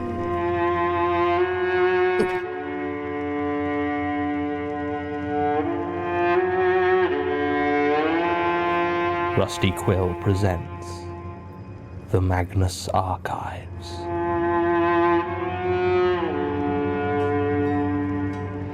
It's not.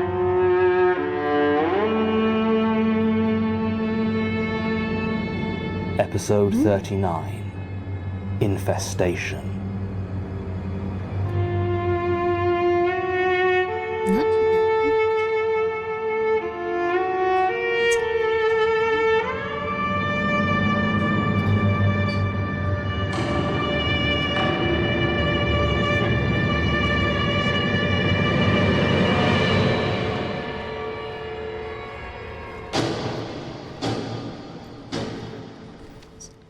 Let's get Almost. Leave it! It's I got it!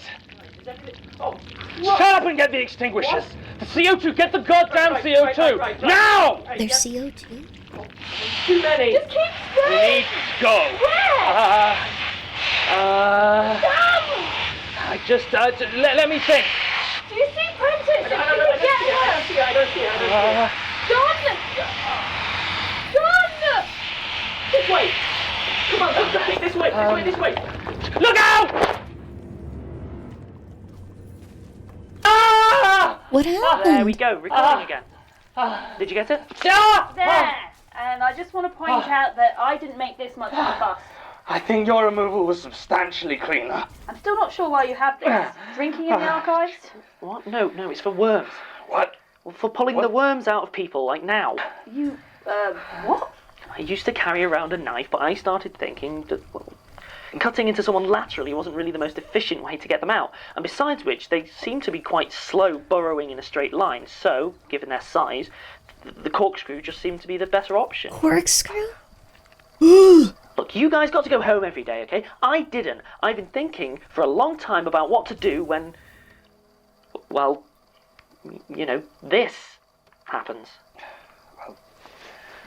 Thank you. That's why we're here. Yeah, the room's sealed. I checked it myself when I moved in. Climate controlled as well, strong door, soundproof. These old files are far better protected than we ever were. All right. I'll grant you it's a good place to lay low, but They could still come in through the aircon. not easily. And not en masse. It is actually safe. Ha! Except, of course, that we're trapped. Yeah. Oh no. Sorry. How'd they get trapped? What happened? Why record it? What? Before, in the office, it was stupid going for the tape recorder like that. And then when you dropped it out there... I said I was sorry. If I'd known Martin had another one stashed in here, I never would have... It's fine, I just don't understand. I thought you hated the damn thing. You're always going on about it. I do. I did. I don't want to become a mystery. I refuse to become another goddamn mystery. What? Look, even if you ignore the walking soil sack out there and the fact that we are probably minutes from death, there is still so much more happening I'm not here. entirely sure that we can ignore Every real statement just leads deeper into something I don't even know the shape of yet. And to top it all, I still don't know what happened to Gertrude. Officially, she's still missing. But Elias is no help, and the police were pretty clear that the wait to call her dead is just a formality. If I die, worm food or something else, whatever, This was a character episode. I'm going to make damn sure the same doesn't happen to me. Whoever takes over from me is going to know exactly what happened. You don't think that would put them off? I hope so. Only an idiot would stay in this job. Wouldn't that make you an idiot? Yes, Martin, that was my point.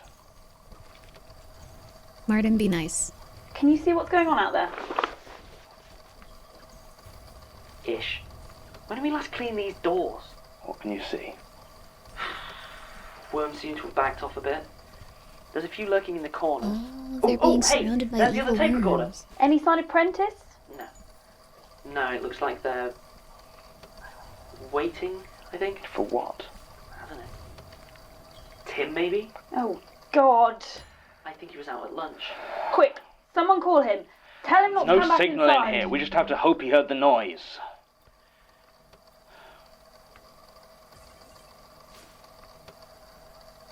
John, what did you mean by real statements?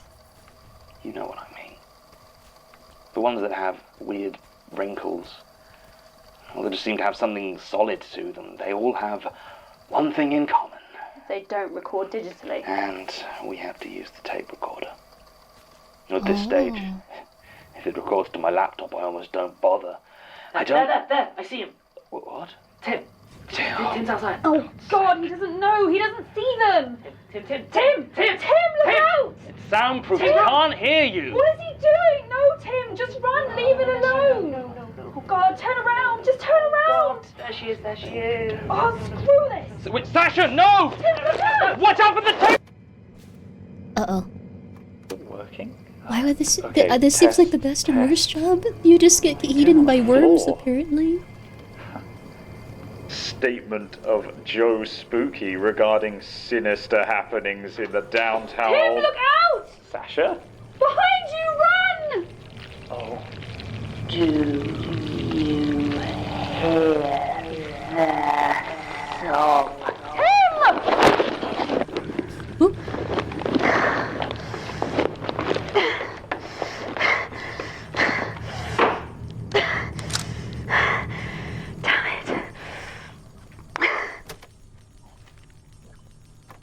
Right. There we go. Martin, what do you see?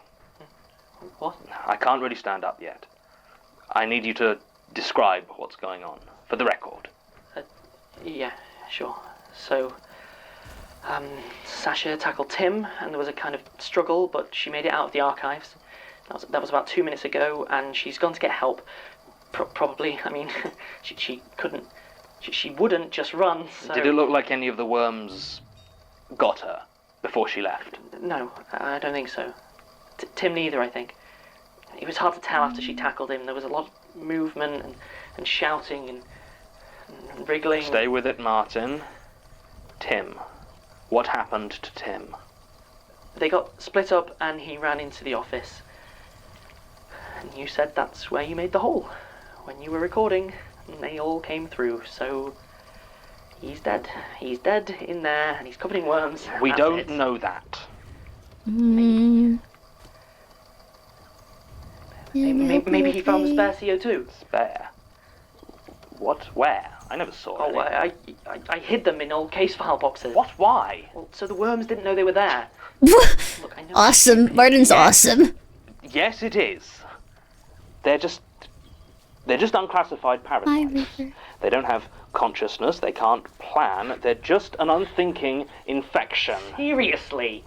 What? Why do you do that? Do what? Push the skeptic thing so hard. I mean, it made sense at first, but now, after everything we've seen, after everything that you read, I hear you recording statements and you just dismiss them. You tear them to pieces like they're wasting your time. But half of the rational explanations you give are actually far more far-fetched than just accepting it was a ghost or something. I mean, for God's sake, it's John, true. we are literally hiding from some kind of worm queen thing. How could you possibly still not believe? Of course I believe. Of course I do. Have you ever taken a look at the stuff we have in artifact storage? That's enough to convince anyone.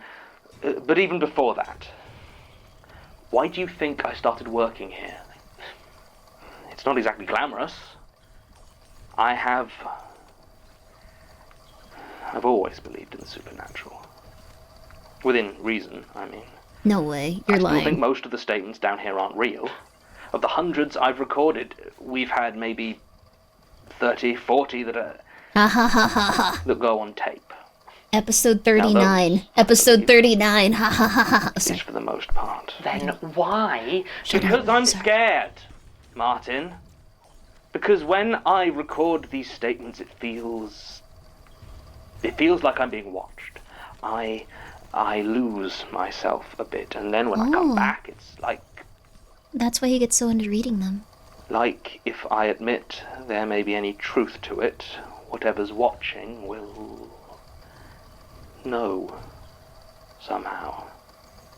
The skepticism, feigning ignorance, it just felt safer. Well, it wasn't. No. No, it wasn't. Okay. Still, it's not my fault we're going to be eaten by worms. Speaking of, can you see anything? Not much. They're just there. How many? Too many. And more keep coming up through the floor. I didn't think they could get through. Prentice? No, I can't. Oh, there she is. What's she doing? I don't know. She's messing with the boxes. She's holding one up and...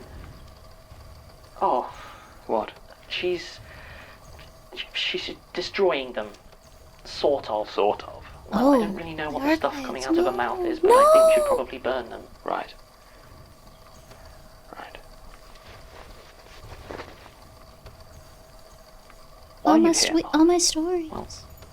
Well, Prentice is out there and you can't run. I mean so at the archive, in general. Why haven't you quit? Are you giving me my review now? No. We're clearly doing a whole heart-to-heart thing, and truth be told, the question's been bothering me. You've been living in the archives for 4 months. Constant threat of this, sleeping with a fire extinguisher and a corkscrew. Jonathan, be Even nice. Stop you being so must weird. be aware that that's not normal for an archiving job. Why are you still here? Don't really know. I just am. It didn't feel right to just leave. I've typed up a few resignation letters, but I just couldn't bring myself to hand them in. Might also get eaten by worms. I'm Honestly. trapped here. It's like I can't move on, and the more I struggle, the more I'm stuck. Martin, you're not... You didn't die here, did you? What? What? No, what? He's a No, ghost. no, You guys always the way accuse phrased me of that, this. Did you think I was a You guys ghost? always No. accuse me of this. It's so... No, that's just... Not everyone's a ghost. It's rude. Caught you in, well... I'm there too. It's You are. rude. Are they in yaoi? Not every man having a conversation with one another is in yaoi. Right. Tell me again, You're please. kidding! You did bring a tape recorder. I just thought John would appreciate as many supplementary recordings as possible for the record. Well, for the record, if we don't do something now, it won't matter either way. So these are the worms he and Martin The have been ones going on. terrorizing us for months. Alright, Yes. we need... To be honest, Stowed. I always thought they were just overreacting. Other staff have seen them around, but no one's reported any aggressive behavior or anything like that. You know how those two are. John puts on a good show, but sometimes I swear he's worse than Martin. Look, Elias, I don't know what you think is going on, but I have just seen thousands of flesh worms pouring out of the wall. God knows how long they've been hiding. Tim might be dead, and the others... Well, of course. Just... The fire alarm was a good move, but it does mean most staff have evacuated, so we'll have to deal with them ourselves. There are thousands of them, Elias. Not quite what I meant. On John's insistence, I recently changed the archive's fire suppression system to use carbon dioxide. Should have done it. Oh. years Why ago, hasn't it gone off? Because there isn't an actual fire. Right. Oh, that's nice. Can we set it off manually? I think John's got a lighter somewhere. He's not smoking again, is he? Anyway, it shouldn't be necessary. There is a manual release a few floors down. Wait, will it hurt Martin or John? Almost certainly. I'm not a doctor, but I know dumping a lot of CO2 on people isn't generally considered a good idea. I really don't want to have to find another archivist so quickly after Gertrude, but from what you say, it might be a mercy. You know the situation best, so... Let's go. I thought that wall was meant to be solid. So did I. We don't have any sort of weapon, do we? I mean, I suppose we could Don't use... say the corkscrew. Okay. How many of them are outside the door? I don't know. I can't see because the window is covered in worms. Right. Damn. Well, Martin, I guess this is... Hi, guys. Tim. What the hell? I thought... How did you... You made it! Funny story, really. I ran into the office, worms everywhere, horrible death and everything. Tripped and fell into some boxes, and there were like 20 cans of gas in there. Are you alright? You seem a bit... Fine, gas, bit lightheaded. Not a lot of ventilation in the tunnels. You got galaxy gas. Into the tunnels? Yeah, actually, not that many worms in there anymore. I think they've mostly gone into the archive, although the ones down here are faster for some reason, and quieter. You're not bitten, are you? No, I don't think so. Have a look. Yes, all right, Tim. You look fine. Put them back on, please. Can you walk, John? Now I can limp. Then let's go. Martin, could you pass me the tape recorder? Sure. I think it's running out, though. Fine. I suppose I can turn it back on when we're being eaten alive. Why do you have a second tape recorder, Martin? Oh, well, I've been using it to record myself. Actually, you go out and... I write poetry, and I think the tapes have a sort of... Oh. Lo-fi charm. I agree, but you shouldn't tell people that if they don't also think that. Martin, people John. don't like that generally. I know you want to know what's been happening. They're a little bit weirded out. If you're still alive after this. Sasha. The worms are on the upper floor. Not as many as down in the archive, but enough. I set the fire alarm off, so everyone's evacuated except me and Elias. I didn't see any signs of the fire brigade, but I haven't been near a window in a while. There was I guess you call it a wave of worms. I got cut off from Elias. I hope he made it to the fire system, but who knows? Maybe everyone's dead already. I've had to retreat into artifact storage. That should tell you something about how bad it is out there. God, I hate this place. Did I ever tell you I first joined the Institute as a practical researcher? I had to analyse and investigate all the stuff in here, take notes after sleeping in the rusted chair, write in the memory book, all that sort of thing. I transferred after 3 months. Would have quit, but couldn't afford to back then. Never understood why they keep this stuff secret. I mean, we've enough in here to send any skeptic packing, but it's just locked away. I asked Elias about it once, but he just muttered something about funding and mission statements. He's good at changing the subject, isn't he? Sorry, I'm rambling. No worms, though, so that's good. Oh, hey, I found that table you were talking about. Don't really see what all the fuss is about. Just a basic optical illusion. Nothing special, just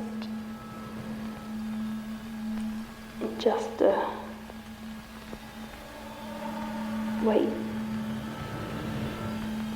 John, I think there's someone here. Hello? I see you. Show yourself.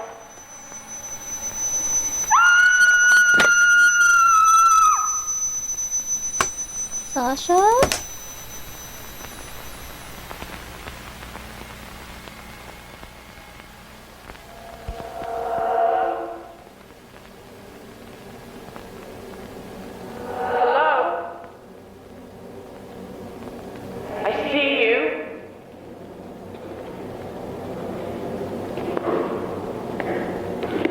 I see you.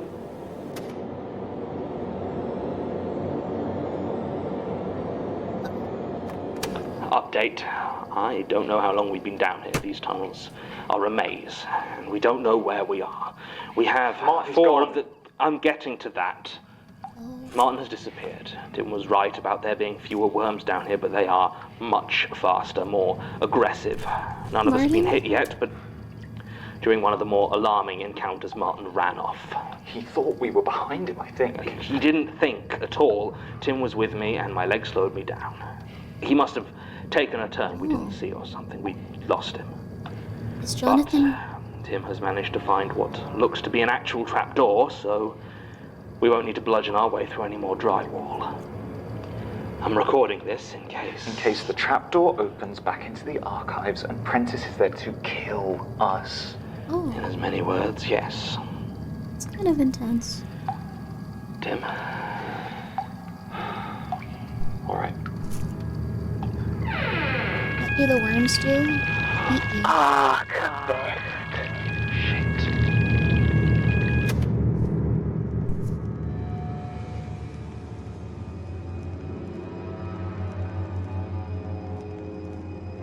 The Magnus Archives is a I'm glad we don't have to wait to hear the next one, because that would suck so much. That would be horrible. It ends there. Yeah, I think that was a season finale too, so people were like, okay, cool, thanks a lot. Do we not know? No, we gotta wait like 6 months, guys, I'm sorry. We gotta wait like 6 months. It's just be how it be. We don't know who's alive anymore. It all came together, and all of the things that they've been cataloging, quite a few of them seem to be interacting with them at their office at once. There were quite a few scary things going on. I was really scared. It's an intense time. Sounds like Sasha may have been turned into like a demon. Episode 40 was the end of season 1? Oh. Never mind. Okay. Human remains. Let me just make sure that we have enough. Yes, we have enough time to listen to this one. We're fine. Cleanse them with hot sauce. The power of this. Also, we got an expert run. We did it. We finally did it. We got a lot of really good, stuff there too. Ooh, The we still need Magnus the atrium. Archives. What would be good for the atrium?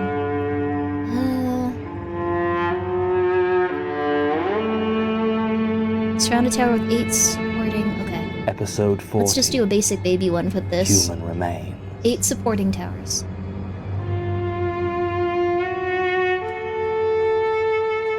Grimmi tried to get us back. I'm sorry! Yeah, there's no more episode, guys. I'm sorry. They're all dead.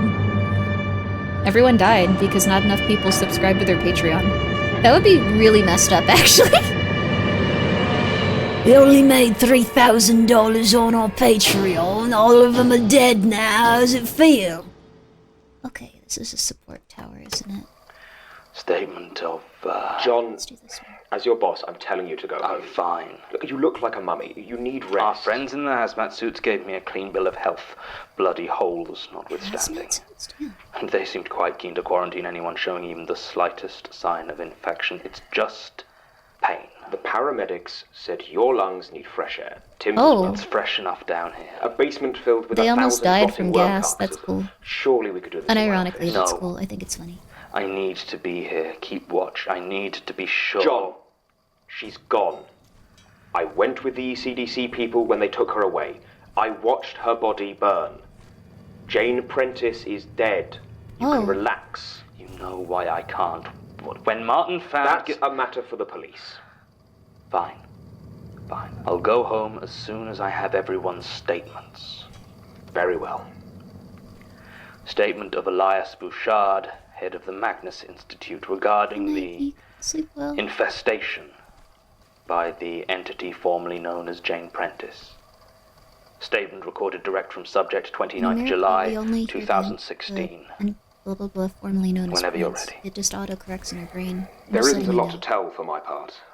This afternoon, just after lunch, I was going over some budgets in my office as I normally do on a Tuesday when the fire alarm started going off.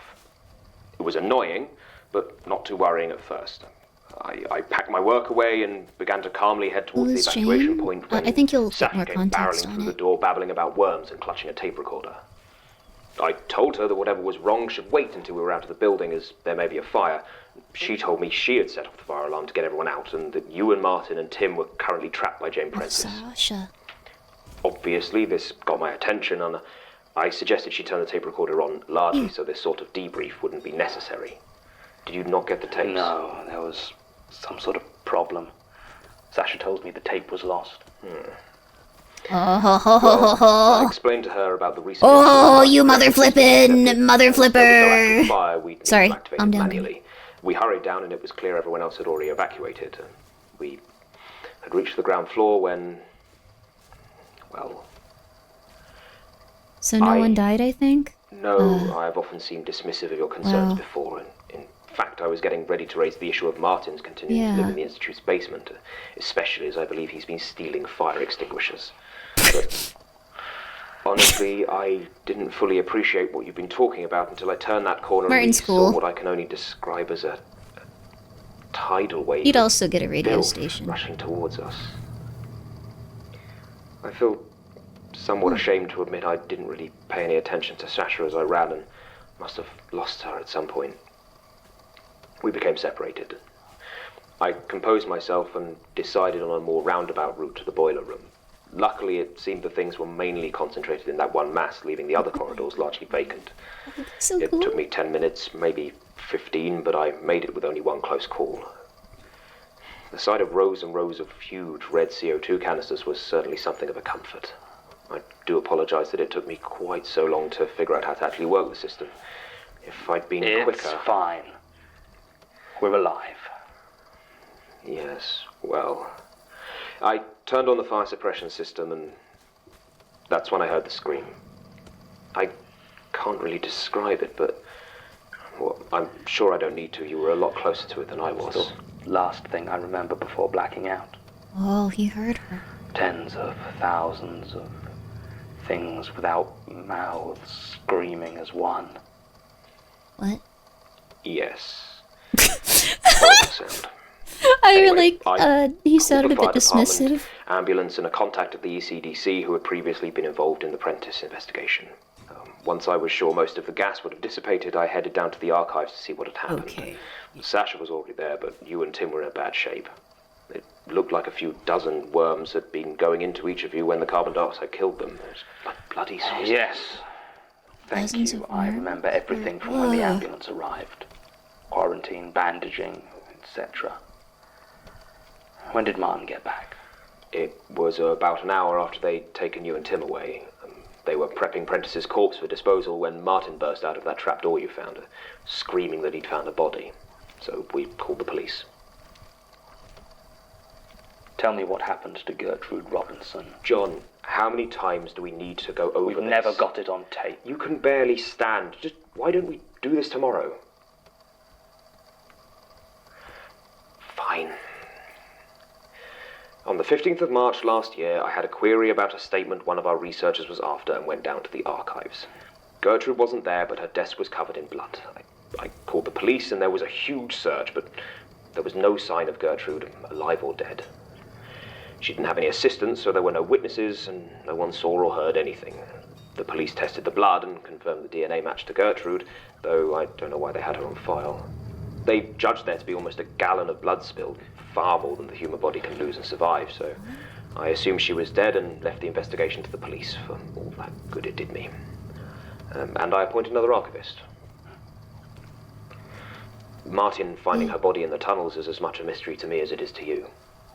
What? Right. Thank you, Elias. Martin found Gertrude's body and the person that used to work there? What? How did that happen? Do you need much? I'd really like to go home. I sympathize. I wonder if it's those fake people. Remember the ones that were trying to figure out how to seem like humans? At the time. Sure. Maybe they tried to fake her death, but they didn't know how humans were. Not as much fun as it sounds. You were certainly in there longer than I was. Everything all right? Yeah. I just made some joke about itching and suddenly they were doing a whole bunch more tests. Well, itching is one of... I know. I like this character. He's kind of dumb. I'm fine, though. Except for the holes. The burn offerings picture lady, yeah. And the blood. Or the hospital nuns. Could have been worse, though, eh? Another couple of minutes and... Yes. Yes. It was... Anyway. Statement of Timothy Stoker, archival assistant at the Magnus Institute regarding the infestation by the entity formerly known as Jane Prentice. Statement recorded direct from subject, 29th July, 2016. Just take it from when you got back from lunch. Well, I could tell something was wrong as soon as I got back. It was Not quiet. I mean, it's normally quiet, but it was dead quiet. I spotted the tape recorder lying on the ground and went over to... see if it was damaged. And as I was checking it, I heard Sasha shouting. It's a bit of a blur, to be honest, because when I turned around, there she was. Prentice. Her face so full of holes, it's like my eyes are up here, but they're not, you know? They're just... Worm lady. She tried to say something, but I don't know. I couldn't really understand her through all the... Worms. So, I could see the worms were coming through the floor, the walls everywhere, the whole "we're safe inside the archive" thing. Not so much. I don't know what I was going to do. I think I was going to try and hit her, but that's when Sasha knocked me to the floor. It was a good move, actually. Prentice didn't seem to expect it, and we crushed a lot of worms when we fell. They were slow to react, and we were running before they really went for us. I mean, all this happened in the space of a few seconds, so I'm not exactly certain. Sasha had to basically drag me behind her. I saw the shelf in front of us was about to topple. There were so many worms on it, so being the hero I am, I let go of her hand and told her to go get help. She made it out of the main door. I turned to run into the office. I was just trying to get a door between me and Prentice. I didn't know that's where you made the first hole. There were loads of them. Some jumped at me as I ran inside, so I dodged out of the way, but ended up sprawling into this pile of boxes that I thought were case files. Instead, I found myself lying on top of a whole bunch of CO2 canisters, which are damn hard, by the way. The worms were still coming, so I used them. I went full gas Rambo. After that, my memory gets a bit fuzzy. I think the paramedic called it respiratory acidosis, from breathing in all the carbon dioxide rather than your more traditional oxygen. I remember finishing the first few extinguishers, killing the things, but they kept coming, so I grabbed a few more and saw the massive hole in the wall. There didn't seem much point in staying, so I went into the tunnels.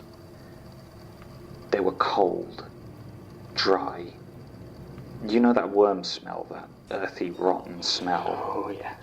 Well, yeah. There weren't so many down there. I think they were almost all in the archives. I have a theory, actually. I think they weren't ready to attack when you found the tunnels. It's like something in the Institute slows them down and makes them, sluggish. And that noise they make, that squirming sound, they don't make it when they're in the tunnels. I don't know why. It was only when they came into the Institute, maybe the light or the aircon or something, I'm not sure, but I think it made them weaker, and they've been down there for months, breeding, building up their numbers until there were enough to properly bury us. Except you found that hidden passage, and they had to act. Maybe. Could you describe the tunnels? You were there. Humour me. I remember they sloped down and up and around. I couldn't keep track of where I was. I did see some more worms, That sounded though. distorted for a They second, were fast. didn't it? I only saw a couple. That was weird. But it was still proper jump scare territory. I got them, though. It was really surreal. I only had my phone's torch, and it was hard to keep an eye out. I was so lightheaded. Something fell on my desk. I wandered Scared. for, I don't know, maybe 10 minutes before I found a wall that seemed different. It looked like someone had just put some plasterboard over an entrance. And I could hear you and Martin on the other side. I broke through, and, well, you were there for the rest. Quite. You weren't there when Martin found the body, though, were you? No. I was quarantined, same as you. And you didn't see it in the tunnels when you were first exploring? No. I did see... maybe... What? No, it's just...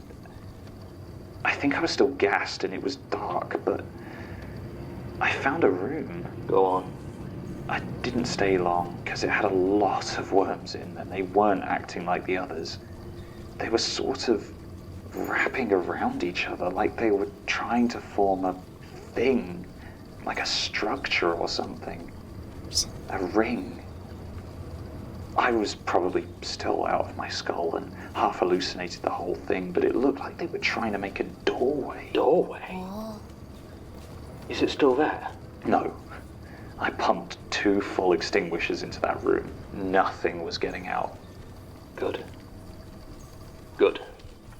Go home, Tim. Get some sleep. Yeah, sure.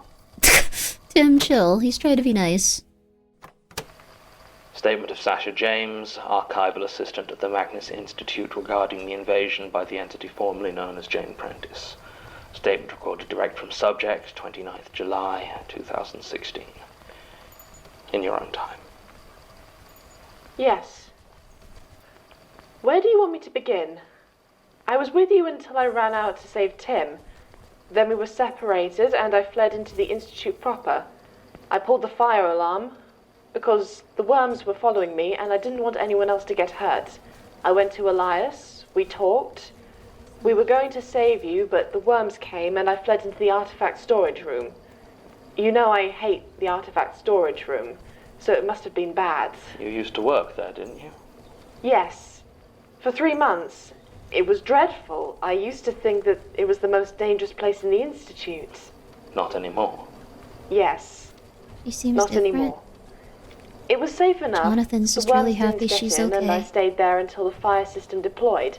Then I ran out to get to a window. I saw the worms in the main institute. She's really happy. They shriveled and died. I don't think I'll ever forget that scream, though. I could hear Prentice screaming even from there. Well, it's thanks to you, to be honest. If you hadn't met that Michael thing... Yes. Michael! With the bones in his hands. Alright. We still don't know much about him, do we? No, not yet. Sorry, getting distracted. You got as far as Jane Prentice's death. Yes. I returned to the archives, and all the worms were dead. You and Tim were lying there, but you weren't moving. You just lay there. The dead worms still half inside you. The trapdoor was open next to you, and more were inside. I went over to check, and you were alive, so I pulled you back to where there was more air, and began to remove the worms. Are you all right? Sorry, just difficult to hear, you know. Yes. Really didn't like having I worms in understand. it. Very fair. That was when Elias arrived with the fire brigade and the doctors and the hazmat people. They talked to me for a long time, and I did my best to explain the situation. They checked me for worm marks, but I was fine. They took you away, so I waited with Elias. He was looking at me strangely, but we were both quiet. It had been a very strange day. After an hour or so, we heard cries from the trapdoor. It was Martin. He was shouting about a body.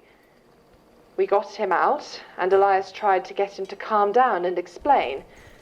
He said he had found the body of the previous archivist, Gertrude Robinson. And that was when Elias called the police. I tried to calm him down, but he was in bad shape. The police arrived, and I gave them pretty much this same statement. Right. Right. What about the tape? You had the tape recorder, the one I'd just recorded Mr. Romeo's statement on. But when you gave it back, it was empty. Yes. I dropped it a few times. The eject button must have been hit. I didn't notice until you pointed it out. It's probably around somewhere. Oh. Is it that important? It's important to me. Are you feeling all right? You seem a bit out of it. Yes. I am very tired. It's hard to keep track of things sometimes. Go get some rest, Sasha. Yes, I will.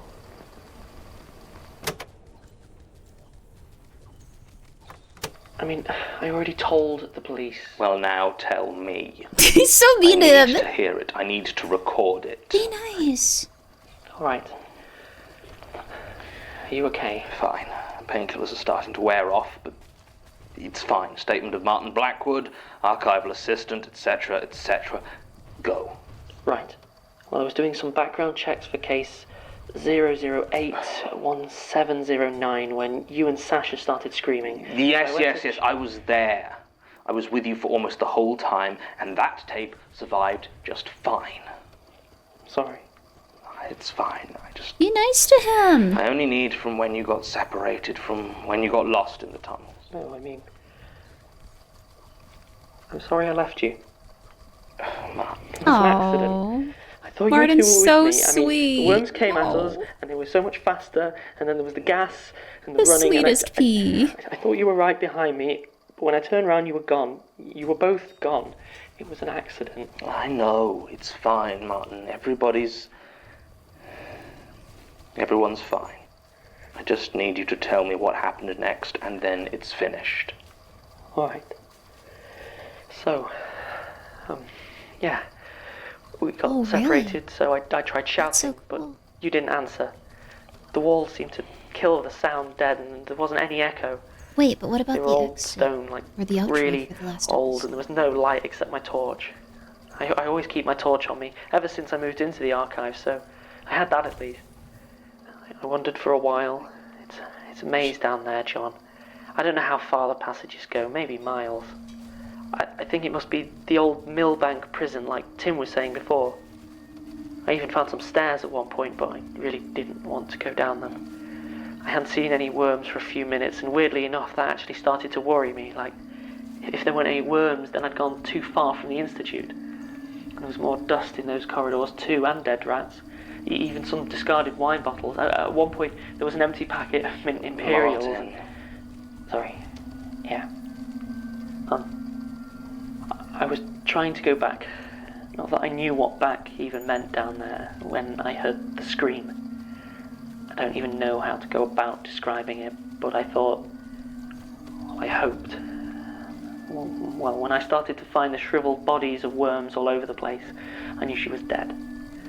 So I wanted to get out of there. I was looking for a way up, but it felt more and more like I was trapped. Every turn just led me to another empty corridor. When I finally found a door, I thought it might actually get out, but instead... it was a small room. Square. There was dust on everything. Cardboard boxes were piled around. They were full of old cassette tapes. That's where you found her? Yes. She was sat in a wooden chair in the middle of the room. No worms, no cobwebs, just an old corpse. Gertrude Robinson. She was slumped forward, but I could see her mouth hanging open. So I ran, and I found the trapdoor soon afterwards. Did you find the room again? I don't know. Maybe. The police certainly expect me to, although I get the feeling they're not too keen to explore the tunnels either. Martin. How did Gertrude Robinson die?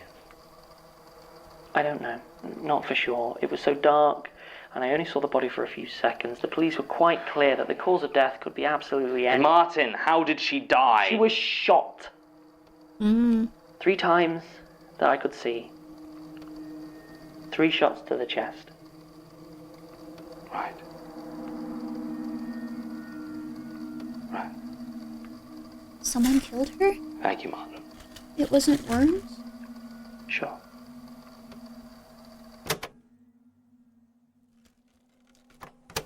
No worms? Gertrude Robinson, the last archivist at the Magnus Institute and my predecessor, was murdered. There were no worms to infest her. No strange, ghostly apparitions to warp her mind or caves to entomb her. She was killed in the archives by someone who used a gun. And that scares me far more than any spectre or twisted creature. Because that means someone here is a killer. The police will investigate thoroughly, I have no doubt, but given their track record in this matter, I am not optimistic. There is something in these files, in these statements. I know that now, some deeper mystery. I think Gertrude Robinson found it, and I think that is why they killed her. Some of my tapes are missing. Maybe it was Prentice, but she seemed more interested in the written files, and the other tapes seem fine. There's no sign of debris or anything that would indicate they've been destroyed. But in addition to the tapes Sasha lost earlier, the tapes for cases 0051701 and 0160204 are gone. I don't know why these two specifically, but I cannot trust anyone. I'm going to figure this out, and I'm not going to stop. They'll have to kill me first. End recording.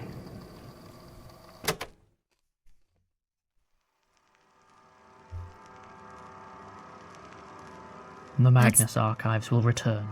Season 1 has featured Yo. Jonathan Sims as the archivist, Yo. Alexander J. Newell as Martin Black, Martin. Mike LeBeau as Tim Stoker, Tim. Lottie Broomhall as Sasha James, Ben Sasha. Meredith as Elias Bouchard, Elias. Lydia Nicholas as Melanie King, Martin Corcoran as Dr. Lionel Elliott and Bregan, Stephen Vilich as Hope, Katie Davison It's as a lot of Naomi people. Hearn, Hannah Brankin as Jane Prentice and Laura Popham, This many and people Evelyn talked? Hewitt as Not Sasha.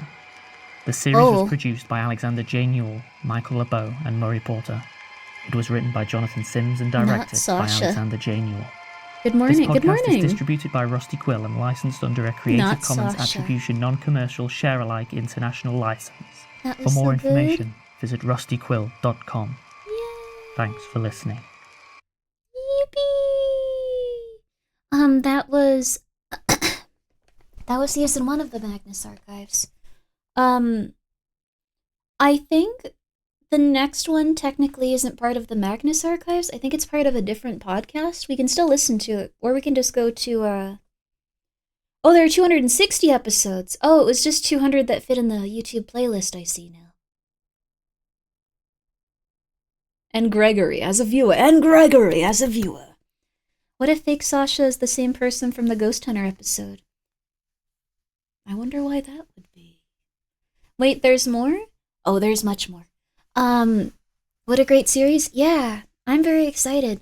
Let me just see what this one is.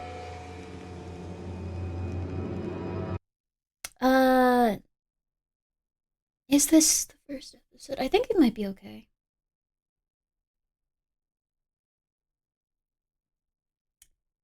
I think so. Yes. Okay, we're good.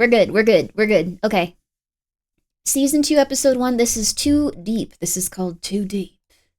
What will happen? It's terrifying, is it not? We're gonna do a quick ad break, and then we're gonna be back. So, I think Martin's the nicest character. They're just so sweet. Just like, I'm sorry I left you guys. That was so mean. And they're all like, dude, what happened to our corpse? Please just tell us. That doesn't matter. Stop being like that. And everyone's like, oh, okay. He's a nice guy. He's a sweet nut. He's a sweet person. It's like, oh, you must have been so scared. That doesn't matter. Don't talk about your feelings. Like, very British. But we're gonna really quickly. I'm gonna do 3 minutes of ads. I'm not gonna go anywhere for this one. And then on the next one, we'll take a short break where we do a little bit more like stretching and relaxing. So, all right, 3 minutes of advertisements. We only need 2.5. We can do 3 though. It's fine. 3 minutes of advertisements now. Okay, we're just chilling. What was your favorite part? Did you like the characters? Did you like this is very interesting because it's getting into the Institute. This next one's also going to be about the Institute and about something specific, so you'll probably be excited to hear it, but at the same time, it is extremely late. It's 3:17, I just realized.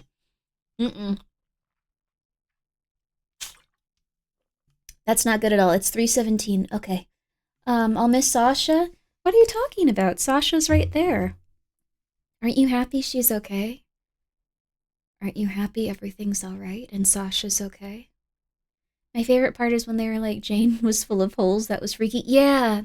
The warm woman being full of holes is really interesting. Supposedly she's dead. So, and Sasha's okay. Everyone's all right. Everyone lived. I love how the end just came out and said, not Sasha. Not Sasha's all right, though. It's okay. Don't worry about it. Aren't you happy that everyone could be so okay and so happy after everything? Don't you just want to feel even better by focusing on all the good that's come about? Don't be so sad. Don't be so sad when you could be happy. You could just be happy. You know that, right? Not Sasha needs to be dealt with? No, Sasha's perfectly fine. How dare you? Oh, I have read Shadow's House, I think. It's cute. I've read some of it, at least. I want to read more of it. But no, everything is fine. Everything's okay. Everything's alright. Just be happy. Yeah, everything's okay. You have an addiction, you don't need an intervention, more game crack? I like this game a lot. I think it's cute. I think it's fun. I think it's sassy. I think it's pretty good too. And now that the hot sauce orders have calmed down a little bit and I've had people helping me, it's been a lot easier, so. The day I'm happy, something has gone terribly wrong. Do you guys need therapy? Pardon me, a bit of a burp. Pardon me. And then I got a hiccup. Here's what I want you to do, everyone. I have the hiccup, so this is going to be a little bit hard. Okay. All right. Yeah, okay. Here, this is going to suck, but I want you to take a breath. Hold it. Let it go for longer than you did before. And tell yourself, no, God, if I farted on stream, I'd be gone. I don't think I've ever done that, and I've been very afraid. It could happen one day, and that's just life. But anyway, you tell yourself, it's okay. Things aren't bad. Things are chill. It's safe right now. It's safe. What do you sell if you're a hot salesman? Okay, and again.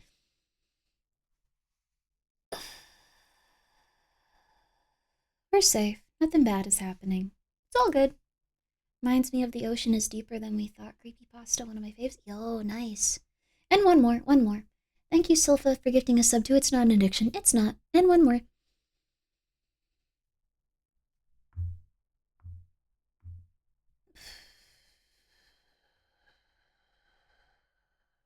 You can let it go. We're safe. Everything is alright. All the choices we make are gonna be okay. We are safe, we are relaxed, we're okay. Everyone around us is doing their best. We are happy, we are healthy, and we're gonna be okay. Things are gonna be alright. The people in our lives care about us. The people that we care about are safe. If we have a pet, they're safe too. Our sweet pigs are safe. All of our sweet pigs are safe. So were the worms in the earlier episodes?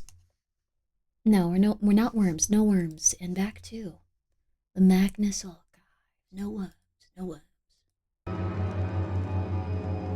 No worms. No worms.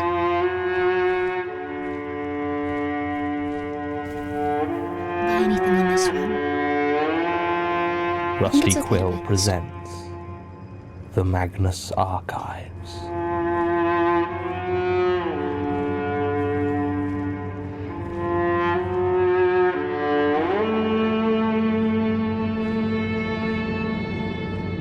Episode 41. Too Deep.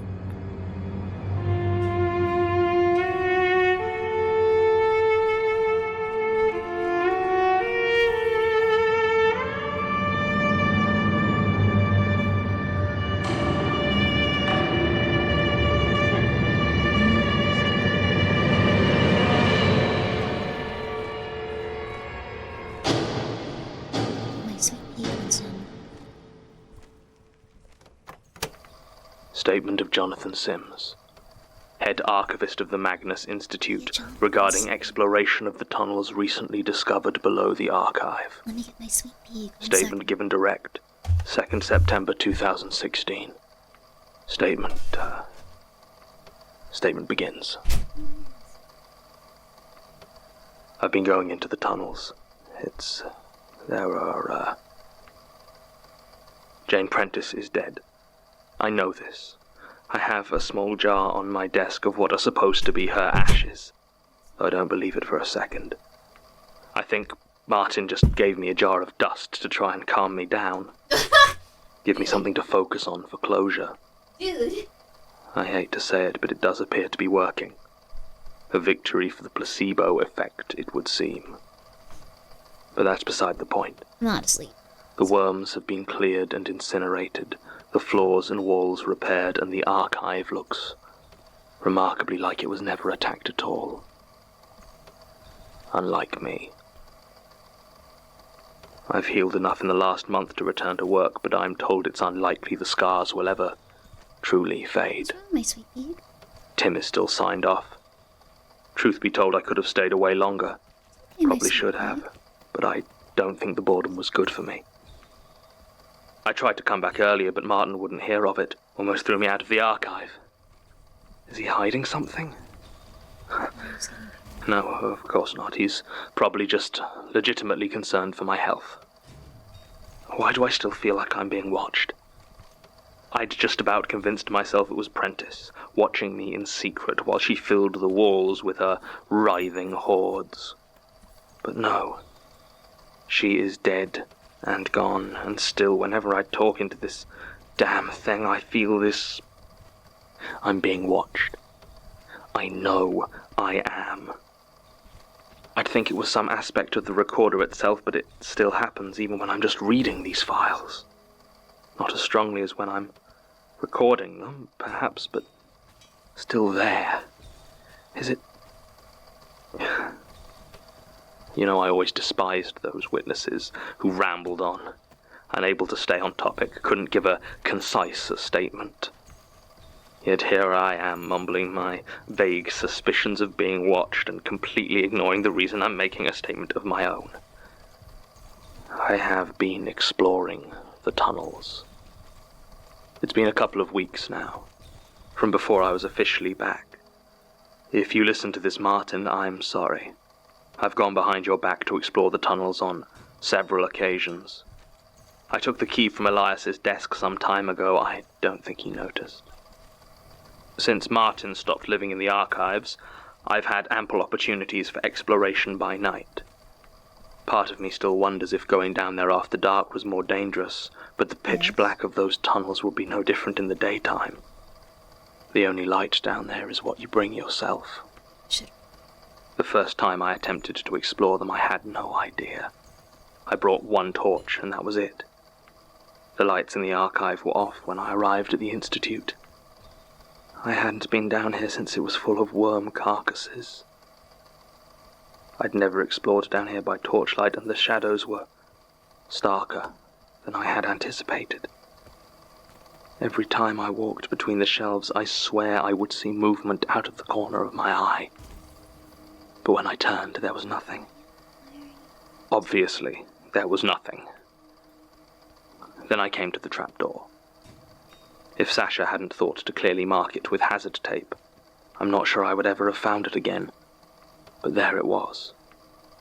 It took several minutes of fumbling before I was able to figure out how to lift the concealed handle and expose the lock, but I managed it. The key turned with a click that I found oddly satisfying, and I pulled it open. When I had thought about that moment before, I had always imagined it groaning open with a tortured, ominous creak. But it was almost silent. It glided open as though on freshly oiled hinges, with only the faintest puff of stagnant air being released from beneath it. The opening was utterly black, with the faintest hint of decay in the cold, clammy air that rushed out of it. The stairs down it were steep, far steeper than I remembered them from when I had first climbed out. But those memories are unreliable and tinged with other, more potent experiences. I turned the torch on and was pleased by how easily it penetrated the darkness, illuminating the rough grey stone below. I was expecting my torch to be met by hundreds of decaying worm husks, but the passage seemed to be empty. I headed down into the tunnel, closing the trapdoor behind me. It is hard to put into words how it felt to be down there in the cool, mouldering air of the tunnels. Have you ever left a crowded room and literally felt the silence as you walked out into the night? It was something like that, a sudden, quiet absence.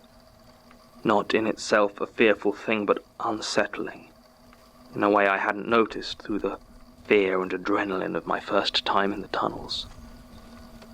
I took a moment to examine the feeling, but couldn't trace it to anything obvious, so I began to explore. It was almost unreal how quickly I became lost. I generally consider myself to have an excellent sense of direction, but within minutes I became unsure of exactly which passages I had come from. I didn't even have the excuse of the corridors all looking the same, as they varied significantly in height and construction. Some were built of sturdy brick. Some seemed almost as though they had formed naturally, though in all cases it was the same dull, grey stone. To call it a maze wouldn't quite be accurate, as a maze is designed. It is set out with an obvious goal, even if that goal is to confuse and disorientate. This place, it felt, more organic in its unpredictability, as though it had been intended to be used, to be travelled, but had gotten twisted somehow. I found spaces that seemed intended as rooms, but without doors. Elsewhere there were doors that seemed simply attached to the walls.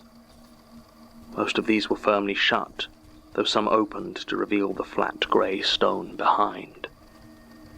Only a handful I opened had actual rooms behind them, and in every case I found myself wondering whether that was where Martin had found her. There was no way to tell. Even when the police finally found Gertrude's body, they took it, chair and all, as well as all the tapes. Evidence, they said. And they might be right, though I don't envy them the task of going through all of them. There must have been hundreds. No. I suppose in some way I do envy them. They are an insight into my predecessor's time here, something I desperately want to know more about. Whatever's on them, it must be important, because either she chose to hide them down here, or whoever killed her did. Either way, I have a feeling it isn't something the police are going to understand. I half hoped to stumble across a lone cassette lying in one of the corridors, dropped and overlooked, but there was nothing. Just dark and empty tunnels. Silent and unwelcoming. I foolishly didn't think to make a note of the time I entered the tunnels, so it was hard to say how long I had been down there, or how far I had gone when I found the first of the worms. But it can't have been more than a half hour. They were long dead by then, shriveled, stringy things like discarded sausage casing. It was odd to see how clear a line there was between the wormless tunnels and those where they lay rotting. A clear line beyond which the cleaning crews had decided not to advance. When I crossed that line, I half expected the corpses to spring to life, turning their squirming heads towards me with a predatory lunge. But they were still. Nonetheless, I went slower through those deeper passages, picking my footing carefully so as not to touch them. The air was colder here, suffused with the faint tang of rot. And I began to wonder how much battery I had in my torch. I had put a fresh one in before my expedition. I'm not stupid. But the more I thought about it, the more I realized that I don't actually know how long batteries last for continuous use in a heavy-duty torch. I hadn't even been down there an hour, but already it felt like the light it cast was weaker, somehow. And I realized how unsure I was of my exact route back. I decided I would rather cut my first trip unnecessarily short than risk being trapped down there without light. So I turned back. It was almost impossible to retrace my steps. I tried to remember my route using what vague oddities I could remember as landmarks, a burned door, a particularly warped corridor. But trying to find them again was useless in the winding passages. In my increasing panic to find the way out, I almost forgot the things I had originally gone down there to look for. Then I found the circle of worms. When Tim had first described it, I had only half believed him. I'm sorry, Tim, if you're listening, but the CO2 had done some strange things to you at that point. He had the right of it, though. The galaxy By the time I found it, there was little left but a thick carpet of dead worms, but a few were still embedded in the wall. providing the clear outline of a circle. The ceiling was higher here, and all told it must have been about 10 feet in diameter.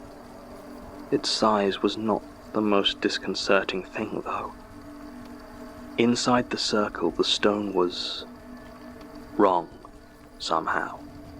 Solid, but oddly wavy, like chocolate that's melted and then rehardened. It took me a minute or two to work up the courage to wade through that shallow sea of filth, but I did.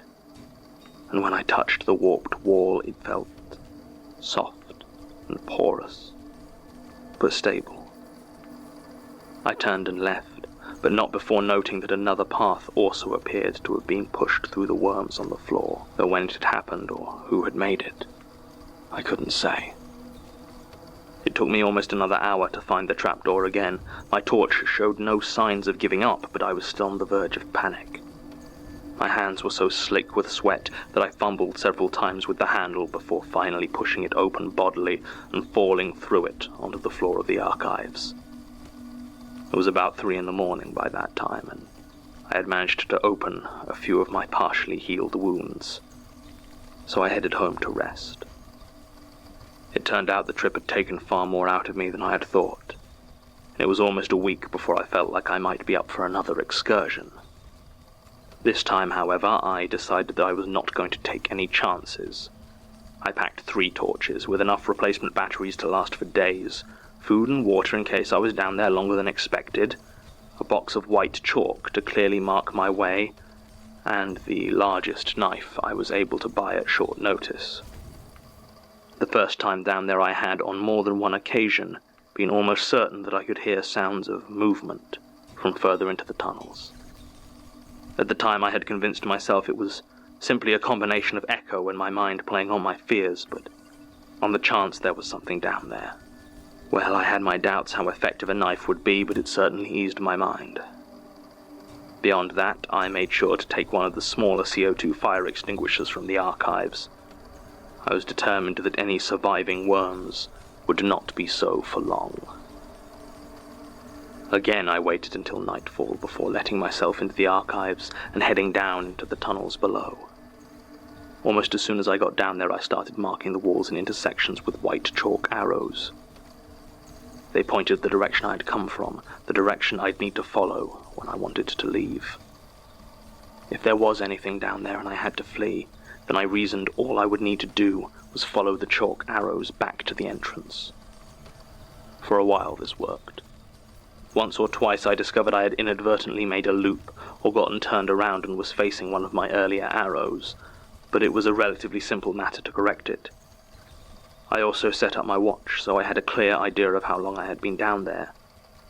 After a half hour I had gotten far deeper than I had in my entire first expedition, and gotten past the empty area into the tunnels still lined with dead worms, and then beyond them to those tunnels wholly empty and, apparently, undisturbed since the days of Millbank Prison. I had done what research I could on Millbank. First proposed and designed in 1799 by Jeremy Bentham, a philosopher who wished to test his theories of the panopticon prison, where cells would be arranged in a circle around a single central guard tower, so all cells were observable at once. It was to have 6 such areas, arranged in hexagons, giving it from the air the shape of a vast, angular flower. It's not clear why that original plan was abandoned, but from 1812 onwards, a succession of other architects were brought in to try and finish the project.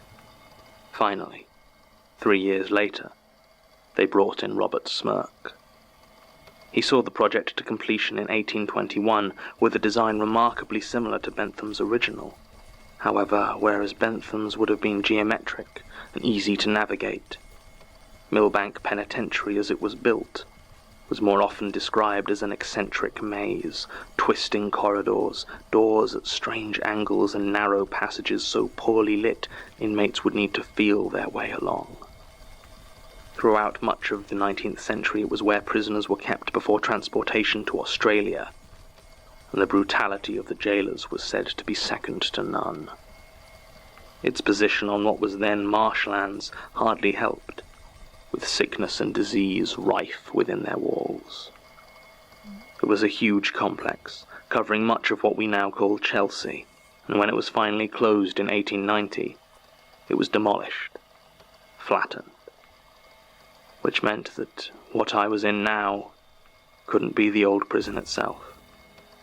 It had to be something built below it. And it was this that gave me such pause when I found the first set of steps, leading even further down. They were stone, spiraling into the darkness at an angle so steep it made my legs weaken slightly. The steps led higher as well, but after a few meters disappeared into the solid stone of the ceiling. I made a note of their location and carried on, keen to explore as much of the first level as possible before going any deeper. It was becoming very apparent that these tunnels must have covered the entire area of Millbank, or even further, and there was every possibility that they continued for miles. I had seen little down there of note thus far. Something I will admit gave me a pang of both disappointment and relief, and took a short break to drink some water and compose myself. It was shortly after this I found the next staircase. It was identical to the first in material, in construction, and look. It was the same in all but one detail. The large chalk arrow pointing downwards. I'm sure I don't need to say that I had not drawn it. My own arrows were jagged, workmanlike things. This was curled and neat, pointing the way with a flourish. That was when I heard the noises again. They could have been footsteps, I suppose, but if so, they were soft, quiet. Was someone running around those tunnels barefoot? I froze in place and listened, but the noises did not return, and I gripped my knife. I am not a brave man. I believe I'm starting to come to terms with that fact. But I am, in certain circumstances, a very stubborn one.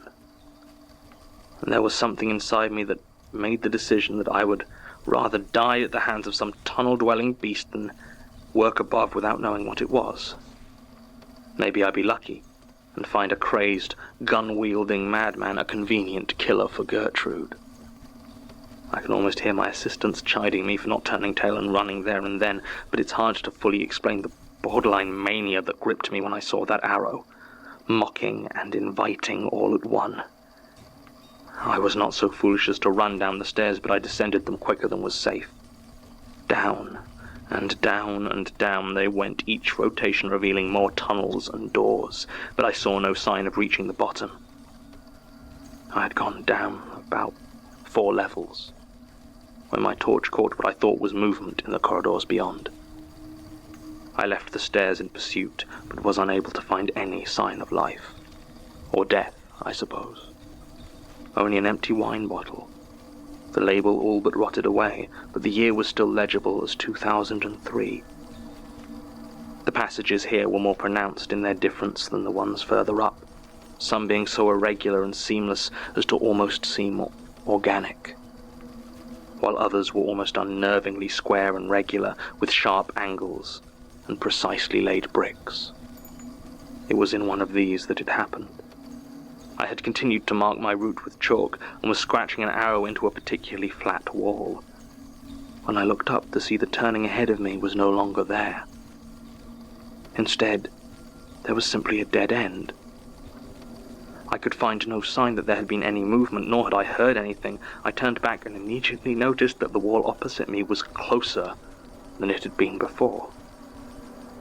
I took a step back in shock, and my feet hit the wall behind me. The passage was getting narrower, though I could not see any movement. I stood completely still, and for several seconds there was silence. Then, from somewhere in the darkness, I heard a single word, clear as day. Leave. It was spoken simply, without intonation or threat, just a command. So I did. I began to shuffle back as quickly as possible the way I had come, keeping my eyes open as long as I could, as every time I closed them the wall seemed to get even closer. By the time I reached the stairs back up, it had almost pinned me. I fled back up the stairs, followed the arrows I had left back to the trapdoor. It took me barely 10 minutes, but I was moving faster than I would have thought possible in those cramped tunnels. I locked the trapdoor behind me and placed the heaviest objects I could find on it. I have not been below the Institute since then. It took no small amount of consideration to decide I should officially make a statement. I did not think to bring the tape recorder with me. I suppose I've gotten out of the habit during my recuperation. I am no closer to determining what is lurking down there than I was when I started. If anything, I have more questions. Why point me downwards only to then demand I run back? Was it some sort of trap? A test? I don't know. But right now, finding whatever secrets might be lurking in those tunnels is my primary concern. End recording. Damn, dude. Supplemental. Huh? I don't care about the tunnels. Or the secrets they might hide. Okay. That's not strictly true, I suppose. I do have a burning curiosity as to what is down there, Yeah, but my we know. primary focus must be on who killed Gertrude Robinson, and I do not believe for a moment that it was a wall-moving spectre from the depths of the earth. No, far more likely it's one of my colleagues. Elias is a prime suspect, but it could have been any of them. Oh. I've told Martin the second tape recorder was lost in the attack. Having two means I can make 2 tapes from each recording, one containing the main statement and notes, which will be stored in the archive, and the other containing the statement, notes, and this supplement, which will chronicle my own investigations. Oh, These tapes will be hidden. If you're hearing this, I assume you're my replacement following my death or disappearance, and have received instructions on where to find them. I have little more to add to this initial account, as I have only recently returned to my position in full and haven't had time to begin personal investigations. My statement was, of course, completely true, though I have deliberately overstated my interest in the tunnels. If my colleagues believe that to be my main focus, they may let their guard down. This level of paranoia is new to me, but I'm learning fast. Trust can get you killed. End supplement. Dear Lord.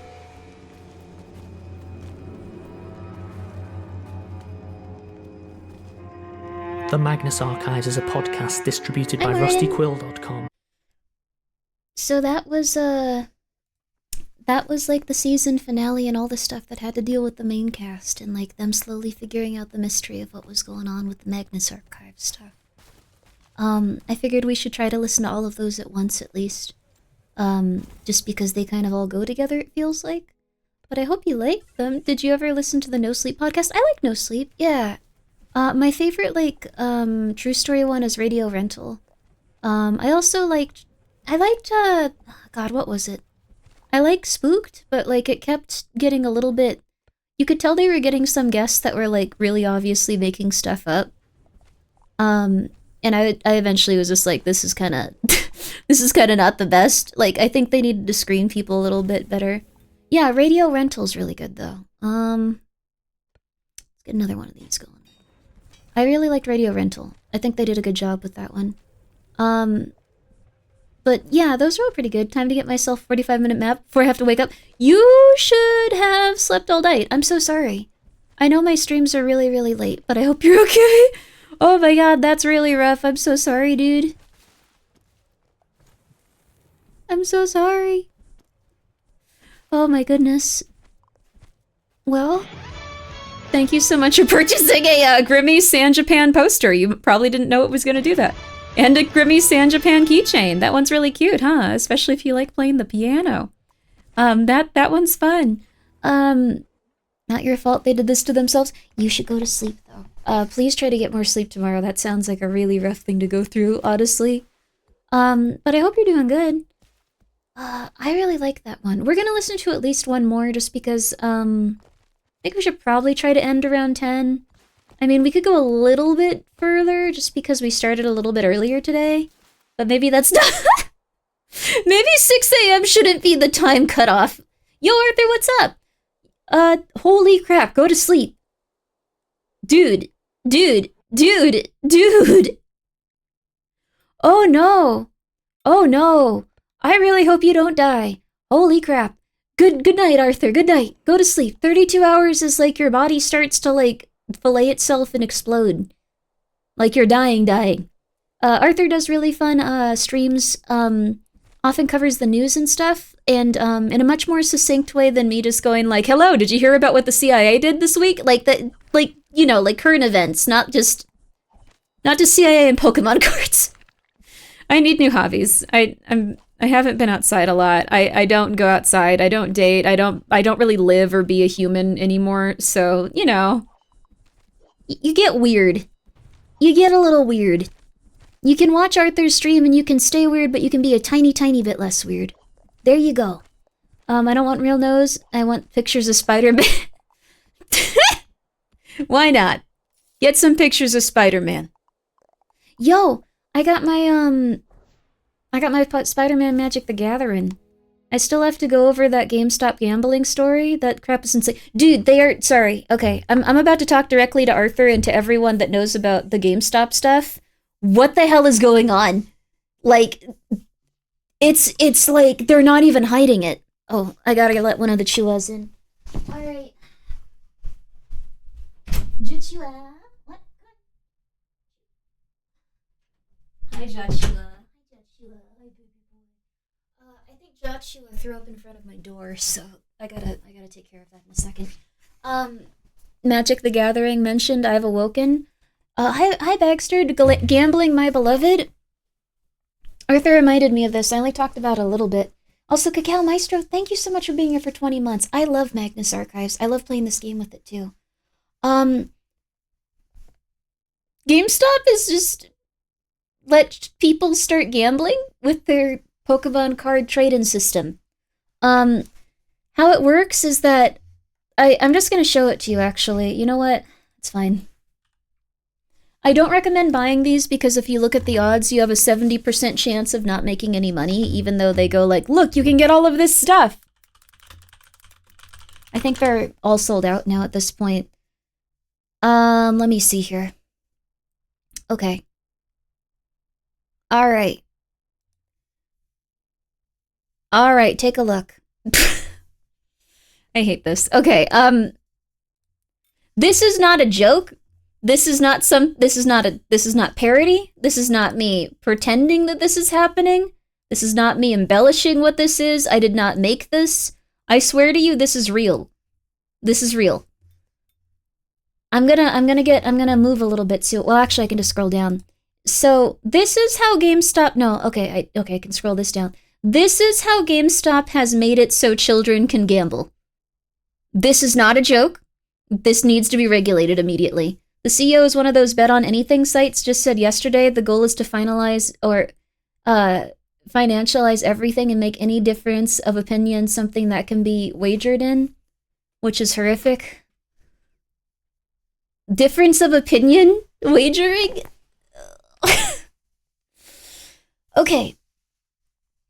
Okay, here. This is a starter pack. I'm so sorry. We live in hell. Gambling has become hellish for everyone. This is not technically gambling. They would make the argument that this is not gambling. As you can see here, this is a starter pack. And if you scroll down, you can see the chase cards. You can see this $25 starter pack. You can get a File Bloom Hollow, which is worth $400. What? Okay, these are inflated also. These are inflated. The card ladder database includes 3 million unique sales from thousands of verified cards and it is not $400, but okay, it's not $400. It is not $400. It's just not. It's super inflated, first of all. Secondly, here are some other ones. You can get Mewtwo and Mew GX. This is a very popular card. You can get, like all the popular ones are going to be worth a little more. You can get the full art, Moltres. Looks very cool. You can get Lily, who's the cute little lady, so people want that card badly. You can get Pikachu, which is correct. Everyone should want this card. They have flowers. It's very cute. You can get Lickitung, very cute. And this is a 9 mint Charizard GX, $400. This is an 8 Gertania. So you're thinking, okay, $25, I can get one of these. Let me... $200 to $400 range, 0.1%. 0.1% chance of drawing this card. Also, they call them packs. You get one card, I believe. So that's just weird. 0.1%. It also says 0.6% chance you can get a $100 to a $200 card. 3% is 50 to 100. 25.3%. You might retain the value of the money you're putting in. 19 to 25, 30.5. And these are based on their prices. These are not $400. They inflate these. That's worse than the worst gacha game I've seen in my life. Yes. So you're saying there's a good chance. I'm saying if you are the type of person that walks outside and sees your worst enemy be hit by a car, and then you look down and you see $800, and then you pick that up, and as you're picking it up, the most beautiful woman comes up to you and goes like, oh my god, everything about you, that's my type of thing. Hubba, oh my god. Like, if your life is like that and you're the luckiest person in the entire world, like, yes, that might be how that works. That being said, if you're not, then it's impossible. It's not a good idea to get these. Gengar, cute. $800 value, 10. Like, these are all like the chase cards. Oh, Squirtle, how cute. But anyways, what I would say though is, be right back going outside. You're not that lucky. No one is, I'm sorry. And the woman is carrying a laser disc player. Bagster, congratulations. I'm happy for you. Sorry that I thought that you were like evading like taxes or something crazy. I got scared. I'm glad you're doing well. Zekarum, I just assumed, like, I don't know, anyone that moves to a different country that I've known has been going through that. But anyways, all of these are 800 now, silver pack, gold pack, $100, and now you're getting into like the 1000 era. Umbreon, 1600, 9 mint. Like, these are, the thing is, these have all been traded into GameStop and stuff. Mewtwo EX, Platinum, $500 per pull, $500 per card, and also, again, look, 25% chance you even retain the value of your thing. I want to buy these, I want to buy one of the starter packs just so you can see how it works, but I don't want to give them, like, $25, but I think it is important to show you how it works. So I'm gonna sum up how it does. Here you go. Now that we're getting into the $1,000 pack, 11,750. 11,750, but the odds of that 0.1%. And then the lunar packs are sold out, and they were even more outrageous. They were 2.5K. 2.5K. Is it deranged that anyone would trade things into GameStop when the sale margin on selling to vendors is like 90%? There's no way they pay that to people. Oh, you don't No, don't you worry. They pay 90% here. I'll tell you why. Okay. You want to head out, Chua? Thank you for hanging out with me for a few minutes, Chua. Chua. Oh, look, Chua. Hi, kitty. Okay. So, they do pay 90% on these cards that you can get. So, if you were to get this Lily, this Japanese Lily card, full art, you could get 90%. You could get 90% of its value. You're not going to get this, but you could get 90% of its value immediately without having to ever obtain the card. You can just get 90% of its value back immediately from GameStop. So you can pull more if you'd like to. It is pachinko, yes. The thing is, it's never actually getting the card.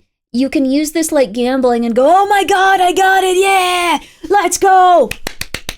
Yo! Yes, also a bunch of people paid $2,500 and got all the lunar packs immediately because everyone is broken. Or there might have only been like 4, and like they wanted to make it seem like there was a lot more, like, because companies will also do that these days. Okay, but let's go. So that's what they do. They'll give you money immediately. It's illegal gambling. Well, I can't say that. It's not illegal gambling. Don't sue me, don't sue me, don't sue me. It's not illegal gambling, but it should be regulated because it is essentially very similar. It is, you put money into it, you can get money out of it You don't need to sell the card. You don't need to hold the card. You don't need to have the card in your hand. It can immediately just be transferred back for money. It's a loophole. It's a loophole that makes this essentially like one of the most corrupt things you can do. And children can do it too, because it's $25 to start. And they're not going to get the $200 to $400 card they're really excited about, even though they're children and they're not going to understand this. Like, no child is going to go like, oh, wow, the 0.1%. Well, you know, though, if I buy 5 of those, like, oh, no, that's only like 0.5. Yeah, I can't do that. Like, I'm thinking about that. That's 200 and, oh, now that'd be 100 and, let's see here, 5 of those, let's see, 25. Yeah, not a good idea. 125. Yeah, that's just about the 12 to 19. Yeah, that would not give me a good return. Children are going to do that. They're going to go like, I really want Mewtwo. I want Mewtwo and Mew GX because those are my favorite Pokemon. And they're on the same card together. And Mom, I can get both of them if I just have 100 and if I have $100, I have 4 chances, but I might get one of the other ones and then I'll make a lot of money too. Yeah. And their parents are going to go like, oh my god, yeah, okay, well, if you think it's going to make money, I know Pokemon cards are really expensive right now, so yeah, this is really cool. Why don't we do this? Okay. Instead of getting you normal card packs, or instead of getting you a normal present, we'll just get you this from GameStop. We'll get you this from GameStop. Okay. Sorry. And of course, Mom will give them a credit card because in the past 30 years, they have all still learned how to use eBay. Yep. Everyone this is just a bad idea for everyone. This benefits no one. This benefits literally no one. The rates on these are insane. Like, they're crazy people rates. They're evil rates. It benefits GameStop. They found a way to just have children get, hey, Michael, you can't destroy my chair. Michael, you can't destroy this chair. Stop. Sorry, my cat likes to destroy everything I own, but this one is, this one's like a really nice, like, Final Fantasy one, and I don't want him to do that. Anyways, you know what I'm saying though. So please don't destroy Grimmi's Herman Miller. This is actually an Omega like chair, just because the Secret Lab's Omega, just because it's the tiny person chair. But Michael wants to gamble, maybe got a hot hand or something. No. Anyways, what I'm saying is it's really bad for everyone. This needs to be regulated immediately. Someone needs to go to like Congress and explain what's happening, like someone immediately, and show them what they're doing, because it's quite evil and it's quite messed up. Like, they need to just explain to them what could be happening with this, and then GameStop will probably send people to like try to like shoot you or something. But like, I don't know. Sorry, GameStop. Allegedly. I'm very paranoid, and I think big companies would not hesitate to murder like 20 people if needed. So I could be wrong. Allegedly. Nominate Grimmi to go to Congress and explain, dude, I can't even go outside for more than 20 minutes without having a panic attack. Like, it's not good. GameStop can afford, the GameStop could probably, I mean, they're making big money off of their gambling stuff. Allegedly. Other thing is, one thing that's really interesting and that I'm really, really also worried about, I think that GameStop is probably gonna go, they're gonna completely abandon, because this sold out. They're going to completely abandon their video game ventures, and they're going to go entirely into cards. They're going to open card shops. They're going to get really aggressive about becoming the place to, like, sell cards. It's going to create way more people, like, just, first of all, they already are? Okay, well, that was news to me, but yeah. You're still on? I just woke up. Yeah, we're gonna listen to more Magnus after this. I just wanted to talk about this because this is the most infuriating thing I've ever seen in my entire life. Michael, what the hell are you doing? Why are you destroying everything I own right now? You want to go? You can just go to the door and politely meow. You don't have to just destroy everything in here. All right, go ahead, buddy. You're a little demon, buddy. I love you, though. You're a little demon. I love you. Okay, all the cats are stopped now. Anyways, they're gonna start doing this. They're gonna try to become like they're gonna start trying to like price out like smaller places. Also, they're probably gonna buy up all the stock of carts. They probably already do, but they're probably gonna really push distributors to go through them specifically. And you want to see something else? I have to make sure this is gonna show my address because sometimes they do, and I don't trust GameStop. Want to see something else?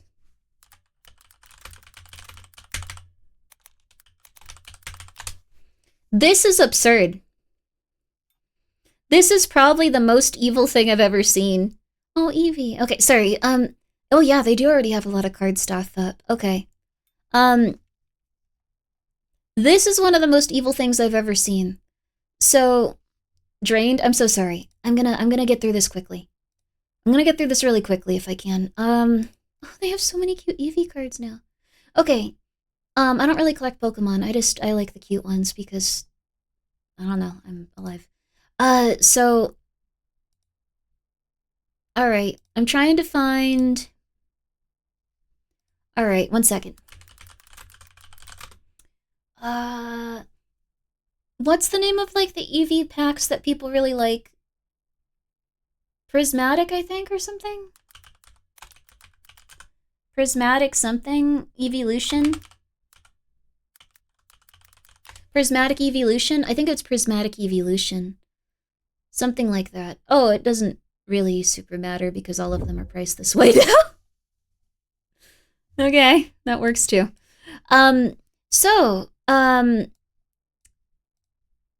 Okay. I don't know how else to put this besides, yeah, I'm not gonna verify my address. Stop trying to show people where I live. This is so messed up. This is truly just so evil. Okay, let me make sure this isn't gonna show, like, my location. I don't believe it's going to. No, it will. Okay, thanks a lot, GameStop. Okay.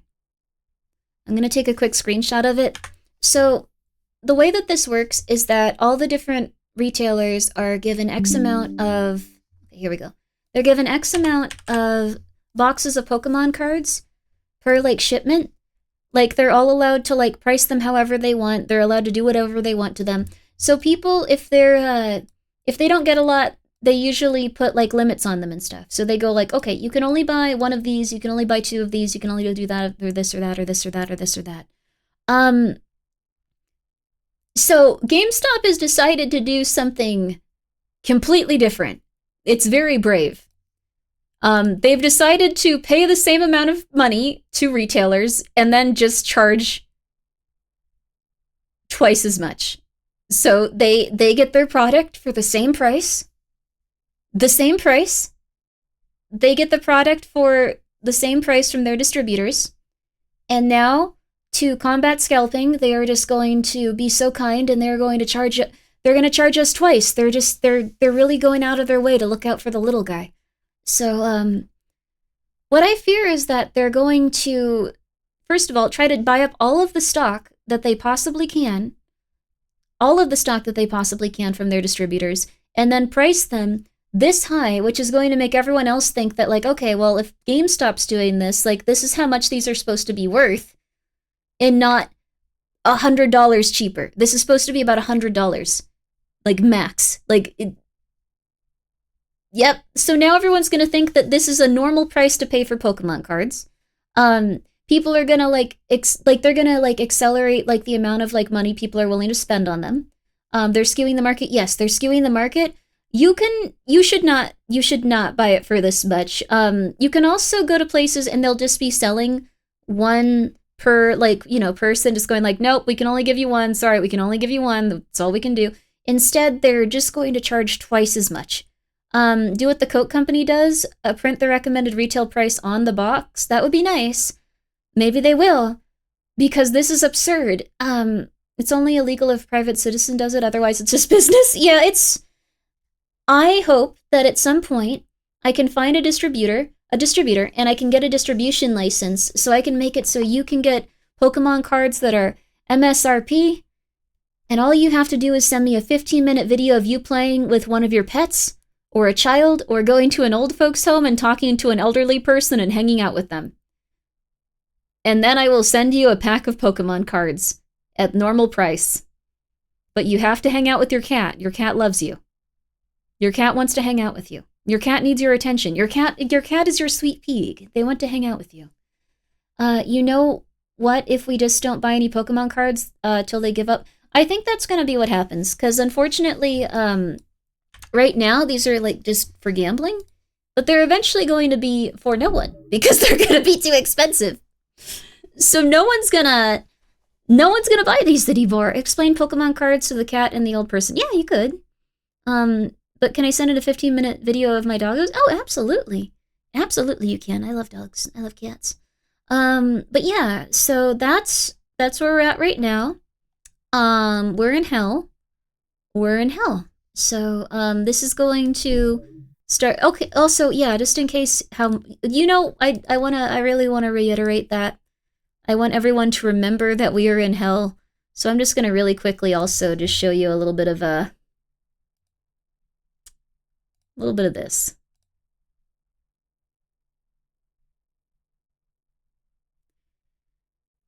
Okay.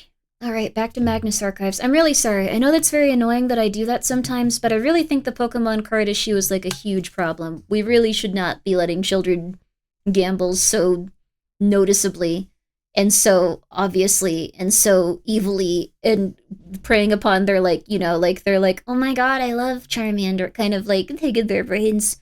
So yeah.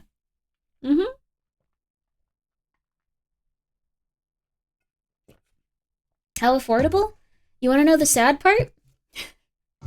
This is like pretty much market standard right now. This probably is going to be a deal in a few days. You're going to be going like, oh my god, that RAM was so expensive. Give it 2 months. Yeah, this set used to be about 500 for perspective. Yes. All because of AI, yeah. SSDs are also probably going to go up in price relatively soon just because they have a small amount of RAM in them. But again, RAM is going to continuously go up. So, I don't know what to say. It sucks. SSDs are next. Yep, yeah. They haven't been affected yet, but they're going to stop producing as many of them, and that's going to start causing issues because people are still going to be using those because those are things that people need for their data no matter where they are. And they're not something that lasts forever, and they're something that's going to be consistently used for quite a few different things that they utilize them for. So, anyway. And then they're not going to be making as many of them. Yep. It'll go up until the bubble bursts and everything will tank. I used to think that. I don't think it's going to happen, though. You want to know why? I think that AI will always have a place to spy on consumers now, and then also get a bunch of data together to go and cause a lot of problems for people. I legitimately think this.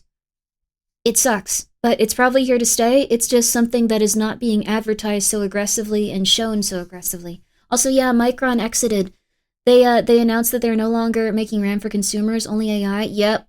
And you know what? That's already driven up the price of RAM like exponentially. It's been bad. I wanted to buy RAM like 2 weeks ago, and I was just telling people like I should buy some RAM, and they were like, Grimmi, don't do that. I'm just gonna follow my gut from this point on. Always listen to your gut.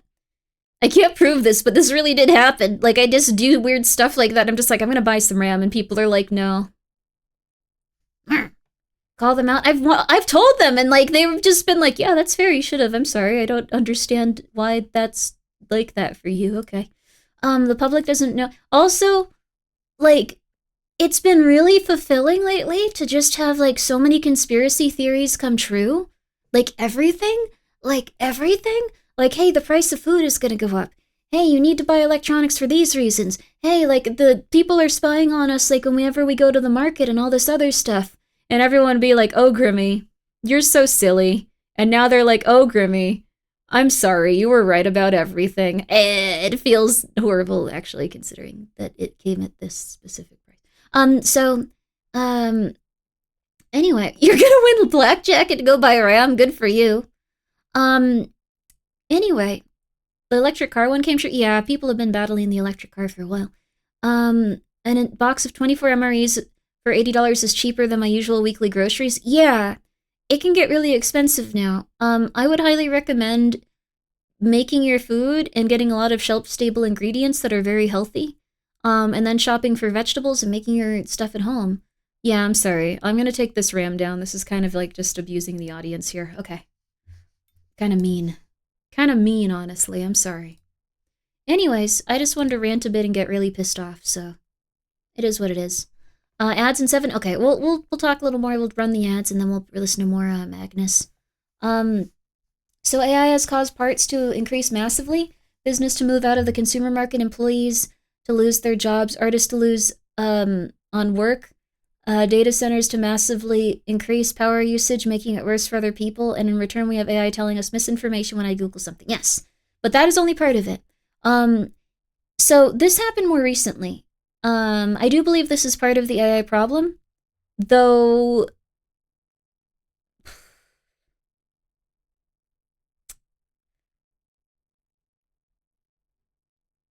I'm wondering if it's a good idea to talk about this.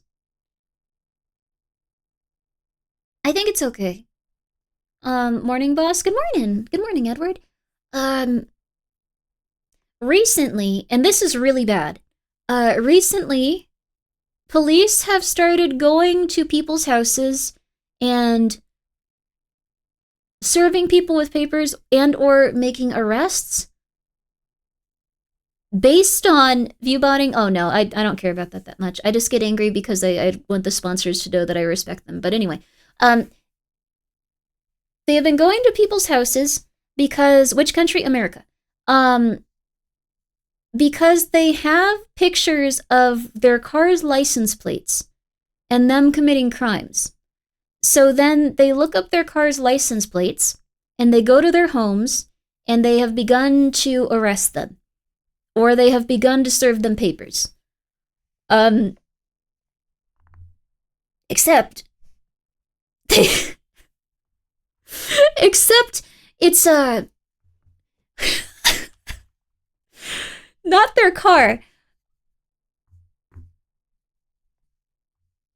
So if you have a license plate that's like 758223, and an AI just happens to go, this license plate looks like this one, 758853, and it gets it wrong when it reads it, they'll just go to your house and begin prosecuting you. Like, there was a woman that had to go to court, hire a lawyer, and go through all of it. The entire sequence of events. All of it. All of it. In order to not have to pay fines for stealing people's packages. How could you not sue the AI company for that? There's no public-facing company that says that it's working with the police currently and doing all of this stuff besides just manufacturers of cameras. And you can't really sue them just for manufacturing a type of camera. Like, you can try, but it would be very, very hard to. And you can't sue the police for making a mistake. You can try, but it's very, very hard to. So, just show the police your license plate. Well, that's the thing. The AI read it as your license plate. They can arrest you. They can, yeah, it's flock cameras. It's flock cameras specifically. They can arrest you. They can say that you were at this place. A lady had to actually go, because she was being accused of package theft, go find people in the areas where she was being accused of package theft, ask people for their Ring doorbell footage, and show that she was not a completely different person. I believe it was like a dude, like they were a completely different ethnicity, like they were nowhere near her, like at all. Completely different model of car, like all of it was completely insane. Like, it was a different person, and she had to go show like a judge just going like, yeah, this is not me. They were threatening me a lot with like arrests and stuff and saying that they had me on camera. Like, what do I do? And they were like, oh, you are free to go. So, yes, so now this is happening. AI is now making arrests essentially possible. AI is also figuring out like where people live, if it's something where like they might be targets for like detention or anything on any level for any reason. So, yeah, just letting you know, simple fix, AI should show a picture of the plate when serving proof of the crime. Human has to go, well, yeah, the thing is, they were still ready to take them in. They didn't have to show them anything. When they went to court, they had to show them stuff. Like, when they went to court, they had to actually show up and go like, okay, I'm fighting this and I'm doing this for this reason. Here you go, here's the plate. And then she could go, okay, here's what I found. And that way the person got off. Otherwise, it's just like something like, well, you might as well pay the fine. You might as well serve like, you know, like 2 weeks in prison for your crime or something. Like, you might as well, like, or I guess like jail, like I think prison's like longer. So did they have a warrant for an arrest? They didn't arrest them. They just said like, here's the crime. You got to show up in court. You got to do all this stuff if you want to fight it in court, or you can just accept that like, you know, you did this. Yeah. she had the time to go and find that, and thank God there was actually footage of it, and she had the money to hire a lawyer. Like, just, yeah, but it all goes on your record. Yes, it also goes on your record. Like, she should have just, like, you could say, like, oh, she should have just accepted it. Like, you know, she didn't have to hire up them. She didn't have to spend that money. Then she would be out, like, you know, 2 weeks of pay if she had to go and, like, serve, like, 2 weeks. She would be out, like, several, like, maybe, like, hundreds or, like, maybe even $1,000. So, CA banned those cameras that were giving tickets. I guess it's good. They really, I don't know, people should not be probably on camera for this type of stuff. Like, it's probably good that some crimes are being captured, but not that they're just trying to arrest random people and causing issues with AI. So, anyway, I don't know. Serving for no way. What? No, I mean, you're not going to serve that for package theft. I'm talking about, like, just minor crimes where people might go, like, I don't have any resources to fight this in court. So, like, it could be anything.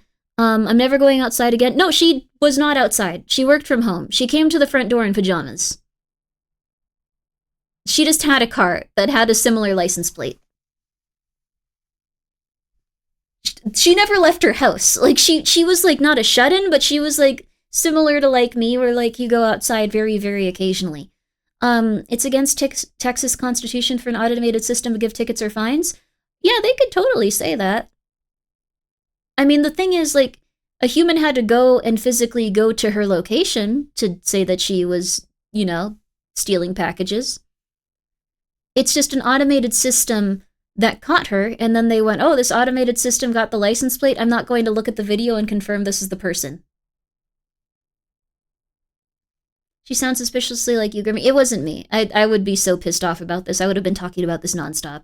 I would have been talking about it nonstop if it were me. Like, immediately, the second it happened, I would have been pissed. I would have been like, I don't care if this doxes me. I don't care if you find my address. I am going to go crazy. This is what happened to me. I'm going to kill them. Like, that would be me. So you're talking about it now? No, it would have been immediate. It would have been immediate. I would have gone crazy. But, like, I don't know. I'm just angry on her behalf. Like, it sucks. Ads time? Okay, we're going to take some ads. But, also, yeah, ICE did come to my house at one point, and they just kind of stared at me, and I was scared of them.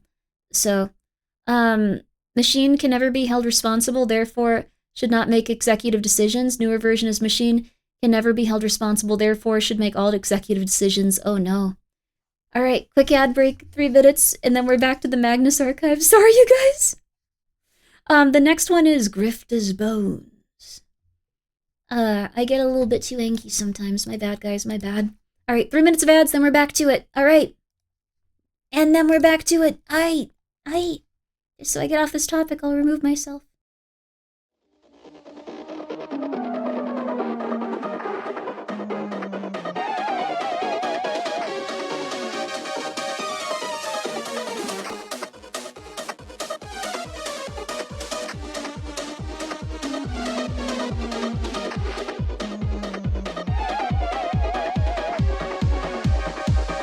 It's me, it's Grimmi.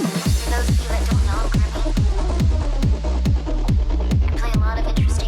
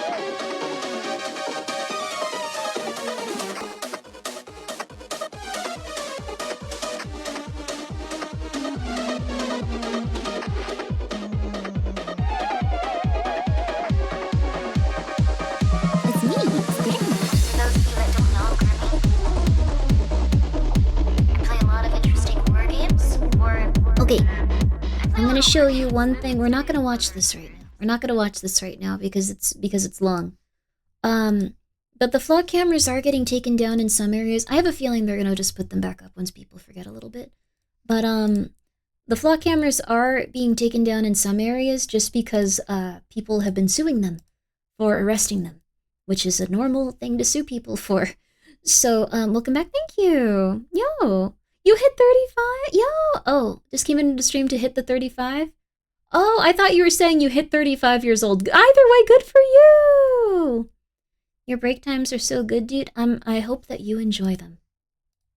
I hope that you do. I try to do slightly longer ones sometimes, but, so this is flock camera error leads police to detain wrong man.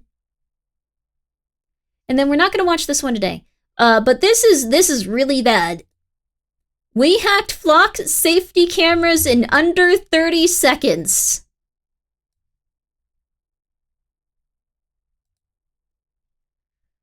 I really want you to read this because this is saying a lot. We hacked flock safety cameras, the ones making arrests on people and cataloging data to make arrests on people, to edit data in under 30 seconds.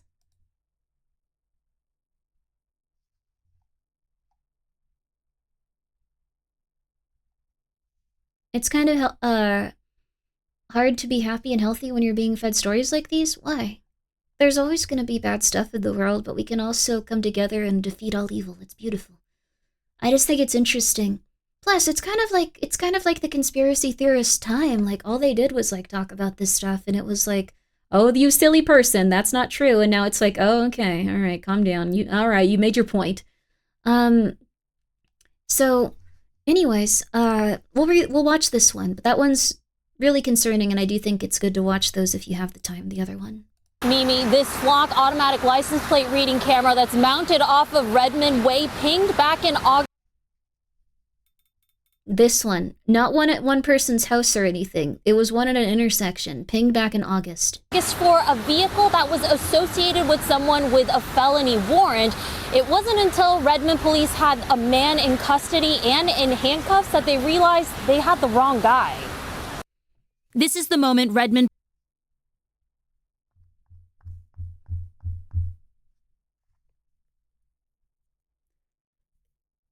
They didn't have a picture. Reno, Ryan, why are you so upset we're talking about the cameras, though? It's interesting. It's probably just better to try to fix the problems we have in society instead of going, you can get run over at any time, your heart can stop right now. You think that, like, one of the officers would go, like, all right, I got a picture right here. They went to this guy's house, pulled him out, and arrested him for a short time, and then went, something feels weird. Police surrounded Thor Andrews Sr.'s home back in August. Redmond PD's drone video shows officers approach him in the driveway and handcuff him in seconds. But they had the wrong man. Hurt my shoulder, hurt my elbow, my wrists.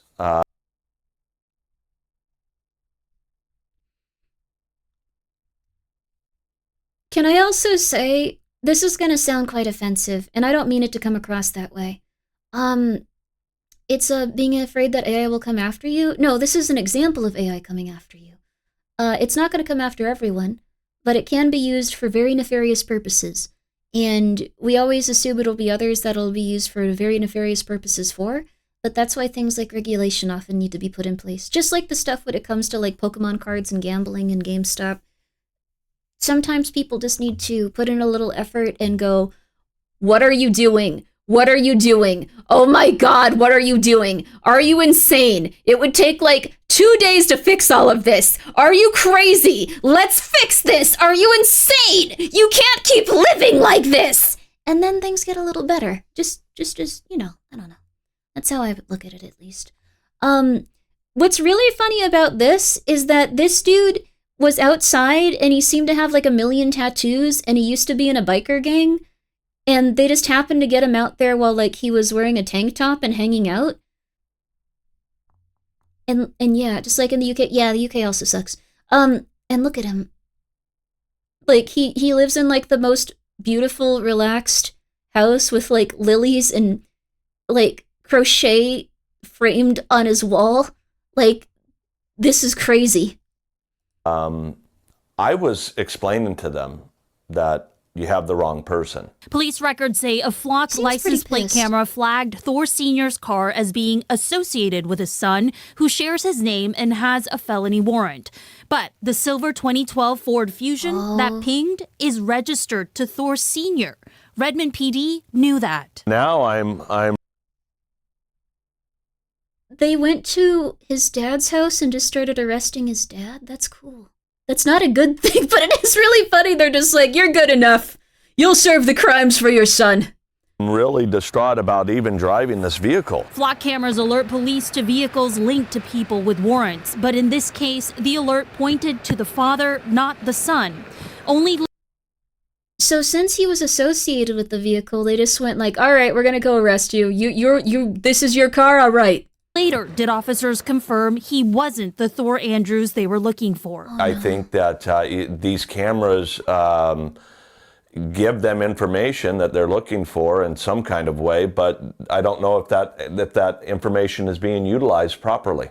Redmond police say they acted on the flock alert, briefly detained Andrews to confirm his identity and released him once they realized the warrant was for his son, Andrews Jr. On Tuesday, Redmond City Council officially voted to temporarily...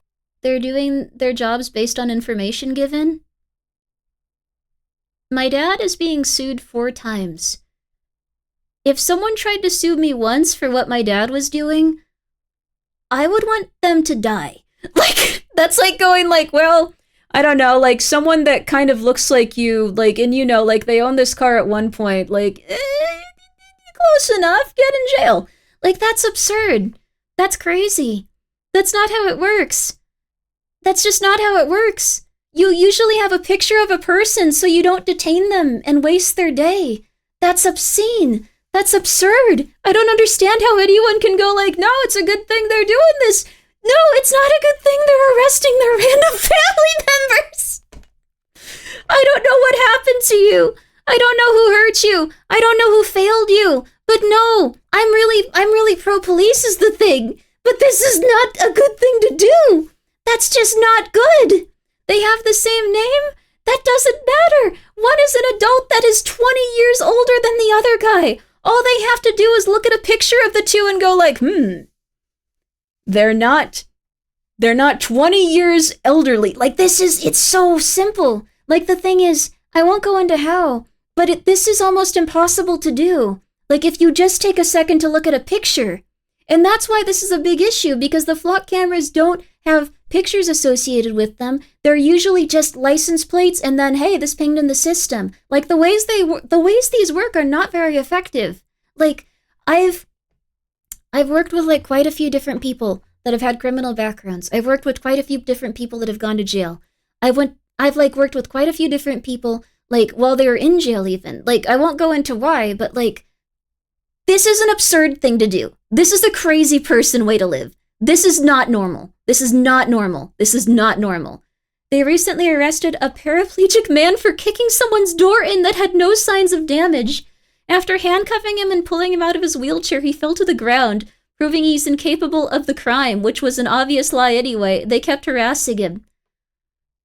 Oh.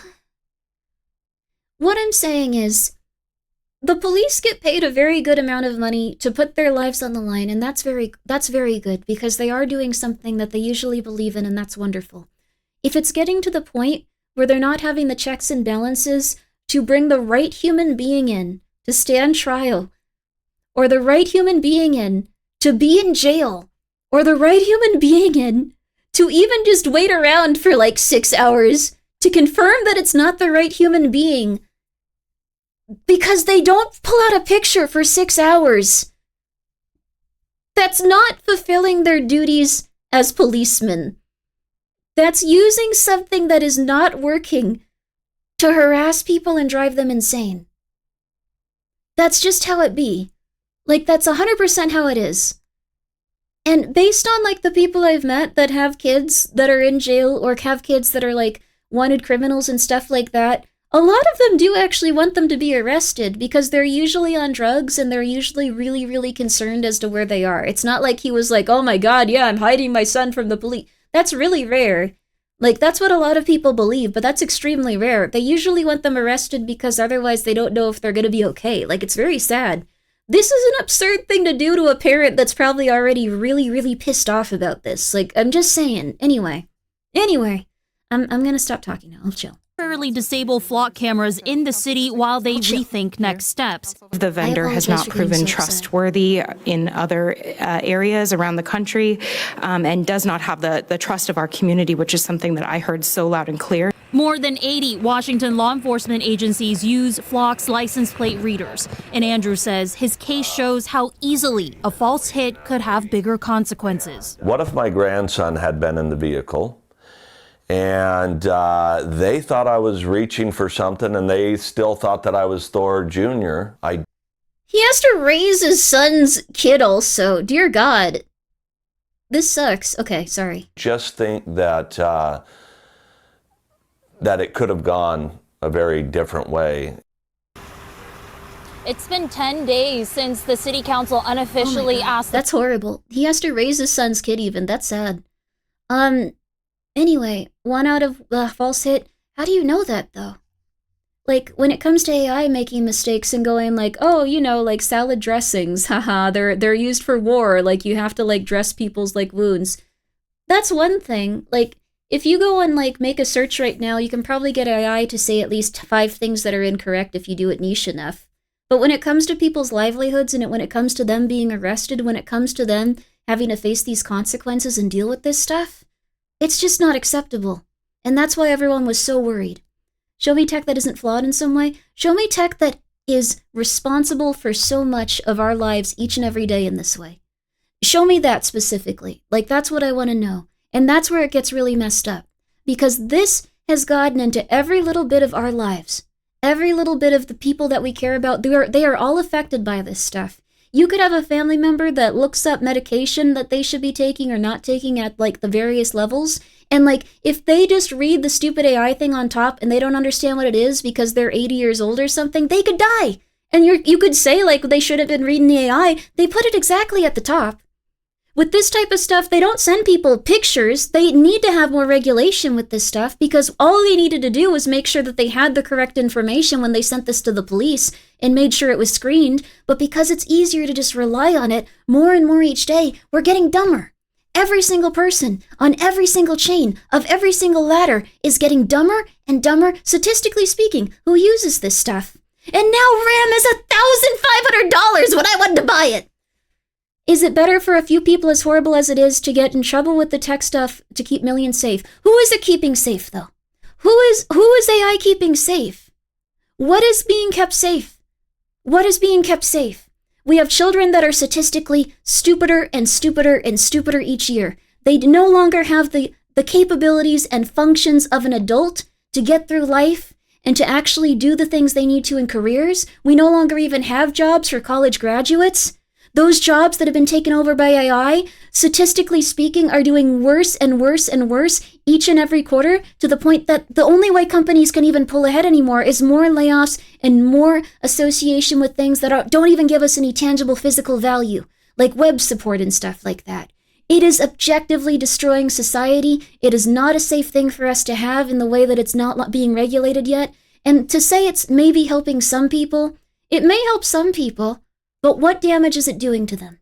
I'm strictly talking about the camera tech, the topic we're on. You're getting way off track. No, you said to keep millions safe. This is why everything needs to be regulated, and all comes down to this. When it comes to this, if it was your mom being arrested, if it was your sister, if it was you, if it was the people that you care about, it would suck. And you wouldn't be going like, well, I guess they have to stay in jail for a month just because, you know, like it is what it is. It happens sometimes. You would be absolutely furious, and you'd be one of the people that was suing these specific camera companies to get them off the streets immediately. And you should be. Because it's going to be people's moms, people's dads, people's sisters, people's children, and it's not going to stop for a very long time until people start consistently going, this sucks and we need it fixed. And people have been going, this sucks and we need it fixed. And there's a million lovely things that we can do with our lives that'll make us really, really, really happy. But this is very important that we focus on the things that aren't so great too, because if we just keep going, oh, it's okay, it'll be all right, then society gets like this, and it's horrifying. I wonder if he's rage baiting at this point. I think he truly believes this. Like, it sounds like he does. And that's just how it be. That'll be when Gen Z gains the bulk of political power? Oh, I don't think so. I don't think so at all. The thing is, that's what everyone says about literally every generation, and every generation that comes after them, and every generation that comes after them. There's always a new thing to distract you, because that's how propaganda work. I think AI will be a greater good for humanity. I don't think you understand how AI works, and I think you've been fed a beautiful lie. Because the thing is, AI can only really train off of what humanity has given it so far. It cannot make something that excels past it, because that's something that people need to work on in a specific way. The AI that we have right now is not true AI. It's not true AI. It's something that can only use the things that we have so far. And the things that we have so far, it's training off of dark fantasy novels, it's training off of Reddit, it's training off of 4chan, it's training off of literally anything that anyone wants to throw into it, depending on what type of AI model it is. And those places might have some positive things to contribute to society in different ways, but it's not all positive stuff that's contributing to society in different ways. Maybe you should go back to the Magnus archives rather than tackle flawed arguments? That's true. We should probably go back to the Magnus archives, but I do really want to make this point so everyone completely understands. You should not give up on humanity, and you should try to fully comprehend the things that are happening around you. You shouldn't just go, oh, well, it's going to work out. You can go, oh, it's going to work out, that's good. And you should, to some extent, but not if things are getting progressively worse for everyone, consistently, all of the time for years. We can push back a little bit. We can do a little bit at a time, and things will get better. You don't have to live in a pile of worms. You don't have to go crazy and hide tapes around your office while Martin goes like, oh, how you doing, John? And you go like, I'm doing fine, don't talk to me. Like, that's... But let's get back to it. AI needs limitations. AI actually has very specific limitations. It needs regulation, is what I'd say. Anyway, there we are. There we are. Think of the shareholders. Okay, all right, okay. Anyways, I get really pissy about stuff lately, and I don't know how else to put it. Growing pains, man, growing pains. It literally can't grow. Okay, Renal Ryan, I think you need a wake-up call, and I'm going to give you one. AI cannot grow in the way that you think it is because what you're talking about is something completely different. It's a different subject. It is a different subject. AI can only do what people make with it, and it can only base the stuff that it makes off of what we do. Are you okay, Grimmi? I think people are greatly uneducated on this, and it's ruining everyone's lives. So if you're someone that's very pro-AI and you haven't left yet, please just listen to this. There is a different version of AI that everyone thinks AI is. And that is something that is leagues ahead. We do not invest into that. We do not work on that. In America, we have something that works completely differently. In China, they do have a little bit more investment into this. In America, we don't. AI in America specifically is it's predictive text. We have predictive text AI. We have predictive placement of things. We have predictive placement of this is how it's got to work, this is this, and this is this. Predictive text cannot evolve past a certain point. We are not investing into that. We are not investing into predictive text. We have evidence of ChatGPT. The engineers from ChatGPT, they got in trouble with this. The engineers from ChatGPT, I really need to stress this, they got in trouble for spreading false rumors about what ChatGPT would do on Twitter, going like, it does this and that and this and that and this and that, because they could not make it do that. And then when people picked it up and they got more investors, they were like, okay, awesome. They have no way of implementing most of the stuff they talk about. They're in a huge hole with it. It is never going to get to the point where it's actually doing anything more than predictive text and a few other light features. There is nothing we can do with what we have in this industry besides cause more problems for ourselves. It's called fraud. It is called fraud, and it sucks. Anyways, that's pretty much it. Yes, and also, yeah, China is investing into slightly better versions of this, but the thing is, it's going to take a long time before we actually have AI, and it's not going to be all of the stuff that we have here right now. And it sucks to hear that, but you really do need to understand everything in ChatGPT and all of the AI that we talk about We'll see where we are in 10 to 15 years. No, we will not. It's like going like, yeah, we'll see where we are in 10 to 15 years. I just planted this tree. And what you want is a car. You want someone to build a car. That's not how it works. That's just objectively not how it works. You can still be really happy about the tree. It can be an awesome tree. It can grow a lot in 10 to 15 years, but it's going to be a tree. It's going to be a tree forever. It can maybe help a little bit. You can park the car next to the tree if you ever get the car. But you have to invest into making or buying a car. You can't just go, yeah, this thing it kind of looks like a car. If you squint, it could be a car. That's not how it works. Predictive text is not AI.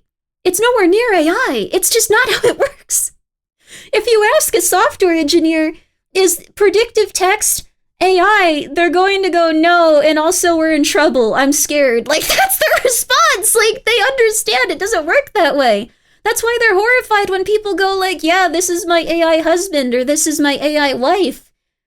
Because they're talking to Reddit. They're talking to Reddit. I wasn't talking about predictive text. I'm talking about AI. No, you are talking about predictive text. That is the AI investment market. There is no AI. You're trying to plant a tree now to get a vehicle you can drive in 15 years. That's not how it works. No one is investing into AI. I'm just letting you know this. Okay. They don't want to admit their point. I just need them to understand this. If it's something that you come to understand in 10 years, that's fine. If right now you go, Grimmi is a bee, I'm gonna murder her, that's fine too. I just really hope at least a few people that were on the AI train chill out after this, because it will destroy society if we don't fully understand what's going on. Anyway.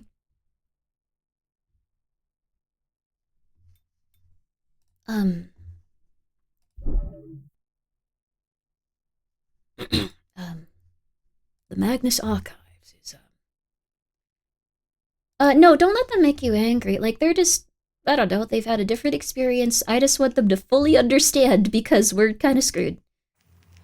This is, Grifter's Bones. Okay, Grifter's Bones. Okay, this is gonna be a fun episode. 42, Grifter's Bones. All right, thank you so much, Base Tuxedo Mask, for the 200 bits. The AI we're investing is in Contra from Halo. It's what people think. It's Reddit. We're investing into Reddit. We're investing into Reddit to go, you're really cool. I think you have a great idea here. Why don't you go and get that out there? I think you should totally invest in making juices out of baby carrots and selling them at the farmers markets. You could make a lot of money that way. We invested into Reddit being our supportive girlfriend. Dragonator, thank you for the 100 bits. Dragonator, thank you again for the 100 bits. Anyway.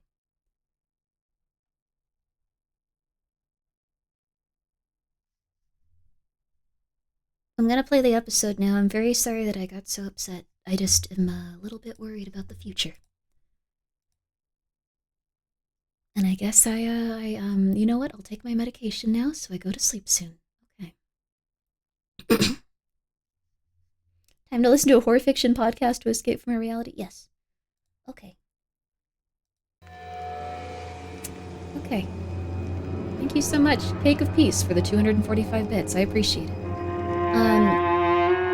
Anyway, the whole LLM boom is so bad for business. People either approach us to talk about LLMs or dodge out of our booths because they think we do LLMs. I'm so sorry, dude. It is really cool what you're working on. I apologize that life has been going in that direction.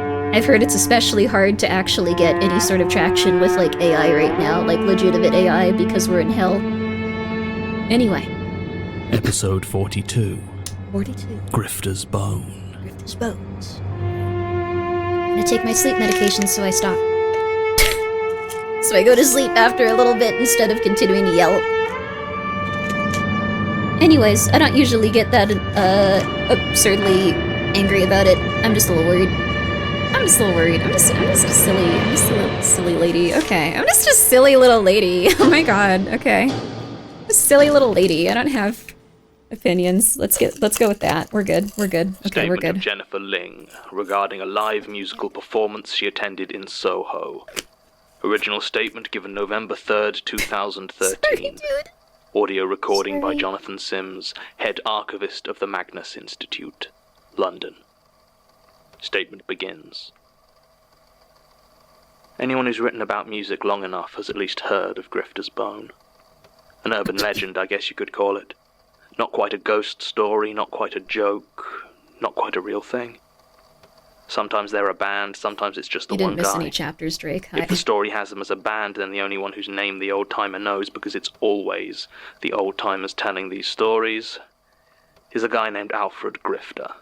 Some will swear blind it's his real name, others will just give you a knowing look and ask if it sounds. I also really want to quickly say thank you so much, The Animation Easy, for subscribing. And thank you everyone for dealing with that absurdly silly time. I also think it's very fair if people have these opinions, because this is what's it's been pushed in the news very, very aggressively, that AI is going to help us for a very long time. So, but it's getting weird. It's getting really weird. Real. Fact is, no one knows a damn thing about him except the name he goes by, so it's all just story and gossip. Speak up? No. But there's still plenty to go around. I refuse. Story goes of a mediocre musician with a hunger for more who turns to the dark arts, usually devil worship or witchcraft, but gets it wrong. I've heard it told as a curse, a badly worded wish, or even a devil that just gets mad at being summoned and beats him till his hands don't work. The end is always the same, though. His music is so grating, so gut-churningly awful that he, or sometimes his band, have to sneak into gigs to play unannounced to any audience they can find. And the music is dreadful. A grim cacophony of discord and noise, too much to bear. You can always tell when Grifter's Bone has been on, they'll tell you, because of all the torn off ears. They're not entirely wrong. I've been writing for Earful for a while. Used to be just me, firing my music thoughts onto a blog, but a few years back my then friend, now boss, Tommy Moncrief, said he was starting up a music site and would I write for it. I said of course I would, and now here I am running video content for it. Earful.com's only been around 3 years or so, but to be honest, in the world of music sites, that gives us a pretty decent pedigree. Tommy's from the old school, used to write for dozens of music magazines back in the Dead Tree days, before print became an embarrassing older relative that just wouldn't die. Point is, he knew a lot of older contacts and writers, most of which he brought on board for Earful. That means I was quickly brought up to speed on decades worth of London music scene gossip by middle-aged white men who only ever wore t-shirts for bands that ended tragically. And that's when I started to hear about Grifter's Bone. Whenever someone was listening to some subpar submission or even just some music of their own that wasn't well regarded, one of the old-timers, usually Mike Baker, would shout over, "I see you got the new Grifter's Bone album," or "I didn't know Grifter's Bone reformed," or something like that. It was annoying as hell, but I never really brought it up. And after hearing every possible variation of the story from a half-dozen drunken writers at our Christmas do, I just kind of decided to let it go. I didn't think much more about it until earlier this year. There's a guy who works for Earful by the name of Lee Kipple. His official title is Submissions Editor, though we call it something a little more vulgar. And it's his job to listen through all the music we're sent unsolicited. CDs, MP3s. Recently there's even been a weird fad for sending in music on novelty USB drives. He listens to all of it. As you can imagine, most of it's awful. Still, Lee is pretty much the nicest guy I've ever met, and I don't think I've ever once heard him complain. He's tall, a bit lanky, with long blonde hair that covers his ears, and his eyes if he's not careful. Because of his job, Lee obviously gets a lot of comments about listening to crappy music, and if it's one of the older folk, you can bet they'll mention Grifter's Bone. It took me a while to notice how weird his reaction was when this happened. Whereas most of the staff would fake laugh, sigh, or maybe swear a little, Lee would go very still. He'd nod gently and reach up to scratch his ears, still mostly covered by hair. No one seemed to notice. I kept watching him, and the pattern repeated whenever the band was mentioned. I don't know when I decided that he must have seen Grifter's Bone perform live, but I did. And more than that, I decided he must have fake ears, having torn his own off when he saw the show, and that's why he wore his hair so long to cover them. I didn't really believe it, obviously. It was just a fun little theory I liked to play around with. But the more I watched Lee, the more it seemed that he did deliberately try to keep his ears covered. Finally, about a month ago, I decided to just ask him. We'd all gone out for drinks, and I'll admit I may have had a few more vodka tonics than would have been wise, but when the others had headed home and it was just Lee left, I decided now was the time. I asked him if they were as bad as everyone said. He looked puzzled, and I leaned in closer. Grifter's Bone, I said. He froze, completely still. I waited for him to touch his ears, but instead he just stared at me, unmoving. He began to stutter something about not knowing what I was talking about, but I cut him off. It was written all over his panicked face. He had seen them. I watched as he decided whether or not to try and run. There was a moment I was sure he was going to literally bolt for the door, but instead he sighed and nodded his head. It was 4 years ago, he told me, at the Good Ship in Kilburn. Lee had been watching an up-and-coming metal band whose name he could no longer recall. They'd been fine, a bit disappointing, so he was in a mood to finish his drink and leave. The rest of the audience seemed to be of a similar mind, so nobody noticed when a man climbed onto the stage and set up a small keyboard. The man was short, so Lee said, and painfully thin, wearing a ratty old brown suit that draped around him like, in Lee's words, flaps of ill-fitting skin. His thinning black hair was slicked back, and his face had a strange look of cruelty to it. As he placed his fingers on his instrument, they left behind dark red spots on the bright white keys. Lee said he had never heard of Grifter's Bone before that moment, but somehow he knew that's what he was looking at. And then the music started. After he said this, Lee went very quiet. It was clear he was concentrating very hard. I waited, not wanting to interrupt, but in the end he just shook his head. He couldn't remember the music, he said. He'd tried, but it was just blank. He'd come back to himself, wandering the streets of Kilburn almost 2 hours later, his shirt soaked in blood, mostly his blood. At this, Lee unbuttoned his shirt and showed me a series of vivid scars slashed onto his chest. The hospital had said it was likely a box cutter of some sort, but he had no memory of it. By then it looked like he was on the verge of tears, but I couldn't leave it alone. I asked about his ears. He actually laughed at this and said no, he hadn't torn them off. Reaching up, Lee pulled back his long blonde hair to reveal an ear that, at first glance, appeared normal. Looking closer, though, I saw that he was wearing earplugs, flesh-covered so as not to be obvious, and caked around the edges of them was a ring of dried blood. He said it was the only way he'd found to stop it dripping down and ruining his shirts. I was a bit freaked out at this, understandably, I think, though it was entirely my own fault, and I had told him he needed to see a doctor if his ears wouldn't stop bleeding. Lee just shook his head, said he'd seen enough doctors to know they couldn't help, and that he had learned to cope with it. We drank the rest of the night in silence before heading our separate ways. I know I should have left it alone after that, and I certainly didn't bother Lee again, but I found I just couldn't let it go. Either Lee was mad, or Grifter's Bone was real. I started doing research online. There were a few sites that referenced it as an urban legend. There was a punk duo in Oregon who proudly announced that they had named themselves Grifter's Bone after what they described as Britain's musical Jack the Ripper. There were a lot of posts on music forums from newbies to the scene asking what Grifter's Bone was, but nowhere had anything even remotely like Lee's story. Finally, having kind of run out of steam, I threw my findings together into a short feature article and sent it to Tommy, who dutifully approved it. I figured I'd wasted enough time on the subject that I could at least put it towards something decent for the site. It did all right, though it wasn't enough of a hit to justify the time spent on it. Lee didn't mention it when we next talked. I had asked if I could write up his experience after thoroughly anonymizing it, and he'd shrugged and said fine. All in all, it felt like whatever it was that had hooked me, it was over, and I wasn't too broken up about it.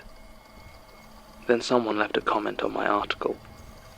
It just read, "Tonight, Soho." I wouldn't have paid it any attention if it hadn't been for the second line. No earplugs required. These earplugs, and the reason behind them, had been the only thing he requested I leave out of the article. I mentioned it to Tommy, and he just said something about time wasters and how I had better things to do than spend an evening wandering around Soho, randomly walking into music venues. It probably says something really depressing about my personal life that actually I didn't have anything better to do. So that afternoon I was doing exactly that, wandering around the streets of Soho making a note of all the performers listed as playing that night. As expected, none of them listed Grifter's Bone as playing, but I made a note of them anyway. It wasn't that late, but it was already dark, the world illuminated by the colourful glow of the Soho signs and shop fronts. The wind was slow in the narrow streets, but still cut through my thin woolen coat as I wandered, looking for a small, cruel-looking man in a ragged brown suit. I'd kept my watch maybe an hour when I saw someone staring at me from the doorway of a small shop.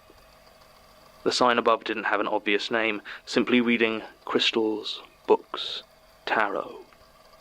He was tall, black and careworn, deep lines of worry etched into an otherwise handsome face. When he saw me looking at him, he began to walk up to me, still with that intense look. I took a couple of steps back and asked if I could help him. He shook his head as if unsure what to say, then asked me what I was listening to. A chill ran over me as I realized he was staring at my ears. I said I wasn't listening to anything as I wasn't wearing headphones, and asked him what he wanted. He shook his head again and mumbled something about protecting my hearing. He turned away then and started walking back into the shop. I was about to follow him when I saw a small group of people turning the corner. Their features were hard to be sure of in the dark, but walking at the front, dragging a rolling keyboard case, was a short, thin man in an oversized brown suit. The three figures behind him were all much taller than him, but each was stick-thin and moved with a jerkiness to their motions. I looked back to where the strange, staring man had been, but he had retreated inside his shop, and the lights were now off, so I began to follow the man I thought to be Alfred Grifter, as he and his companions moved down the street. The others all carried instrument cases as well, and no one else on the street seemed to pay them any notice at all, not even when the tallest physically shoved a man out of his path.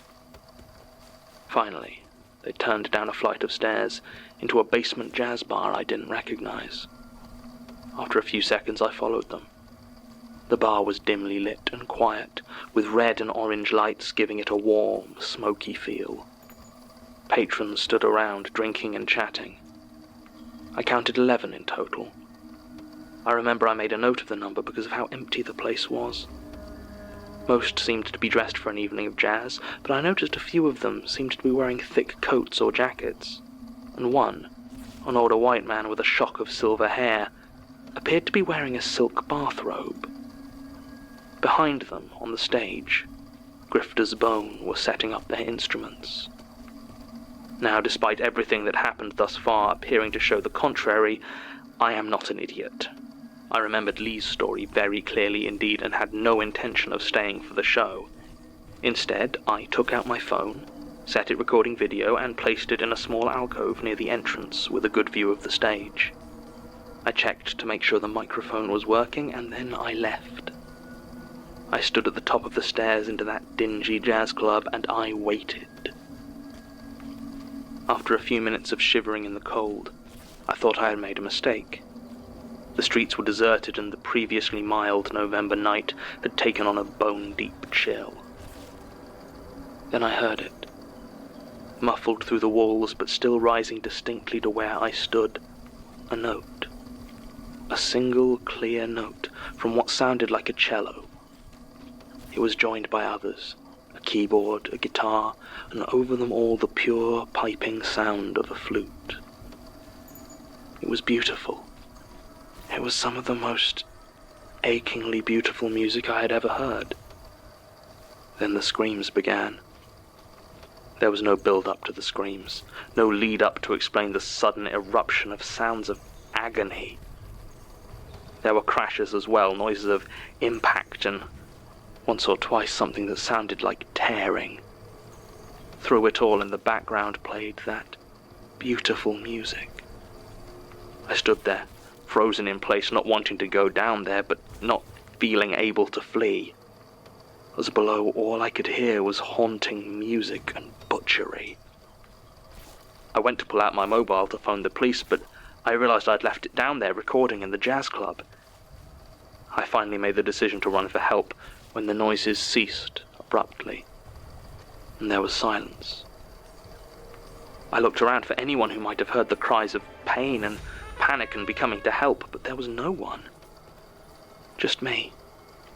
I began to slowly, carefully make my way down towards the basement.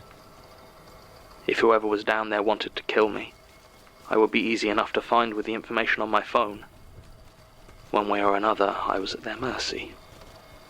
When I opened the door, it was hard to know exactly what I was looking at. In the dull red light, the torn and mangled remains of the people I had seen alive not half an hour ago were almost indistinguishable from the carpet and furnishings. On stage, the musicians calmly packed away their instruments. They did not have a spot of blood on them. The one in the brown suit, who I assumed to be Alfred Grifter, looked up.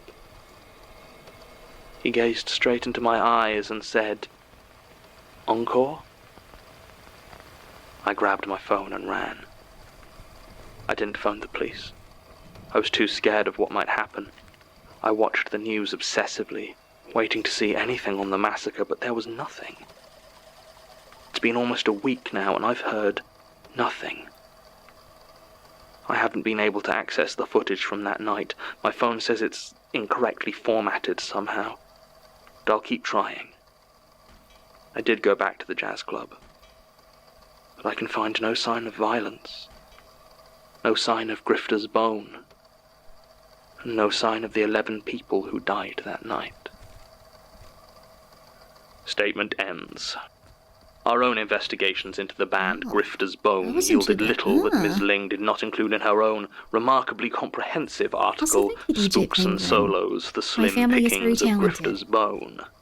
Certainly her statement appears to be easily the most detailed account of any encounter with the band, assuming it is to be trusted. The Dean Street Jazz Club strenuously denies any violence took place on its premises during the dates in question, and there are no police reports that seem to match up with Ms. Ling's description. Well, I suppose that's not quite true. According to police reports, in the month of October 2013, there were a total of 11 deaths by violence in the Greater London area. It's impossible to match the details of all of them based on the information in Ms. Ling's statement, but one of the victims, Mr. Albert Sands, 67 years old and beaten to death in his own home. Although it happened 2 weeks before the events of this statement, according to the police, he was wearing a silk dressing gown when he was brutally murdered. We are unfortunately unable to follow up with Ms. Ling. It seems roughly 2 weeks after giving this statement, she assaulted Agatha Norrell, her elderly neighbour, with a claw hammer. Ms. Norrell was left in a coma from which she did not recover, while Ms. Ling turned the hammer upon herself. By the time the police arrived, she had done so much damage to her head that there was no hope of saving her. I have an uncomfortable feeling she might have finally gotten that video to work. End recording. Oh, jeez. Supplement. Oh yeah. I've been Wait, watching he's gonna do Martin. some silly stuff now. He's been very attentive to my needs and recovery since I returned to work, almost to the exclusion of his own tasks. Dude, you have a friend. Calm Previously, I down. might have ascribed such ministrations to his own lax work ethic, but in the stress of Prentice's attack, I am sure I glanced moments of competence or even cunning that are beyond what his previous work would indicate. Oh my Is god. he playing the fool? Purposefully failing in his task to delay or hinder my investigation? Dude! It's possible. Dude! He has also shown remarkable interest in my own theories as to who killed Gertrude. I have thus far diverted him by saying I believe it to be whatever is lurking in the tunnels below, but he seems unsatisfied by that response. I'm glad he's moved out of the archives, as it gives me a chance to work here without his constant presence. Also because he managed to leave some of his possessions behind. For the most part, it's just a few books of relatively awful poetry. There are a few pieces I feel could almost have been affecting if his style wasn't so obviously enamored with Keats. But there is an unfinished letter addressed to his mother in Devon, in which he mentions that he is worried about the others finding out I've been lying.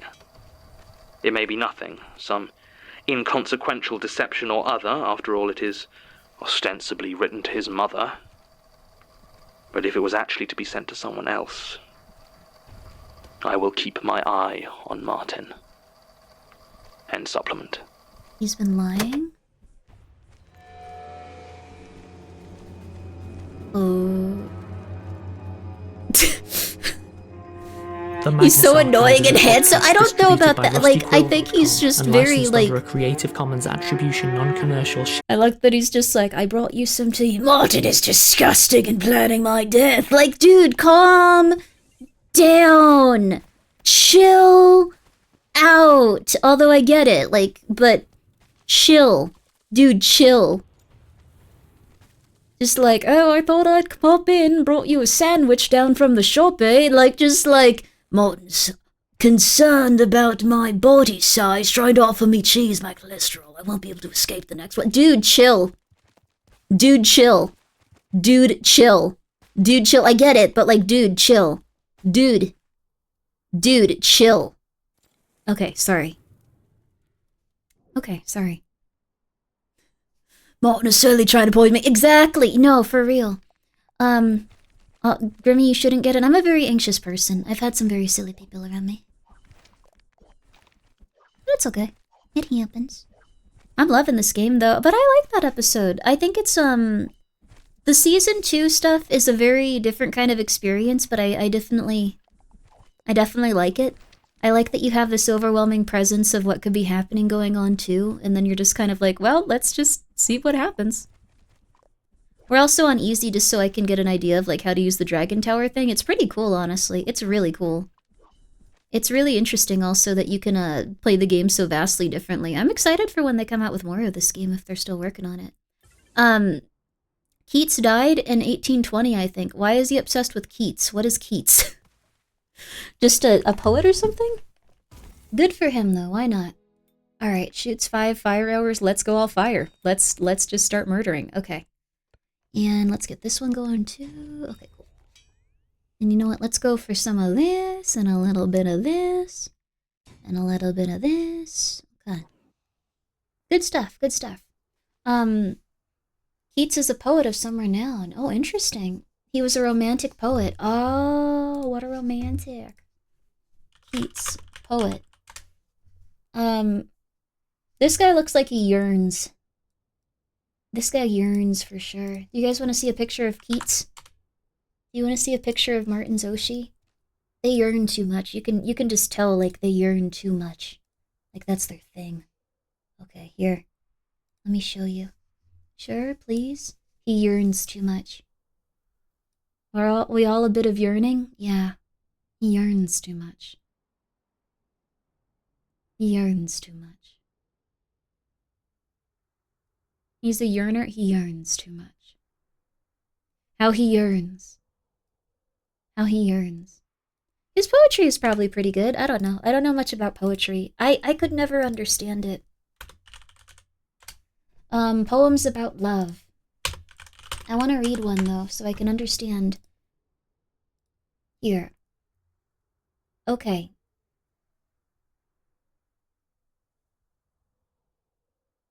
The best poem ever written by him.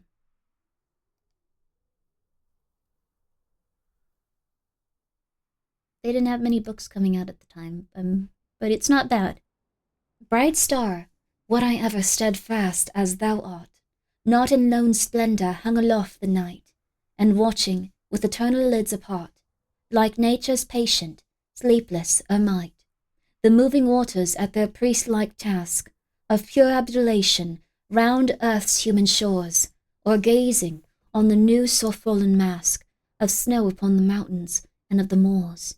No, yet still steadfast, still unchangeable, pillowed upon my fair love's ripening breast, to feel for ever its soft fall and swell, awake for ever in a sweet unrest, still, still, to hear her tender take a breath, and so live ever, or ever swoon to death. Doesn't... I don't think I'm the target audience, but it's very nice. They do yearn. That's a lot of yearning for one man. One thing I always wanted to get into is poetry. It all sounds so pretty. It does sound very pretty. Vina, thank you so much for being here for 3 months. I really do appreciate that. I'm not like a super romanticizing type of person. It has to be like tied to like, I don't know, people like living the same life over and over again, going crazy slowly, like in a light novel or something. But this is quite nice. Romantic poetry sounds right up your alley, to be honest. I like the romanticism, but the coupling is like something I'm not as into. I know everyone goes Fujoshi, but like that's, I don't know. I think the target audience is dead, Grimmi. Oh, that's next episode. Let's see here. Let's get those pre-rolls off with a couple of minutes of ads, and then we're gonna listen to the next episode. My bad. Fair. Extremely fair. Let's do a minute and 30. All right, everybody. Minute and 30. We'll be right back. You're not gonna miss anything. We are waiting, so you're almost 11 hours in. A little more. One more. We're gonna have to get to the end of the next season, so it's gonna take a little bit. We gotta get there, though. We gotta get there. Target audience was 200 years ago. Damn, dude, that's a lot. Okay. Last episode, I promise. We're gonna do this one, and then we can call it for the night. So not even 12 hours yet. Damn, dude. And then tomorrow we're probably gonna continue with what's it called? With routine. If you'd like to check it out, you can also use that panel down there. I thought it was an amazing game. The vibe of it was amazing. The feel of it was amazing. There were so many amazing details. It felt like you were truly in it. It was a really good horror game.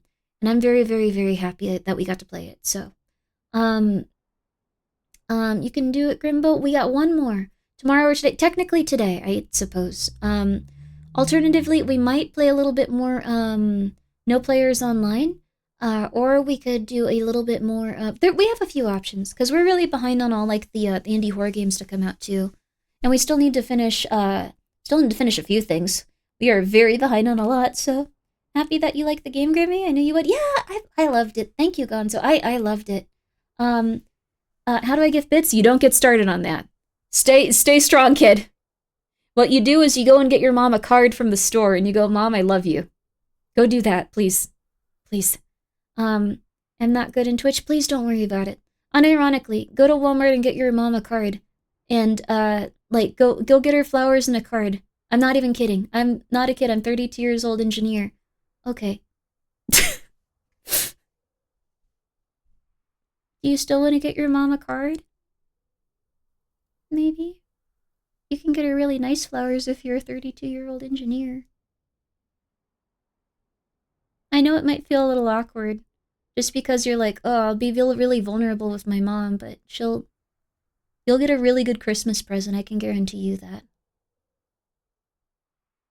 If your mom wasn't nice to you, you can get some for your dad. If your dad wasn't nice to you, it's time for you to adopt a cat. 2 of them, actually. I take care of my family, don't worry. Oh, that's nice! Yo, you don't have to do anything then. That makes me happy to hear. Okay, cool. Alright, we're gonna get back to it with the next episode, but that is very nice of you, I appreciate that. Also, thank you so much. Hi, you, shu, ka. I didn't say that. Hi, you, shu, ka. That was it. Thank you for the 100 bits. I appreciate that, and I hope you get your mother a nice card. And even just a single flower would make her happy. There you are. Okay. You could get her a cactus. Archives. Have you considered the game Horses? Why do you want me to play that game? I've heard... I looked at that game during... Okay, Anyways, we could play it if it's really good. If it's a good game, we'll play it. But up next, the Magnus Archives.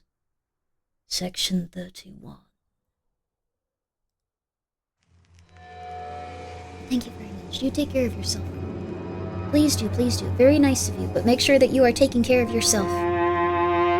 From one engineer to another, I'll take flowers and a card, bro. Yeah, let's go! 1 second, I'm adjusting my pants and stuff. It's been like 11 hours. The Magnus Let's go for 12. Let's go. No. Okay, we'll see how we feel. Maybe I just start streaming when we wake up so we can get through the Magnus Archives. Maybe I stop doing this to myself and all of you. We'll figure that out. Episode 43. Lena liked it, Section but it sure is a 31. game. Yeah, if Lena liked it, it's probably pretty good. Oh, we're really early on this run, too. I just realized.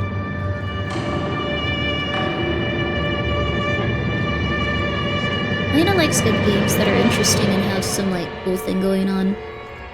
I like games if I have literally any positive association with them. I like games even if they just don't make you kill an animal, or... I really shouldn't be talking about it on tape. That's entirely up to you. You came to us. Yeah. Just want to talk about it with someone, you know? Very much so. I'm breaking the law by talking to you. You understand that? I think so. Some sort of non-disclosure agreement, I believe. Pretty much. Oh. Do you need my real name? Technically, no, but from what I understand of your situation, you'd be rather identifiable even without it. This is not the first time we've had statements from witnesses in sensitive positions. I'll mark the tape and file it for internal use only, which means it comes under the Institute's own very strict NDA policy and cannot be referenced or requested by external agencies or authorities, such as the police. That's the best you can offer? I'm afraid so. Though I remind you again, you are under no obligation to make a statement if it makes you uncomfortable. Or if you're worried about your voice being recognized, you could always write it down. I'll make an audio copy later. I'm not really big on writing. I'm more of a talker. Odd choice of career, then. I hear there are lots of forms to fill in. Not much since I became Section 31. Yes, you mentioned this Section 31. You know what, we will cover it in the statement. Statement of Police Constable Basira Hussein regarding her time investigating strange occurrences as part of Section 31. Ooh. Statement taken directly from subject, September 19th, 2016. Statement begins. Now? Yes.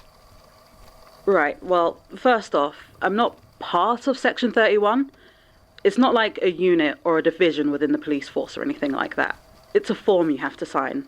Section 31 of the Freedom of Information Act covers exclusions for information pertaining to law enforcement. It just means that any information that could interfere with the prevention or detection of a crime can't be given out as part of an FOI request. So what happens is, when you stumble across something a bit weird, then after it's over, you're taken to one side and told to sign a form officially declaring what you saw and experienced was directly related to a crime. Then it's covered by Section 31 and can't be revealed under the Freedom of Information Act. There's a whole bunch of other NDA stuff in there as well, but it basically means you have to keep quiet about it. The thing is, signing your first Section 31 really marks you out. Word spreads fast in the station, and once they see you've signed one, people start to push you in that direction. They call you sectioned, which I guess is kind of appropriate. You're generally assigned to head out with others who signed, and if any officers get a whiff of something weird from a scene, they'll wait till you arrive, rather than going in themselves and risk getting sectioned themselves. I suppose in some ways it's kind of a unit, but not one with any funding or training or official power.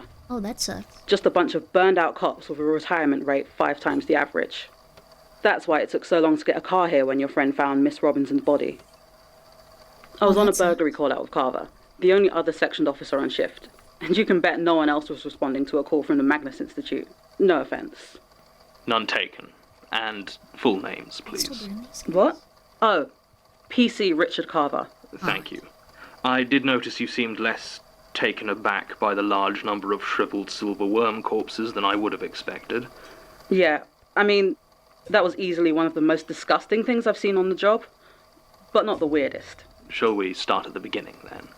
Okay, well, the first time I got hit with a Section 31 was 5 years ago, August 2011. Good information. I'd got my badge the year before that and was still getting used to some of the more stressful bits of the job. We've been going crazy. The week before this happened, I'd heard an officer got his leg shattered by some arsehole with a cricket bat. We were speeding towards the scene, but couldn't do anything but listen to it over the radio. That sort of thing, it does something to your brain. That mix of adrenaline and helplessness. So I was still a bit rattled when the call came in. There was a fire out near Clapham. A residential home had gone up and the fire brigade were calling for some police backup. Apparently the homeowner was getting violent and there were suspicions of arson. I was riding with John Spencer back then. We didn't really get on. Let's just say I wasn't a fan of the tone he always used when he said the word diversity. Though I never had enough to bring any real grievance about it. You're a woman. Even so, he didn't deserve what happened to him. So we arrive at the smoking ruin of a house, and the firefighters have got it pretty much locked down. Just a lot of smoke and damp rubble, except for where we see a couple of firefighters struggling to keep a guy restrained. He was a Hispanic male, probably mid to late 40s, heavy set with a completely shaved head. Another of the firefighters, this one with a fresh black eye, comes over to brief us. Apparently the guy had burst out of the house shortly after they arrived, not a single burn mark on him. The fire brigade had approached to see what help he needed, but instead he just started throwing punches and trying to run. That was an assault charge, sure, but why the arson? The fireman just sort of nods to him, and I realised for the first time the bald guy's saying something. Not loud, but intensely. I mean, this was years ago, so I don't remember exactly what he was saying, but it definitely involved the words cleansing fire, all shall be ash, and the name Asag, which I later learned is some kind of Sumerian demon. So that's weird. Fun. I reckon suspicion of arson was probably about right, and Spencer agreed. So he went to arrest the guy, maybe calm him down some while I got the handcuffs on. There's still part of me that feels guilty it was that way around.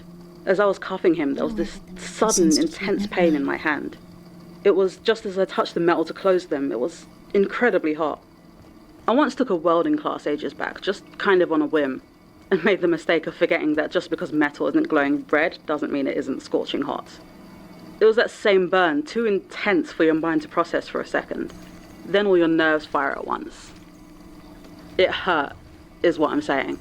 If I hadn't managed to get the cuffs closed before the pain really hit, I don't know what would have happened.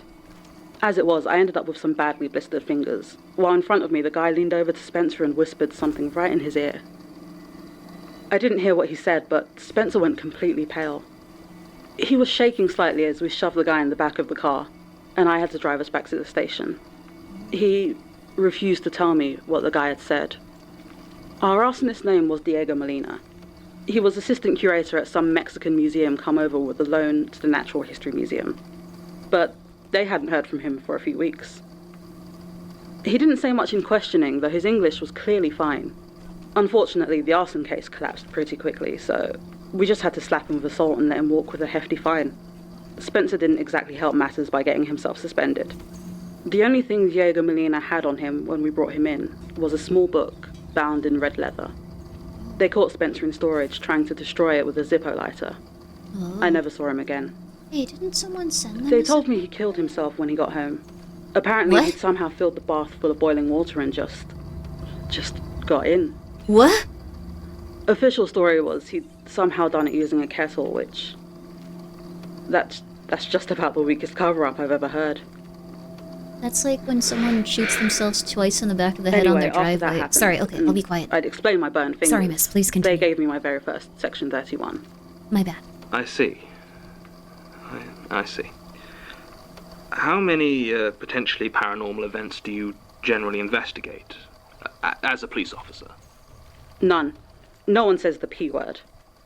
Not paranormal, not supernatural, not even spooky. The words you learn to look out for are weird, odd, strange. And if you hear the phrase, "I'm not quite sure what I'm looking at," then yeah, you're not getting much backup. Almost all of them are false alarms. We get called to a lot of bad drug trips, animal attacks, and folks with genuine mental health issues. Those are the ones that have the potential to sound weirdest during initial contact. I didn't get another genuine Section 31 case for almost 3 years. July 18th, 2014. I remember because it was the hottest day of the year and the aircon in the car was out, so we were really suffering. It was me and Alice Tonner who... Everyone calls her Daisy, but I could never get her to tell me why. Anyway, Daisy was sectioned years before I was even on the force. She's never been that forthcoming about any of her own experience, takes Section 31 very seriously. The most I could get out of her was that she was originally sectioned for something she referred to as spider husks. The way she described it, it sounded like she'd found a bunch of shells.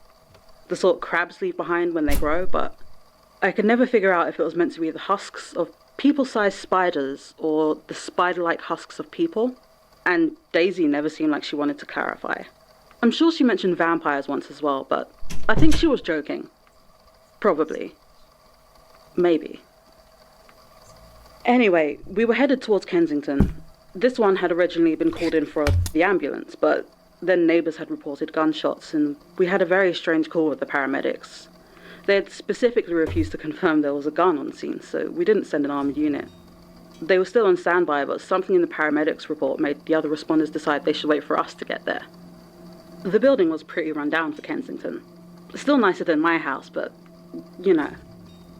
The paramedics met us at the door and showed us up. The lift was out, so we headed up the stairs. On each floor, I saw faces peering out of the cracks in front doors. They must have been the neighbours who heard gunshots. We carried on up until we reached the door that was already open. The lights inside were off. Paramedics said they've all been smashed. The windows had all been painted over, and it was like a boiler room in there. But even in the gloom, it was clear there was a lot of blood around. A lot of blood. We found the victim in the living room, sat on a large armchair. His face was a mess. We got a torch on him, and it was clear he'd been shot in the head multiple times at close range.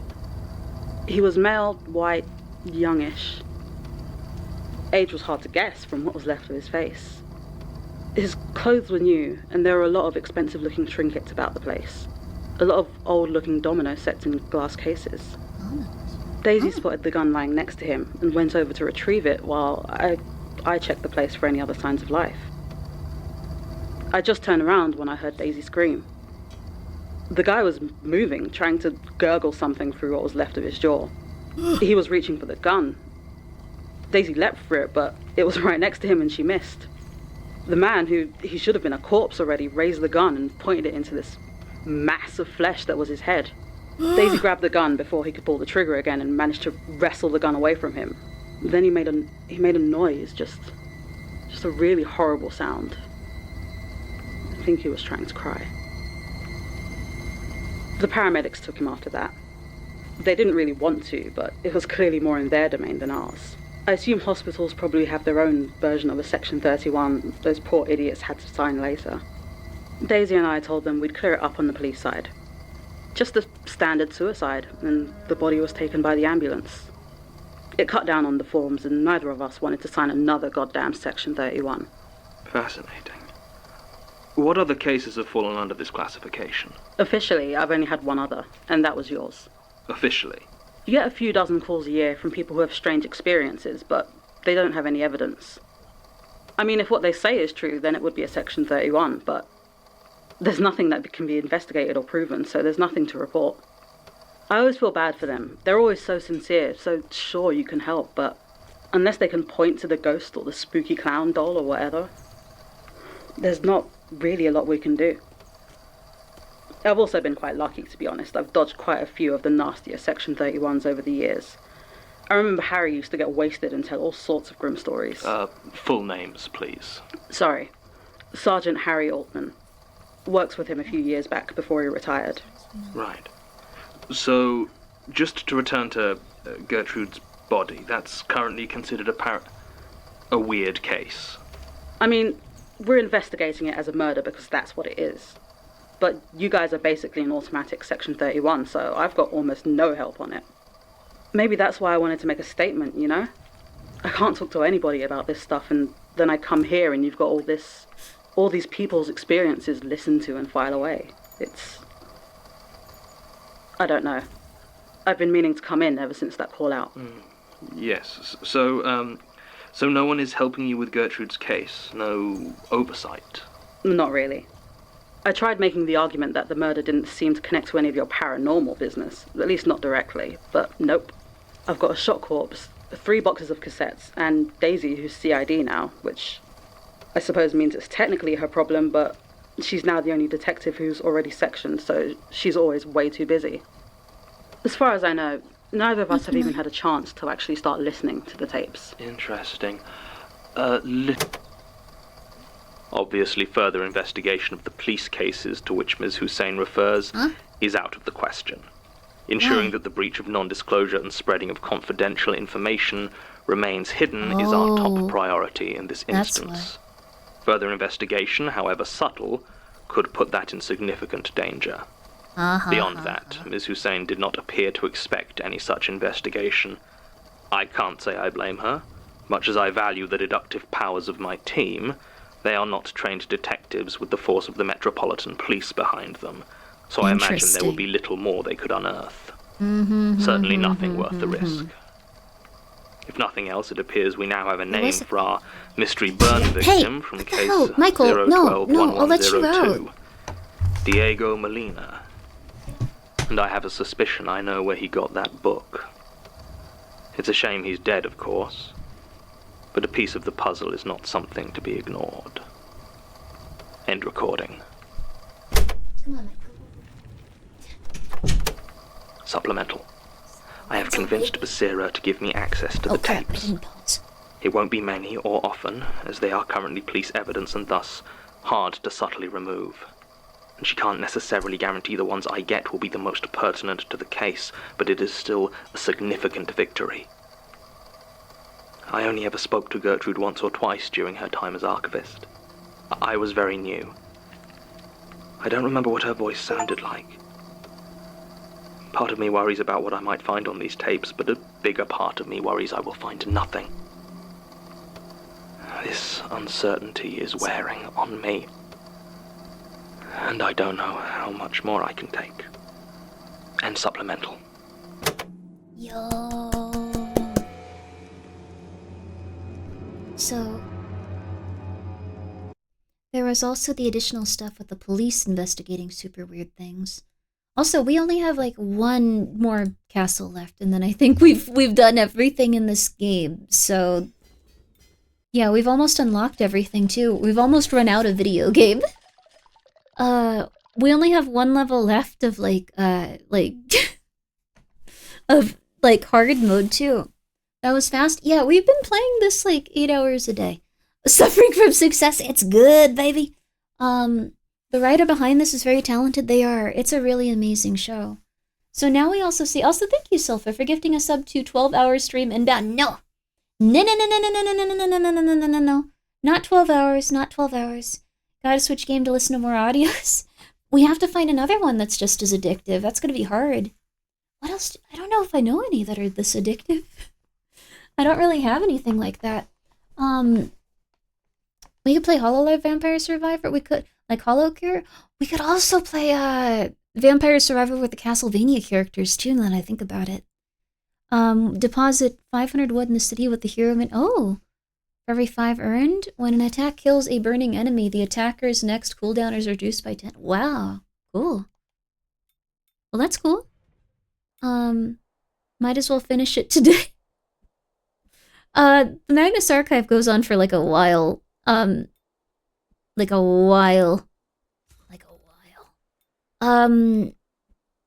So it'll go on for quite some time. We still have a lot to do there.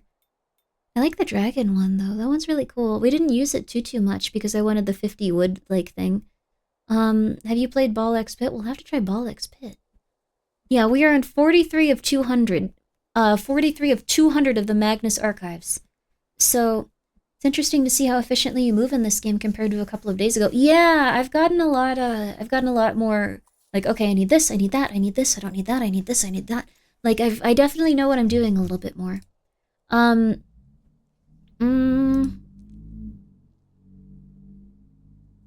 We gotta let it go. We gotta let it go. We've been streaming for so long.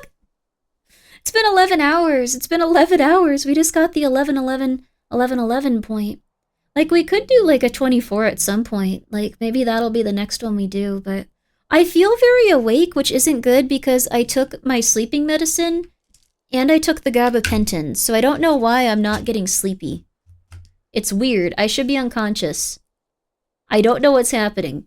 I should be, like, really tired. I think I'm just really me. So... I don't know. Please rest your brain? Yeah. Rip Vaughn Watcher's trying to catch up. I'm so sorry. I am really, really going for it. And also, Generic Statue, thank you so much for the 200 bits. No, officer, I did not kill her. She stabbed herself 16 times. It gets a little bit silly.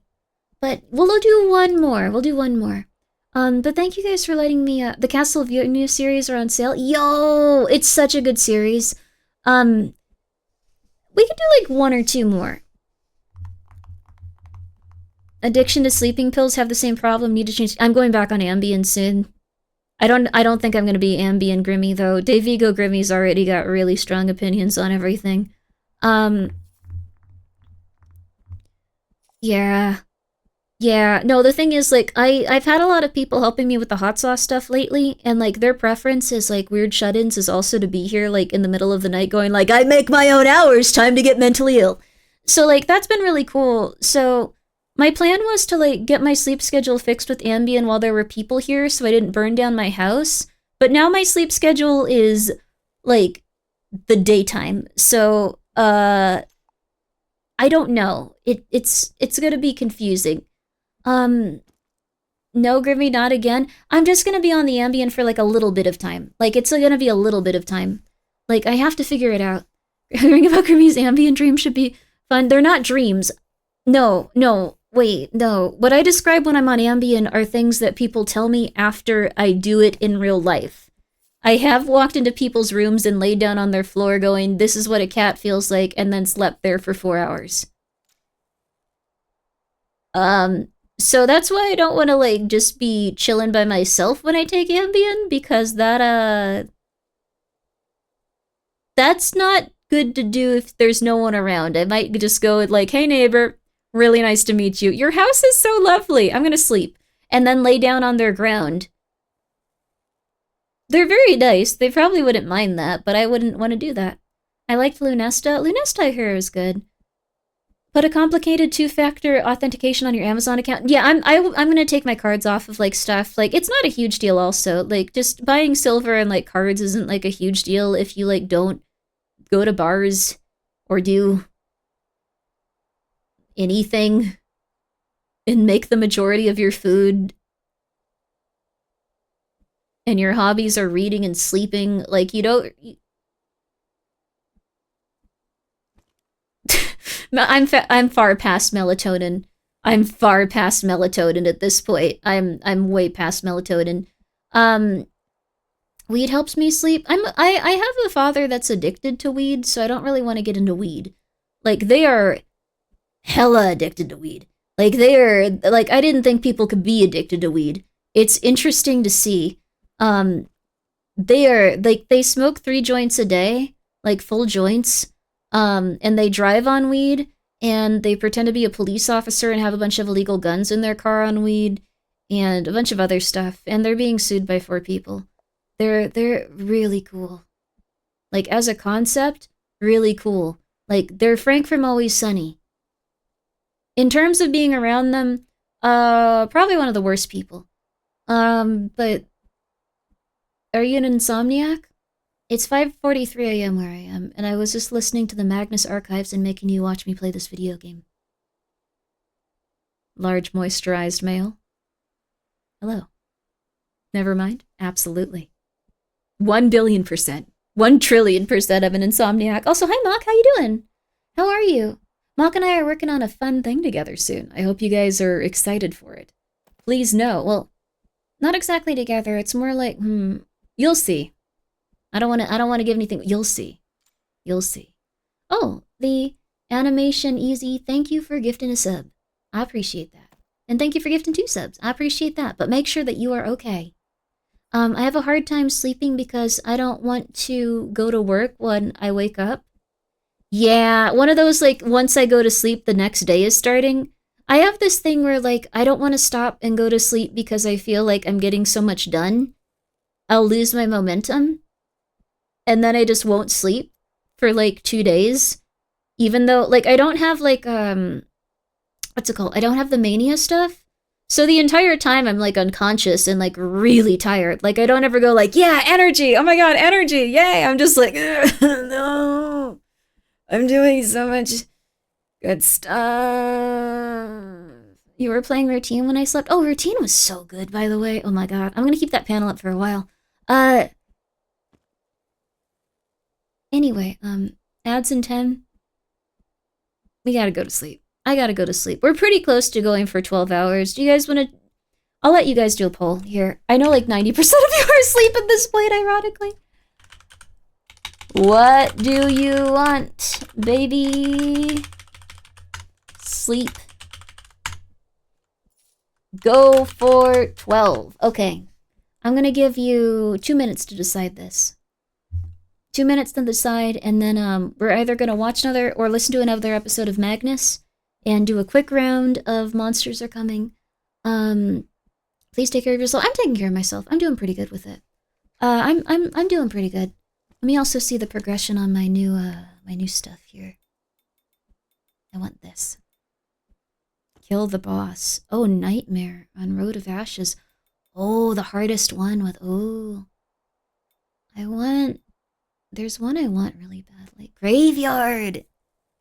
Without building any tombstones. On Roads of Sand Nightmare, damn. See to level 25?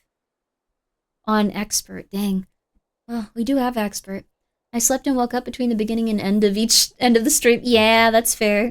I think sleep is winning out. So here's what we're gonna do. We'll go for 12 in the future. It's a good friend of mine who also had bad sleep issues, but he can take meds for it because his body is naturally resistant to most forms of drugs and chemicals. Oh, wow. That's intense.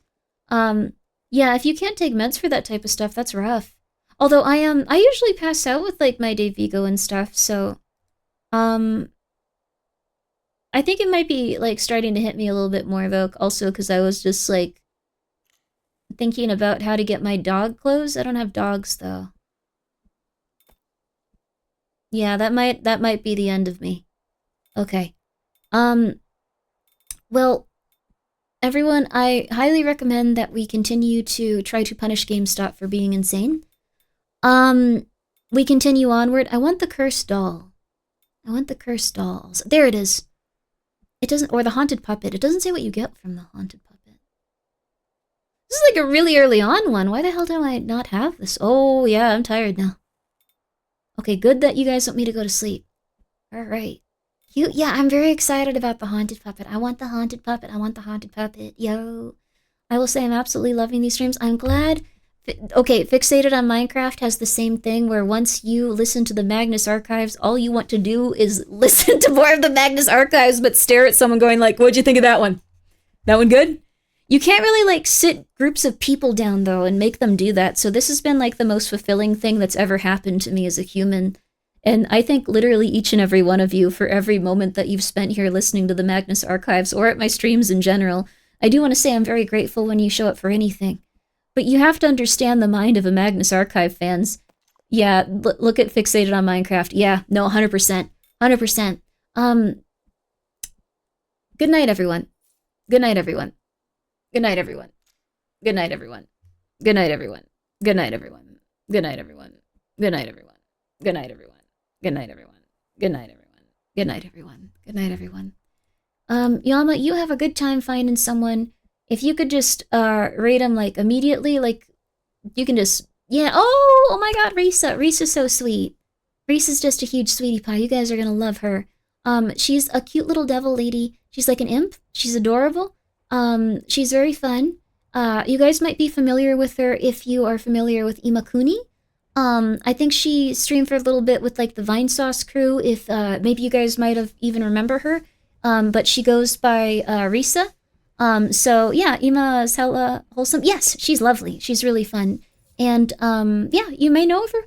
You may have seen her before, and maybe this is your time to get reacquainted with her. Just in time to see Grimmi still going. Raw Fury Games, you made one of the best games. I'm sorry I was a complete idiot. Wait, don't immediately rate. I need to tell Raw Fury this too. I'm sorry, I'm on my sleeping medication now. You made some of the best you aren't the person that made these. You released some of the best games I have ever played. I am so happy I got to play them. Thank you so much for letting me play the wonderful games that you're releasing. I thank you for the sponsorship times 8 billion%. And I will be a lifelong mother flipper that follows your games, not you as a human. Thank you for playing them. No, thank you for releasing them. I'm not going to follow you as a human. I'm going to follow your work as a video game publisher.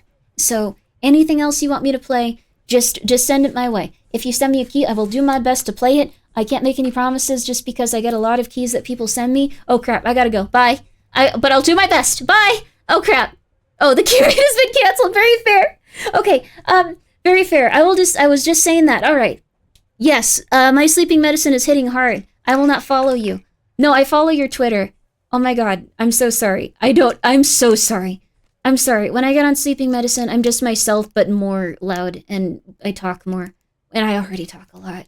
Please go check out Raw Fury, you guys. They put out some amazing games. We've already gone through so much of this one.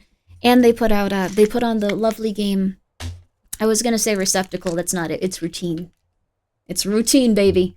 Go and check them out. Go and check out Routine. Hit that link below. I know that for most of it, there was a Cloudflare error, but hit that link below if you want to see more fantastic horror games coming out of Raw Fury's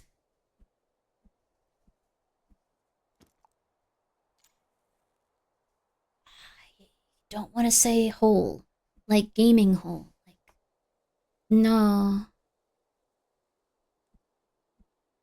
Please send the raid. Send the raid. I'm sorry. I'm sorry. Good night. Good night.